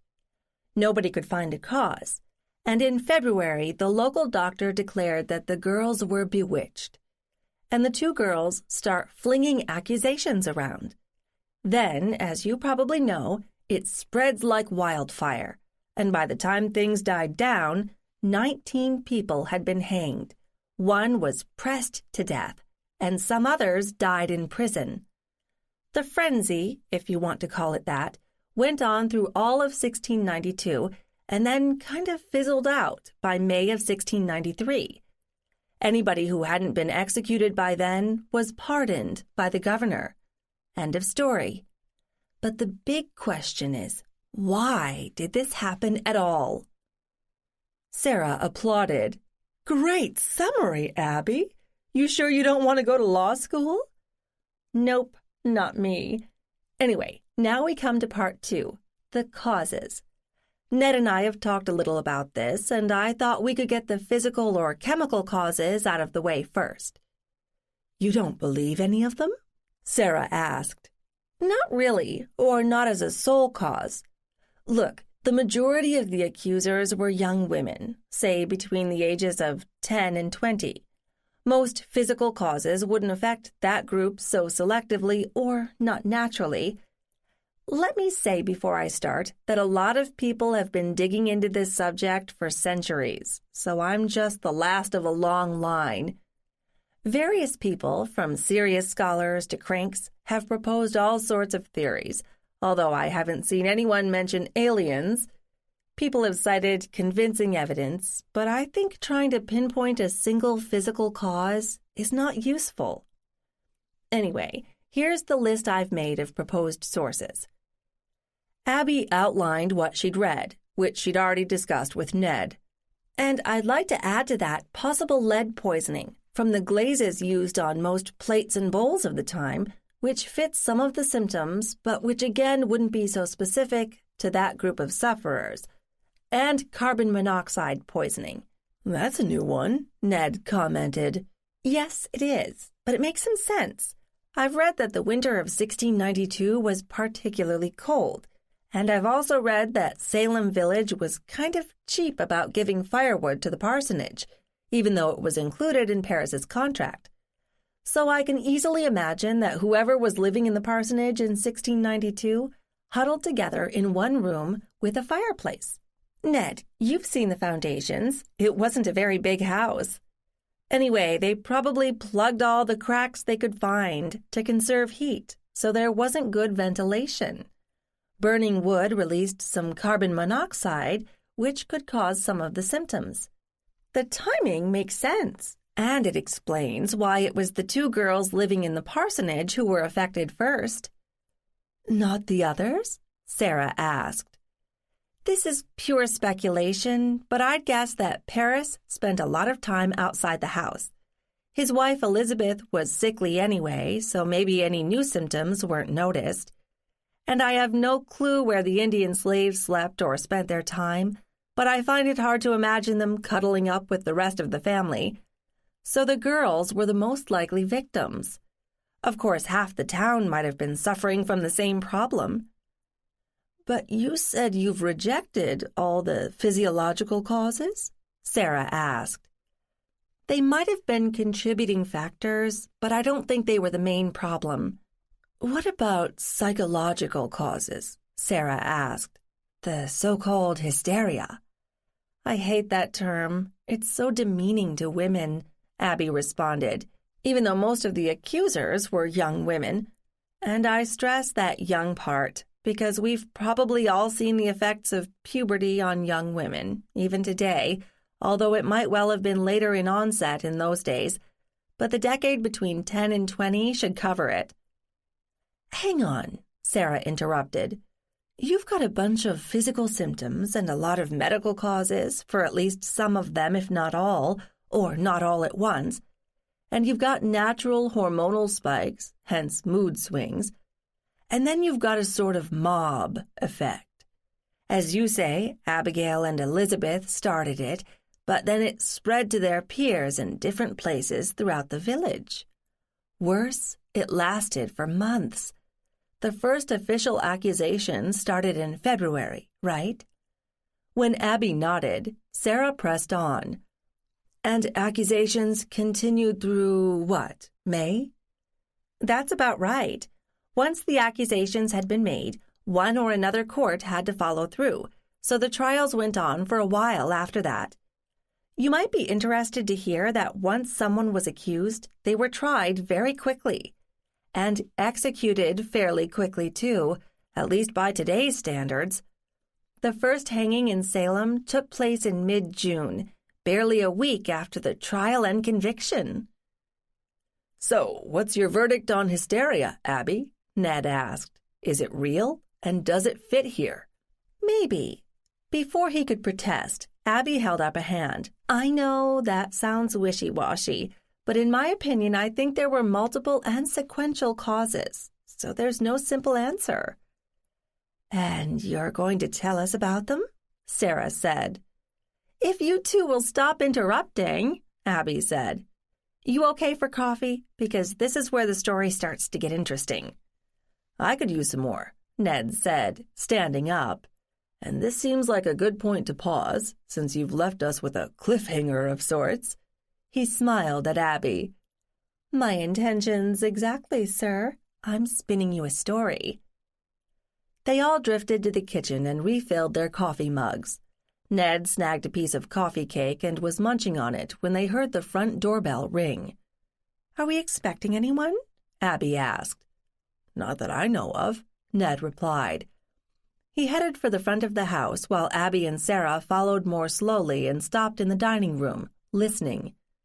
Ned returned 30 seconds later with the caller, Leslie. Leslie stopped dead at the sight of Sarah. Ned, you didn't tell me you had company. I can come back some other time. Hello, Sarah. Leslie looked distinctly uncomfortable. Nonsense, Abby said firmly. You must have come here for a good reason, and you're not interrupting anything. We're just rehashing the history of the witch trials. Leslie studied Abby's face to see if she was joking. Seriously? Yes, I have a new theory. And some new ancestors you might be interested in, Abby thought, but restrained herself from mentioning. Well, Leslie hesitated. Ned, does your mother know about... About Ellie? Ned said. Yes, and also about Ellie's ability to see the dead. But they haven't met, and I haven't seen Ellie since we talked. Leslie, don't worry, Sarah said quickly. I don't expect anything, but since I have the same ability, I'll help if I can, if you want me to.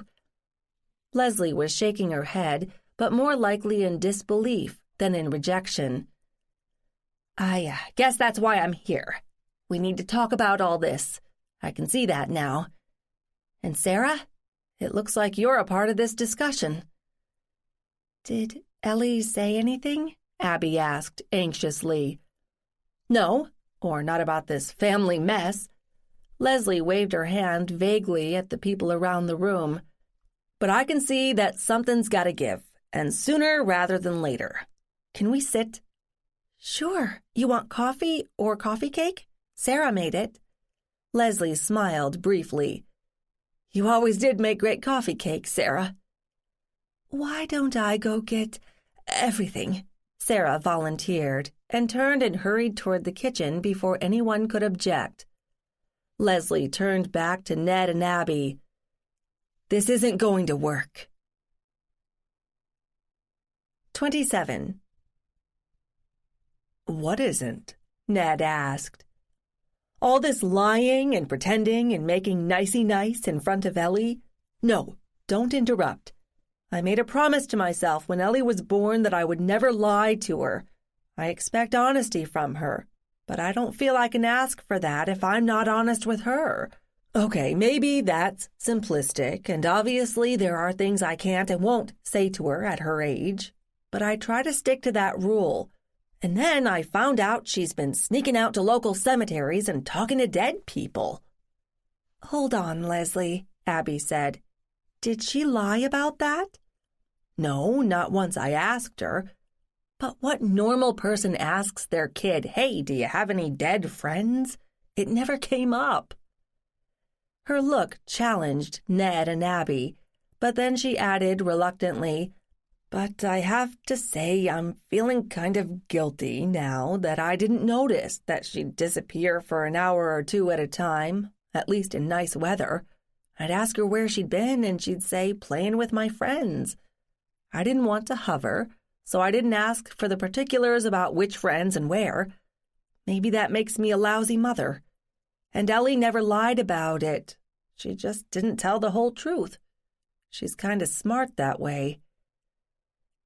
This whole seeing ghosts thing scares you, doesn't it, Leslie? Abby asked gently. I know it terrified me when I first discovered it. I'm still trying to learn to live with it. But you can't use that against Ellie. You can't make her feel there's something wrong with her. Don't you try to tell me how to raise my daughter, Leslie said loudly, just a shade short of shouting. An uncomfortable silence fell, broken only when Sarah came in with a tray laden with coffee and plates.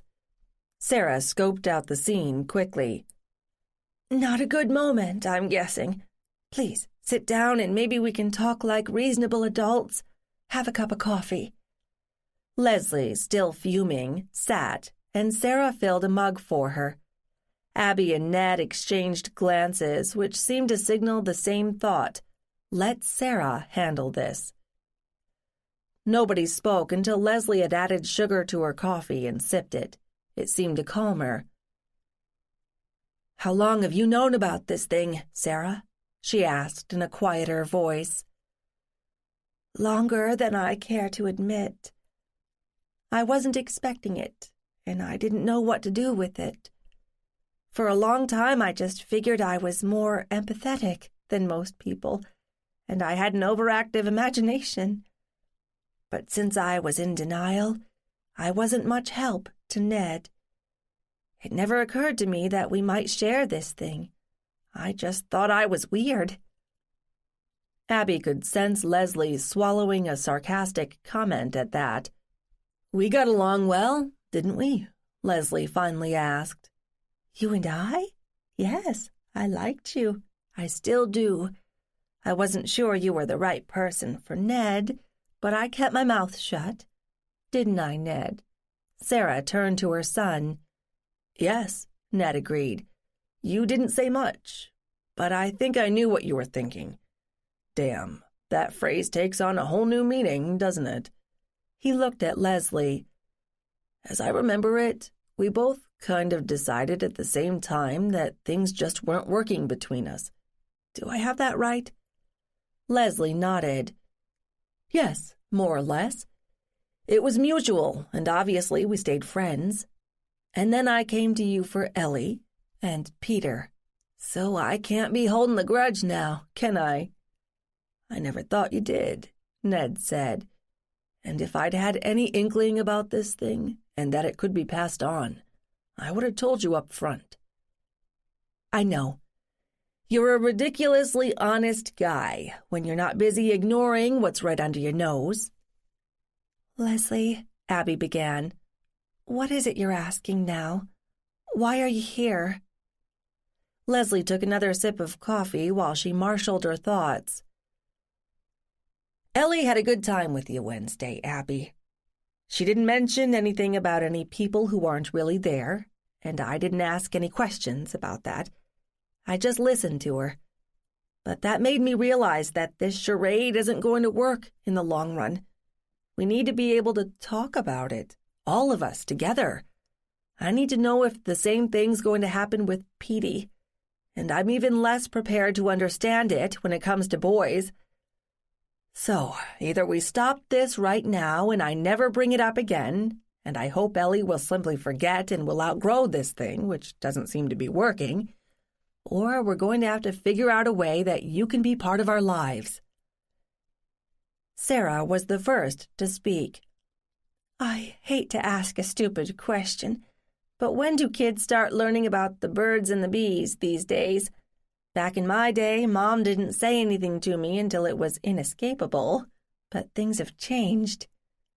Leslie sighed. What you're not saying is, when do I think Ellie is going to figure out that Ned's her father? Or more than just some guy we know? I'm still wrestling with that, and I need to include George in any decisions we make, because Ellie believes he's her father, which he is, in every way except biological. Heck, you probably know as well as I do that some girls are entering puberty by the age of 10, thanks to all those hormones in the hamburgers and such. And like I said, I won't lie to Ellie, especially not about something this important. But can I wait just a little bit longer? We can phase you into our lives gradually and let things evolve. And I guess that includes you, Sarah. I suppose you have some rights in this, if there is such a thing. Sarah reached out a hand and laid it on Leslie's arm. Thank you, Leslie. I'll respect your boundaries, but I really would like to get to know my granddaughter. Leslie looked a lot less stressed than when she'd arrived. So, we all agree? Details to be determined? You're still on for Wednesday, Abby? Of course, and I'm taking it slow with Ellie. Not so different from the way you're handling it, I guess.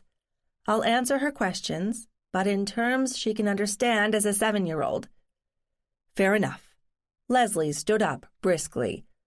Well, that's all I came to say. Wait, do you have to be home right away? Abby asked. I guess not. George is watching the kids. Why? Because we're in the middle of solving the riddle of the Salem witch trials, and you might be interested. Leslie looked confused for a moment, and then the light dawned. You mean this thing you've got actually helps you understand what happened? I think so. Don't tell me. You had ancestors who were witches, she said. Abby grinned at her. Yep, and the politically correct term is accused witches. Leslie sat down again. This I've got to hear. Great. Let me bring you up to speed.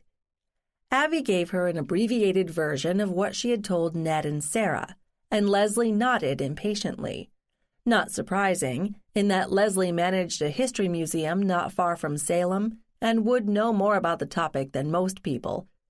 When she was done, Abby said, Since I've set aside the physical causes as the primary trigger for this series of events, I want to touch on another couple of factors.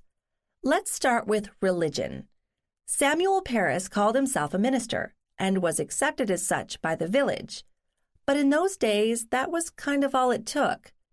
There's some question whether he was ever officially ordained. He'd been a plantation owner in Barbados and a merchant in Boston earlier in his life, and he gave up the ministry after he left Salem, so it doesn't look like it was a lifetime calling. But that's not the same as saying that people did not believe in God or the devil, although they seemed to worry a lot more about the devil. God was a distant figure, but they were prepared to believe that the devil appeared among them and held face-to-face conversations with people they knew. I know, it's hard to imagine these days, at least for most of us. Leslie looked like she was sincerely interested. So you're saying there wasn't a religious element to this? I think religion was a convenient hook to hang this on, but that's not what started things.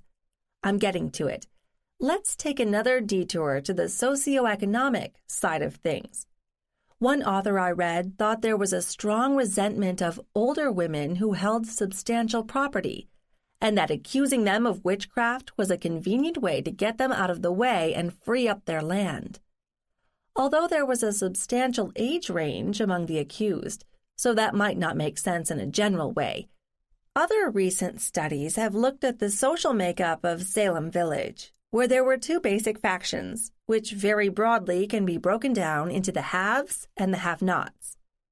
The town committee, which managed municipal matters, kept shifting in their membership and their allegiances, and the town was pretty split between the pro-Paris faction and the anti-Paris people, so much so that they circulated and signed petitions for each position, men and women alike.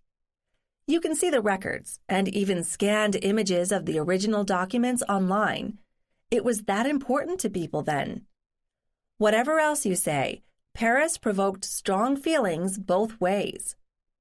You could argue that that was about religion, but it was really more about local politics, the standing of Salem Village versus the town of Salem, and what rights and privileges the members of Salem Village had. As I told Ned and Sarah, this was a group that liked to fight, and they left a surprisingly good public record of it. Wow, you really have done your homework, Abby, Leslie said with admiration.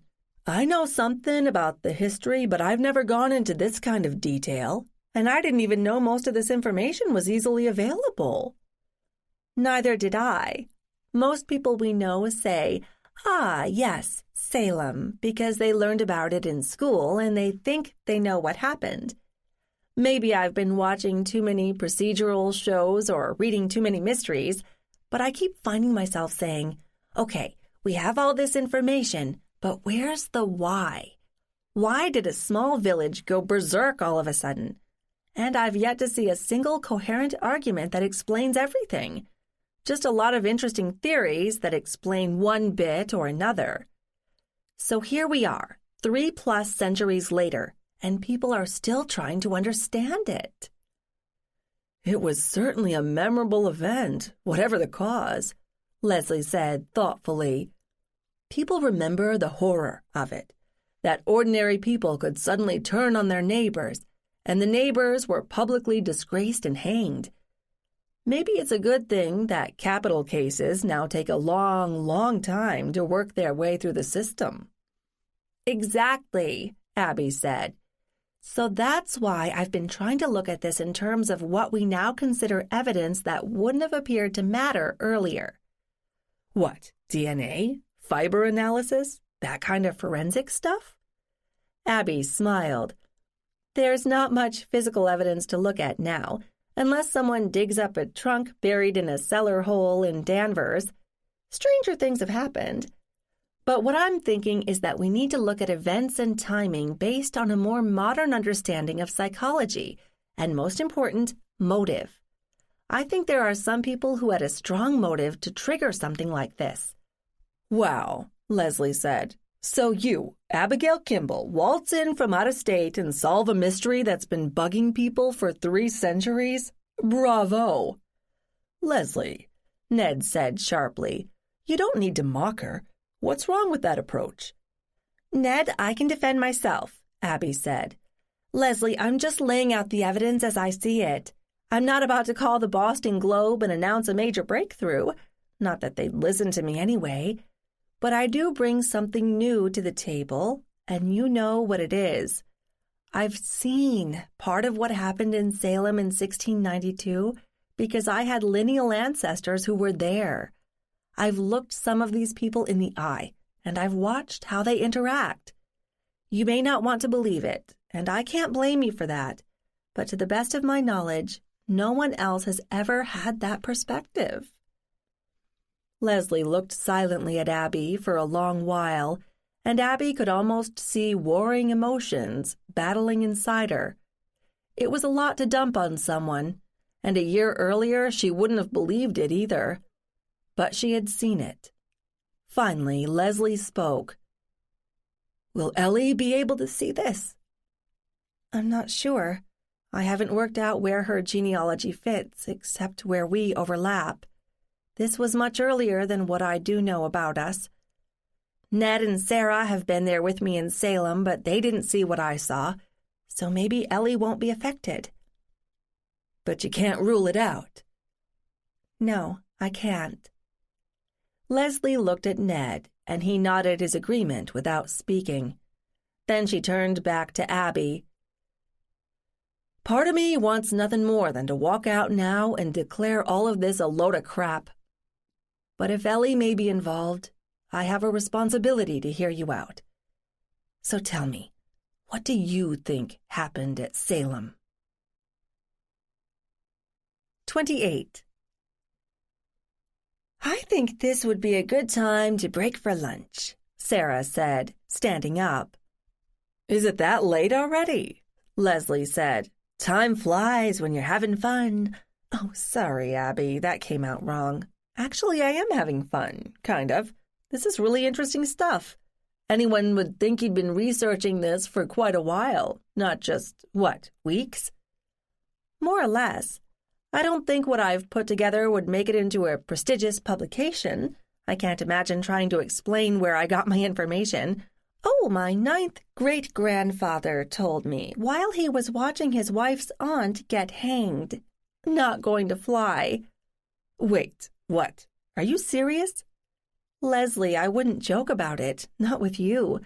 Yes, my 10 times great-grandmother was one of the infamous Town sisters, the one who survived. This just gets better and better, Leslie said. Are you saying you were there by proxy? That's about it. Leslie was shaking her head. I feel like I've walked into La La Land. How can this be? I can't tell you, but it's real. Let's go see what's happening in the kitchen. Ned and his mother were bantering cheerfully as they assembled sandwiches. Apparently, Ned had done some grocery shopping while she was immersed in the 17th century. Abby vowed to make it up to him once she'd put the whole Salem mess to bed. He'd been carrying the load for a while now, not that he complained. Sarah greeted Leslie and Abby with a smile. Ham? Chicken? Cheese? Help yourselves. Abby, I made more coffee. Hope you don't mind. Of course I don't, and I have to say you trained your son well. I'm glad to hear that. They took their sandwiches back to the dining room to eat. Abby could see Leslie relaxing. She had to feel sorry for the woman. She'd been going along happily raising her children, and by doing the simple good deed of giving Abby a job, Leslie had tossed a grenade into the heart of her life. Not that anyone could have foreseen such a thing, but it would be traumatic no matter how it happened. Abby was willing to give Leslie all the time she needed to come to terms with her new reality. She knew all too well that it wasn't easy, and that was without involving a child. She was so lucky to have Ned and Sarah to prop her up, although in a way they were all learning together. Sandwiches finished, table cleared, they were ready to plunge in once again. After she had described her findings, Abby was getting more and more comfortable with her narrative. Maybe there would never be hard evidence to support any of it, but to her mind it fit in terms of human emotions and interactions, even allowing for the centuries between. Humans were still humans, weren't they? Hey, Abby, can we get this rolling? Leslie demanded. I've got to get home sometime today. Of course. I gave you the basic picture of Salem Village at the time this began in 1692 and who some of the major players were. I think it all comes back to the Reverend Samuel Parris. So what's new about that? It's not like he's exactly a mystery figure, Leslie said, her voice tinged with skepticism. Hear me out.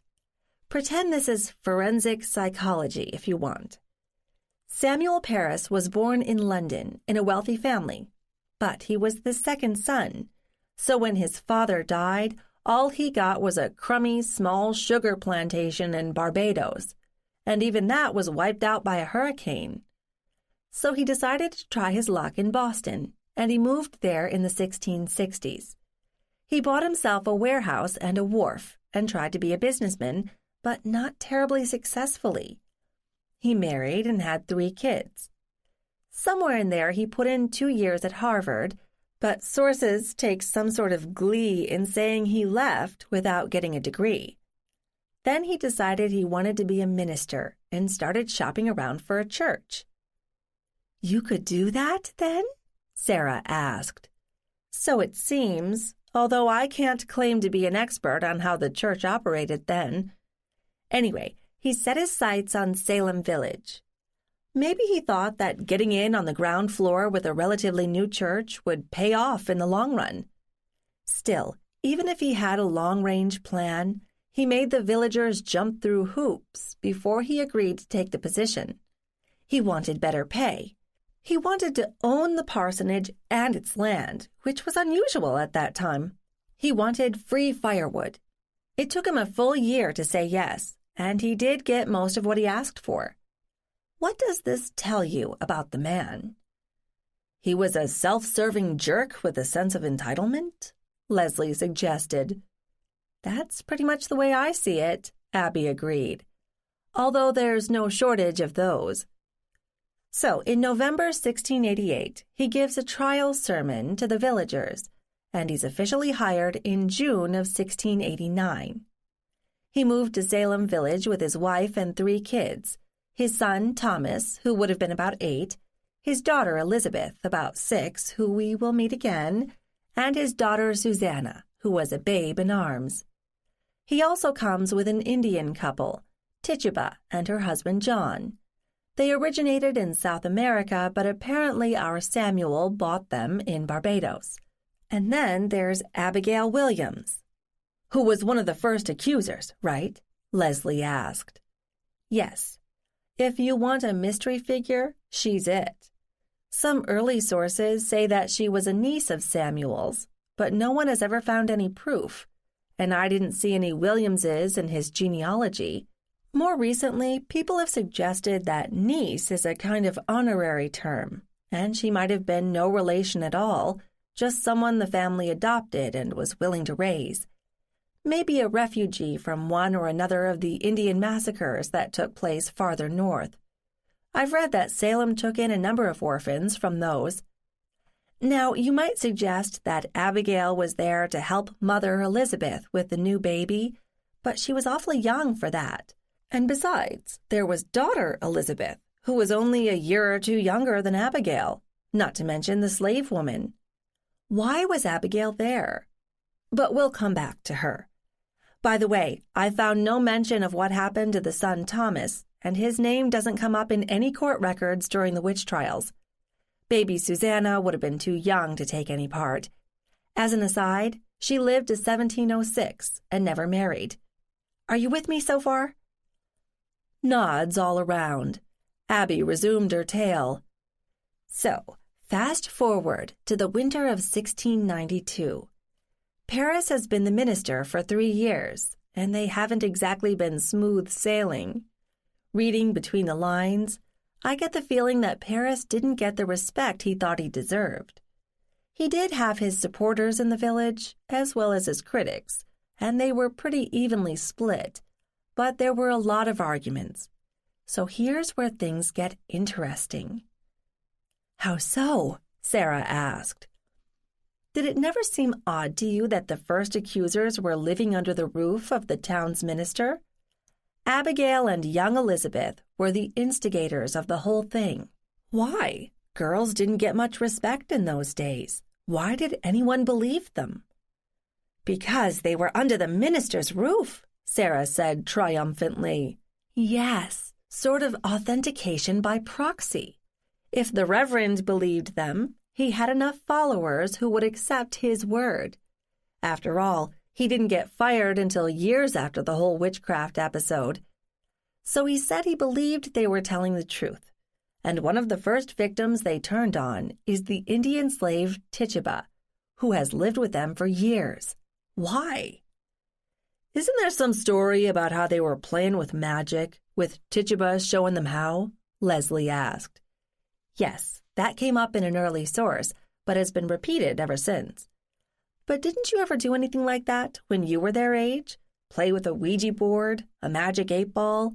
I know I did. Both are still around. Are they so different? And I've always wondered, once I heard the story, when did these girls, and the female servant, find the time to sit around playing at spells? I didn't think anybody had that kind of free time back then. Tituba made a convenient scapegoat, Leslie said. She was not English, and she must have had some kind of dark skin. Plus, she confessed pretty fast. So it was easy for everyone to point a finger at her. All true. What's more, the Arawak Indians had a tradition of magic rituals, and they even used hallucinogens in some of them. Wait, you're saying the slave Tituba dosed the girls with something to produce the symptoms? Ned asked, sounding incredulous. No, I'm not. Think about it. Whatever herbs or roots or seeds she was familiar with were most likely not available in Salem. I guess you could argue that as a port, some particular items might have been brought in, but she lived maybe 8 miles away and had no transport, and presumably she had household duties. When was she supposed to go off to buy supplies like that? Her husband? Sarah volunteered. Maybe. The records say little about him. After he apparently helps brew a witch cake that was supposed to prove whether the girls were telling the truth. Before you raise objections, an awful lot of this information comes from sources that might be suspect, but once they're out there, they get repeated over and over. What did he know about magic and brews? We don't know. There's no way to find out. If there were some plant native to Barbados that can be found growing in or around Salem, that might be a clue, Ned suggested. I'm pretty sure the climates in Barbados and the colony were not exactly similar, but please feel free to look for such a plant, Abby said, smiling to soften her sarcastic comment. Anyway, are you willing to accept that it's unlikely that Tituba played the role that history has assigned to her? There's no record about how any other villagers felt about Tituba? Or the fact that the Parrises had servants at all? Did many other households in the village have them? Sarah asked. That I don't know, but it's a good point. May I go on? More nods. Thank you. So, Abigail Williams and Elizabeth, or Betsy as she was known, started having fits and acting very strange in January of 1692. It went on for a few weeks, and then they were both examined by the town doctor, who couldn't find any physical cause, so he declared that it must be witchcraft. Whatever happened to him? Sarah asked. I have no idea. Then came the witch cake episode, which was uncovered pretty quickly, and the Reverend started holding prayer services. I'd guess he was covering his butt by then, since he'd been harboring the afflicted girls under his roof. And at the end of February, the formal accusations were flying, and you probably know the rest. Tituba confessed really fast, and she and 2 others were sent to prison in Boston. And still, the accusations kept coming. How many came from Abigail? Leslie demanded. A few. Her biggest coup was accusing the Reverend George Burroughs, who had held Parris's position in Salem Village earlier. Now, this was a man who appeared to have been beyond reproach, and who wasn't even in Salem during the whole witch mess. In fact, he was living in Maine. On the strength of Abigail's accusation, the man was dragged back from Maine, put on trial, and hanged. A minister. Abigail most likely never met the man. So where did this come from? You're saying that Parris engineered this whole thing, Ned said flatly. Yes, I think so. He saw his grasp on his position in Salem Village slipping, and he figured out a way to turn the tide. He had means, motive, and opportunity, and he succeeded. You're going to have to walk me through this, Leslie said. You make him sound like a megalomaniac able to bend all sorts of other people to his will. How? Why? I've got some ideas about that, Abby said. This may be oversimplified, but I think it hangs together. We've already seen he had a pretty big ego, even before he moved to Salem Village. He wrangled himself a fancy house and set himself up with servants. That got expensive, and the townspeople started grumbling about footing the bills. Now, I'm not saying he wasn't an effective minister. Sources say he definitely had religious enthusiasm and was serious about the state of religion in Salem Village. The job mattered to him. When the villagers started complaining, he felt threatened, so he needed a distraction, and boy did he find one. Abigail. Why? Leslie shot back. Because she was easy to manipulate? No, because he was sleeping with her. 29. The reaction from the others was almost comic as their jaws dropped in unison and Abby fought not to laugh. Got your attention, didn't I? "You're going to have to explain, Abby," Sarah said. "Is there such a thing as historic libel? Or do I mean slander?" "I believe the statute of limitations has run out either way, but let me give you my reasoning. I've told you why Samuel Parris wanted to keep his job, but haven't you noticed that men with large egos and an inflated sense of their own importance also have large appetites in other areas?" "That's hardly proof of anything," Ned commented. "No, but it's part of the big picture," Abby said. "I found sources that said his wife, Elizabeth, wasn't very healthy. She had the 3 kids while they were still in Boston, and then nothing, although she was still of childbearing age.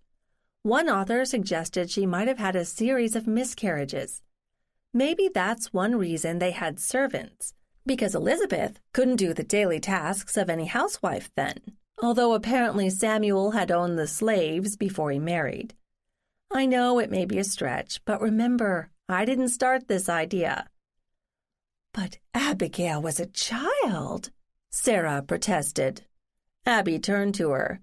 "Sarah, how much do we know about Abigail Williams? After 300 years, nobody has figured out who her parents were, where she came from, how she ended up in the Parris household. We have only Parris's word that she was 11 or 12. Certainly she must have been close to his daughter Betsy's age, but she could have been a couple of years older. Not a big difference. She might have been small at 14. But some girls did get married that early back then. Leaving that aside for now, there are other related bits of information that are interesting. One is that early in 1692, after the frenzy had begun, the Reverend Parris sent Abigail out of his house to live with a Samuel Sewell in Salem town. Sewell was supposed to be some kind of distant relative, but I haven't had time to check that. Anyway, Abigail's accusations dropped off rapidly once she was in the Sewell household, although they didn't stop. What is even more interesting is that Samuel Sewell was appointed as a judge on the special court of Oyer and Terminer that the new governor set up in May 1692. "Which proves what?" Ned asked. Parris and his maybe relative Sewell had a hand in steering the outcomes of the witch trials, and they both controlled what Abigail could say. "That's interesting, but pretty thin," Leslie said. All right, try this on for size. Abigail's last public appearance was when she testified in court on June 3, 1692. She never appeared in any record after that. Any record.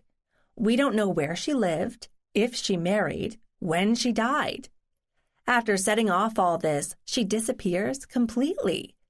If this were a movie, I'd have forensic people in Salem looking for her grave. The daughters Elizabeth Parris and Susanna Parris lived long past 1692. Did they know where she went? Did they ever tell anyone what had happened to Abigail? Did no one ask either of them? Or were people content not to drag up the old troubles? "So where did the whole magic spells and incantations and stuff come from?" Leslie demanded, still unconvinced. "Was it all a distraction?" Abby had really warmed to her subject by now.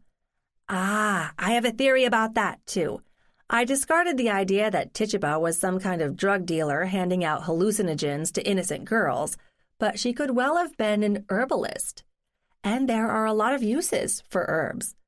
I picked up a nice book from England about medicinal herbs, and one thing I noticed when I read through it was how many warnings there were not to give a lot of the decoctions to pregnant women because they can bring about miscarriages or help a woman deliberately end a pregnancy. "Oh, wow," Sarah said with a gleam in her eye. "So you're suggesting that not only was Reverend Parris sleeping with his ward, for want of a better term, but he may have gotten her pregnant?" It's a theory. It's a little late to prove it. Unless, of course, Abigail was shipped off to who knows where to have the baby. But say it's true. Say Tituba knew what was going on in the household. In a house that small, with so many people living in it, It would have been hard not to know. And say she figures out that Abigail was in the family way. She could have gone to either Abigail or to her master and said, "I can help you take care of this." "But Tituba was accused too, by Abigail," Sarah protested. Yes, she was. Maybe her bruise didn't work. Or maybe it was a ruse to draw attention away from her by focusing on her, if you see what I mean. Make Tituba the villain, leading the girls astray. Or maybe she threatened the Reverend with a bit of blackmail about the possible baby, so it was important to get her out of the way. It worked, in that she got shipped off to the Boston jail. "But not hanged?" Leslie asked. Abby shook her head. No, or not according to any record. She confessed, which in those days meant she would be spared, so presumably they didn't hang her. Like Abigail, she disappears when the fuss dies down and never reappears in the story. I'm still puzzled by why nobody seems to pay any attention to those 2 disappearances. It's easier to accept losing sight of Tituba and maybe her husband because they were slaves and Paris could have sold them. He was hard up for money, since most of the time the village wasn't paying him his salary or even providing the promised firewood. Records for slaves in those days were probably sloppy, so Tituba kind of fell through the cracks. But Abigail? Both of them? Ned leaned back in his chair and stretched. "So you're saying that Paris wasn't sleeping with his wife, but being a lusty man, he was sleeping with Abigail, under his own roof?" It's a hypothesis, Abby reminded him. "If you say so. And Abigail may have gotten pregnant, and either Paris or Abigail may have recruited Tituba to help her end the pregnancy, or Tituba volunteered to help?" Yes. Ned shook his head and went on. "Then Abigail, pregnant or not, is first shipped out of the Paris house to Salem, away from Paris, but not too far away, in the home of a convenient relative, and a few months later she disappears forever?" "You've got it," Abby said. "Well, it's an interesting theory," Ned said, looking unconvinced. "So how do you fit in all the other accusers?" Leslie demanded. "That's a little trickier," Abby admitted. "There were around 20 of the girls, with an age range spanning the teen years, and we shouldn't read too much into that description since that age isn't what it is today. I don't know how that number fits with the demographic of the village. I mean, was that all the girls in Salem Village? Or if not, what percentage? Half? A quarter? Anyway, there were enough girls of a certain age who obviously knew each other, had probably grown up together, and might have been interested in being part of a rebellious little plan during a boring winter. They might not even have known about the whole pregnancy thing. Abigail could have recruited them and told them a different story. Although I'm still boggled that so many girls could have been spared from household chores and such to hang out and get into trouble. This wasn't the rich end of Salem. This was the farming end. "The pregnancy is still just a theory," Ned interrupted. Yes, if there was a pregnancy, maybe the rest of the girls didn't know, or maybe they were all interested in how to stop a pregnancy. Either way, it's not necessary to the plot. They were a gang, led by one manipulative little schemer who was probably encouraged and given instructions by Samuel Paris, and they were probably happy to have a reason to cut loose. What it comes down to is this. I refuse to believe that Abigail, whatever her age, was smart or savvy enough to create this whole elaborate scheme. It had to be Paris. I'm willing to guess that once things got started, she really enjoyed the attention and made it easier to recruit other girls. Strength in numbers, you know. And then maybe the whole plan took on a life of its own and got out of hand. Whose idea was it to go after Burroughs, then? What had he done to anyone? If that was Paris's idea, wouldn't that cast his own standing in doubt? If it was accepted that a minister could be in league with the devil? Sarah asked. But Burroughs was long gone by the time the witchcraft thing started up. It was easy to accuse him of who knows what when he wasn't there to defend himself. And Paris took control by leading the charge through his puppet, Abigail. Remember, it was Abigail who spoke out against Burroughs, and it's pretty good odds that she was coached by Paris, don't you think? You make it sound plausible, Abby, Leslie admitted. But why have people glossed over a lot of these things? You tell me, Abby said. Each generation views the past through its own lenses. I found it fun skimming through the histories of Salem and 19th and 20th century interpretations. I'm not saying any of them is wrong, but they each had a viewpoint specific to their time that they couldn't escape. And our generation will probably be just as right or wrong in its own way, and we just keep moving further away from the event, with no way to glean any more real information until somebody invents time travel. I think you're as close as they come, Abby. Leslie hesitated, then said softly, "What did you see?" Her tone was almost wistful. Abby glanced at Ned and Sarah, and they nodded encouragement. Ned and I went to Salem on Saturday. I was looking for where the early trials were held, in the historic district, the old meeting house and the first church. Of course, the buildings are long gone now, but we found the site. And I saw, Abby made air quotes, parts to 2 of the trials. As I told you, I can only see things through one of my ancestors, so in a way I got a bonus. I was seeing one of my ancestors testifying at a trial. He gave his name, which is how I knew who he was. He gave testimony at only one trial, in defense of Elizabeth Proctor, so it was easy to narrow that down.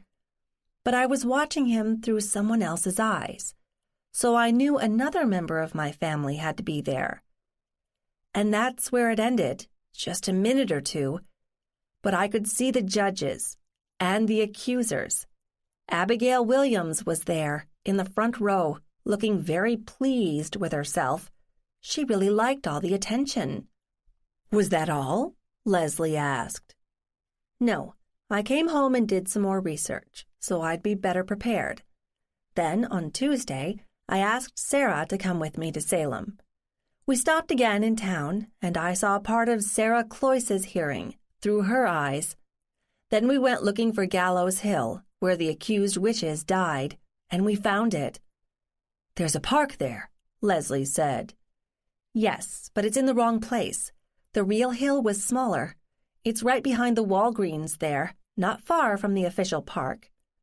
So what happened? Leslie was watching Abby intently. Samuel was there again, but this time he was with me, or the me I was seeing through, a woman, and she was very upset. Samuel kept trying to get her to leave. He called her Hannah, and I came back and worked out that she had to be his wife, Hannah Bridges. And when I worked my way up the line, I found that her mother was Sarah Town, and what we were seeing was the hanging of Hannah's Aunt Rebecca Town, nurse. It was awful. And then some car in the parking lot blew its horn, and it was over. Leslie stared at Abby, uncertain. Then she glanced at Sarah. You were there? Sarah nodded once. I was. You don't see these things? I see some things. I didn't see anything at Salem. You believe Abby? She's not just going into some phony trance and making things up, or fantasizing the things she's read about? Sarah responded quickly. Leslie, how can anyone answer that? Abby didn't know who Samuel Barton was until she saw him in Salem. She didn't know who his wife was or that she was descended from the Towns. And why on God's green earth would anyone make up things like this? I know you don't want to believe it, but you'd better get used to it. Do you not believe your own daughter? Leslie shook her head without looking at anyone. I swear, I thought she was just an imaginative kid. I'd say something vague like, "Sure, that's nice," and I probably sounded dismissive. After a while, she stopped telling me about what she saw, and I thought I was right. I thought she'd outgrown it. I guess the reality is that she saw how I reacted, and she just shut up. Until Abby came along. Leslie, Abby began, but Leslie stopped her. No, this is nothing you did. I suppose I acted by the book with her, but that wasn't right. But you know how hard it is for me to wrap my head around this? To sit here in this room and have you tell me that you had a conversation with people who have been dead for centuries? Leslie, I'm not there. I'm just seeing through people. I can't talk with them, and they don't see me. I'm like a passive receiver. Leslie waved a dismissive hand. Whatever. It doesn't make a lot of difference, you know? I can't do this thing that you can. I'll never be able to do it. I don't have the gene or whatever it is. I can't buy it or practice it. But my child can, and that scares me. She stood up abruptly, almost knocking over her chair. I'm sorry, but I have to think this through. Thank you for sharing it with me, all of you. I do appreciate it. This is my problem, not yours. Abby, you can keep seeing Ellie, and we'll eventually figure out how to tell her where Ned fits in the picture. But right now, I'm going. Ned stood up and followed her to the door. He said something in a voice too low for Abby to catch the words. Abby felt exhausted, even though all she'd done was talk. Was I making any sense? She asked Sarah. Sarah smiled briefly. As much sense as those people who described the devil in minute detail. Seriously, I think you pulled a lot of details into one package. Is it perfect? No, but it's not bad for a week's worth of research. What are you going to do now? Abby sat back and said, I'm going to write it all down, and then I'm going to stick what I wrote in a drawer and not think about it for a while. That's probably sensible. But don't you have some unfinished business with your Samuel Barton, now that you know him, kind of? Probably, but I'm going to worry about that tomorrow. Will Leslie be okay with all this, do you think? You've known her longer than I have. That was years ago, and before she was a mother, which changes things. I think Leslie is an intelligent, practical person. She liked and trusted you before all this started, and you haven't changed as a person. She'll come around eventually. As she said, she doesn't really have a choice. And she left the door open. I think she's listening to you. Sarah glanced at her watch. Oh, shoot, look at the time. I'd better get back and start dinner. I really did appreciate you including me in this. It was fun. And at the same time, I think you may have discovered a few kernels of truth, although we'll probably never know for sure. That's all right with me. I've learned a lot. Don't get up. I'll say goodbye to Ned on the way out. 30. Abby mustered up enough energy to take the remaining tea things back to the kitchen, where Ned joined her. So, what's your verdict? She asked. About Leslie, Mom, or your Salem hypothesis, or multiple hypotheses? I'll take the easy one. Salem. I think your ideas are more rational than a lot of theories that have been tossed around. Funny how so many historians treat those people like actors on a stage and forget that they were ordinary humans, cold, scared, angry, sickly, scared of Indians, whatever. As you pointed out, it's very hard to accept that a 12-year-old Abigail could have not only started this mess, but sustained it over time. One incident, maybe two, most people could buy, but over months? And then she recruited her friends? It doesn't feel right. There had to be a stronger mind behind it. And Paris as puppet master makes sense. But if it was him, he pulled it off. He even kept his job until the townspeople got tired of him, which seems to have been a regular occurrence in the village. You've been doing your homework, Abby said. I have, a bit, Ned admitted. Are you satisfied with what you found? Abby perched on a stool. I think so. I feel privileged to have seen even a fragment of what happened, and that was probably more than enough. I don't want to see any more hanged bodies. And I really do admire Samuel Barton, who stood up for his family, and I've learned that when things didn't improve, he gathered them together along with the other affected families and took them to a safer place where they thrived. I'm proud to be descended from him. So you're done? Ned asked. Almost. I have one more thing I want to do, but after that I'll give it a rest.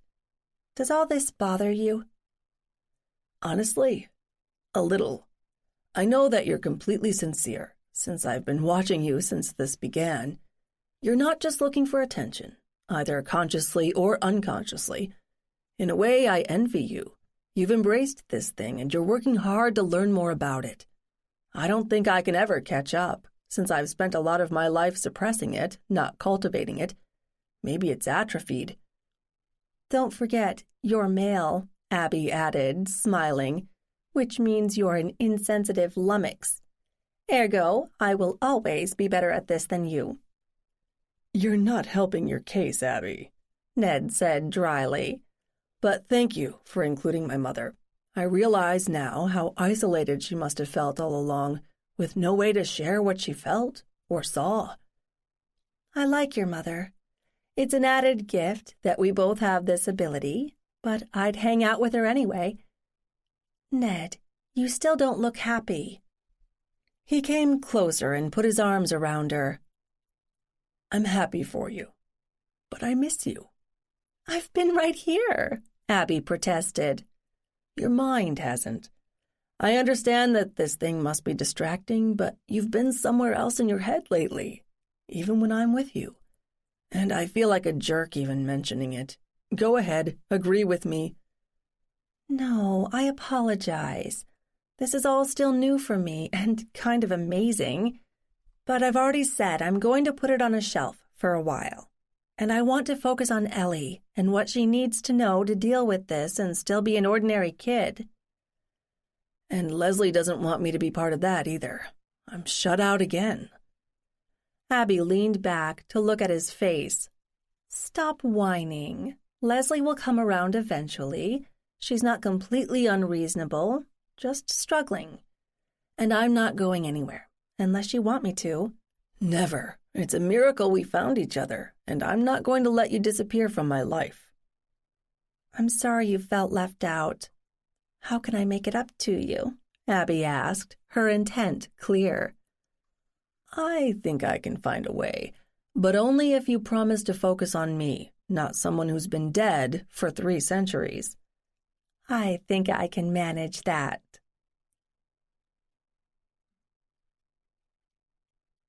After a last couple of days of intensive research, Abby felt ready to fill in the final part of the Barton witchcraft puzzle. Not that she was finished with her research, but there was no urgency to flesh out the family lines after 1700 or so. They'd all still be waiting when and if she was ready.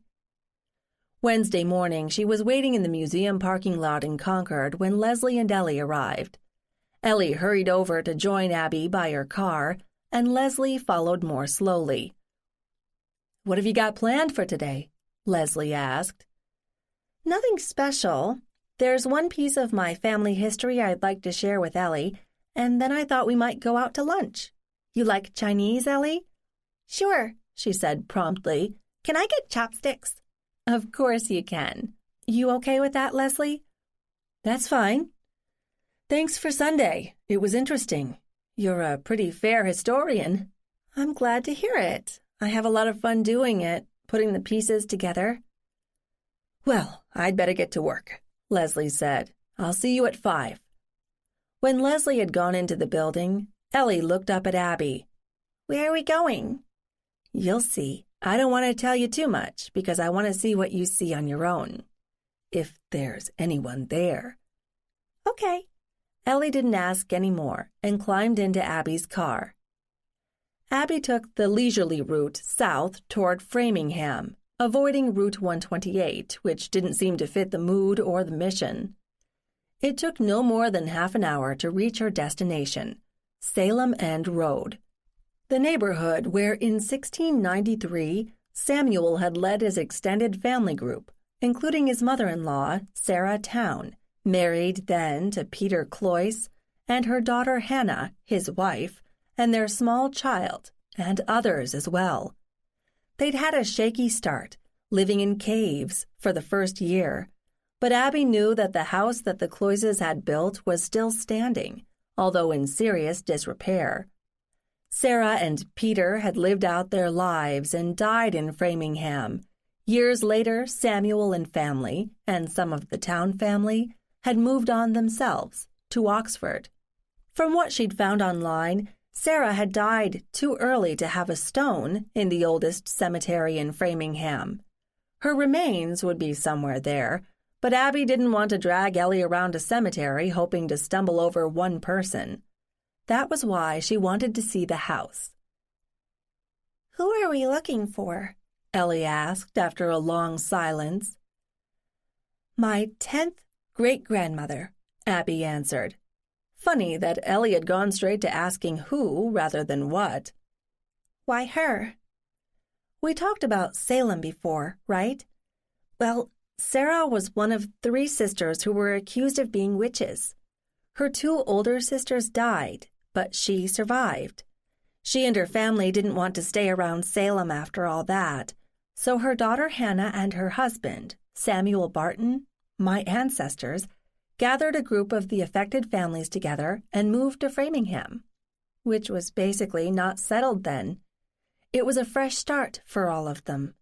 They settled in a part of town where there's a road now called Salem End, and they built houses there and lived out their lives. Except my ancestor Samuel got restless again and ended up moving later in his life. But Sarah died in Framingham, and so did her husband. I want to see the house they built. And if you want to tell your mother something, you can say that it's one of the oldest houses in the country. And there's one other funny thing. The land they settled on was owned by one of the men who had been a judge at the witch trials. He got so fed up with the way things were going that he left in May of 1692 before the hangings started. He already had the land in what became Framingham, so he kind of helped the other people who left Salem and gave them a big chunk of land. That's what we're looking for." "Cool. Abby, have you seen the witches?" "First of all, there's no such thing as a witch, Ellie. People were afraid and made things up, but the people they accused were innocent. The courts even admitted that later." "You didn't answer my question," Ellie said stubbornly. "Ellie, I saw one of them when she was hanged." How odd to say that, and to a child. I was seeing it through my ancestor Hannah's eyes, and she was very sad, and frightened, and angry. It was an awful time. Maybe that's why we remember it in this country. We don't want anything like that to happen again. Although it does, if in different forms. Abby sighed. "You don't find any of the things you see scary, do you?" Ellie considered. "No, mostly sad. The people can't hurt me, and they're not real. I mean, they were real once, but not now, right?" "That's about it." Abby slowed and started reading road signs and turned onto Salem End Road. She drove a few hundred feet down the 2-lane road, then pulled over. "I think that's the one." She pointed toward a fairly large colonial house, sadly shabby, with shutters dangling and heavily overgrown with vines and weeds. "I've read that there are people who are trying to raise money to save it. Maybe Ned could help if she asked him. She'd have to think about it." "Are we getting out?" "Sure." There were no cars around on a weekday morning.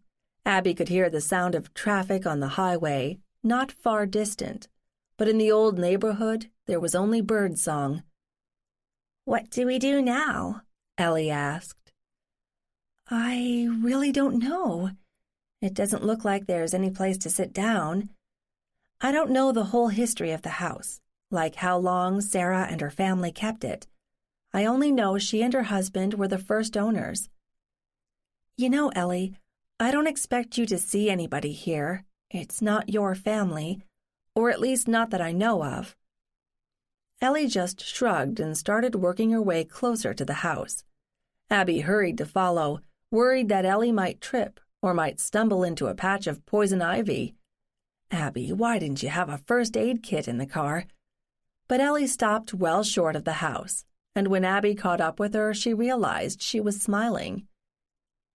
There, Ellie said, nodding her head toward the house. Abby looked up at the building and saw it like two superimposed images, the decrepit current one and one that was bright and clean and whole, with a woman standing in front of it, talking to someone. The woman turned and pointed, not at Abby, because Abby knew the 1700s Sarah couldn't see her, but surveying her property, her land, her safe haven. And what Abby read from her was, for once, not pain or sorrow. Sarah was happy. Sarah had found a home. You see her too? Abby asked Ellie in a quiet voice, fearful of startling the ghosts. Uh-huh. Does that mean I'm related to her? Maybe. We'll see. Abby turned back to the house, where the figures seemed to be fading in the bright sunlight, and then they were gone. Goodbye, Sarah. I'm glad I found you. Abby felt peaceful. Finding Sarah here was an antidote to the grim scene of her sister's hanging. The Salem refugees had moved on and prospered, and here she was, the latest in a long line. She hoped some of their strength had come down to her. She looked down at Ellie, who was proving to be a very patient child. You hungry yet? It's not lunchtime, Ellie told her. I know. Maybe there's a bakery or something in town. You want to go look? Sure, as long as we can get Chinese later. Deal. As they made their way back to the car, Ellie said quietly, She was happy, wasn't she? Yes, Ellie, I think she was. She deserved some happiness. Afterward. Everybody thinks they know what happened in Salem in 1692, but do they? Authors and academic researchers have been proposing theories, biological, psychological, sociological, for over 3 centuries now, but none of them is truly satisfying. The original records for the Salem witch trials are extensive and now available online as both images of the original documents and as transcriptions, so we have access to all the primary evidence. So what is the real story? For the Relatively Dead series, I've borrowed a lot of my own family tree. I've spent decades doing research on them, especially since I moved to Massachusetts in 2003. But I was startled to find that I'm a direct descendant of one of the 3 town sisters of Salem, all accused of witchcraft in 1692. 2 of them were hanged that year. My ancestor, Sarah Town, survived and abandoned Salem once she was released from prison, with family and friends around her. As a mystery writer with a personal stake in the history, I was eager to review the evidence from a modern perspective. I applied a bit of amateur profiling and did some forensic analysis based on what we know, and came up with even more theories, or combinations of theories. Since I am writing fiction, and my protagonist, Abigail Kimball, possesses the unusual ability to see fragments of the past through her own ancestors' eyes, I could send her back to that time and have her look both the accused and the accusers in the eye.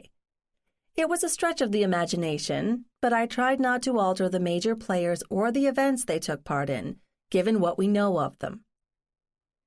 In the book, Eliza Barton, Abby's ancestor, is a fictional character, but Eliza's family tree is my own and accurate, as are the locations and the timetable of events in which my ancestors participated.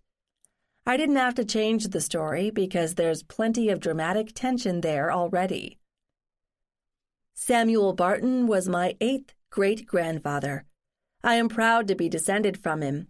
He stood up before the magistrates in court in Salem to defend Elizabeth Proctor, who had been arrested together with his mother-in-law, Sarah Town, at risk to himself and his own family, against many of his neighbors who testified against her.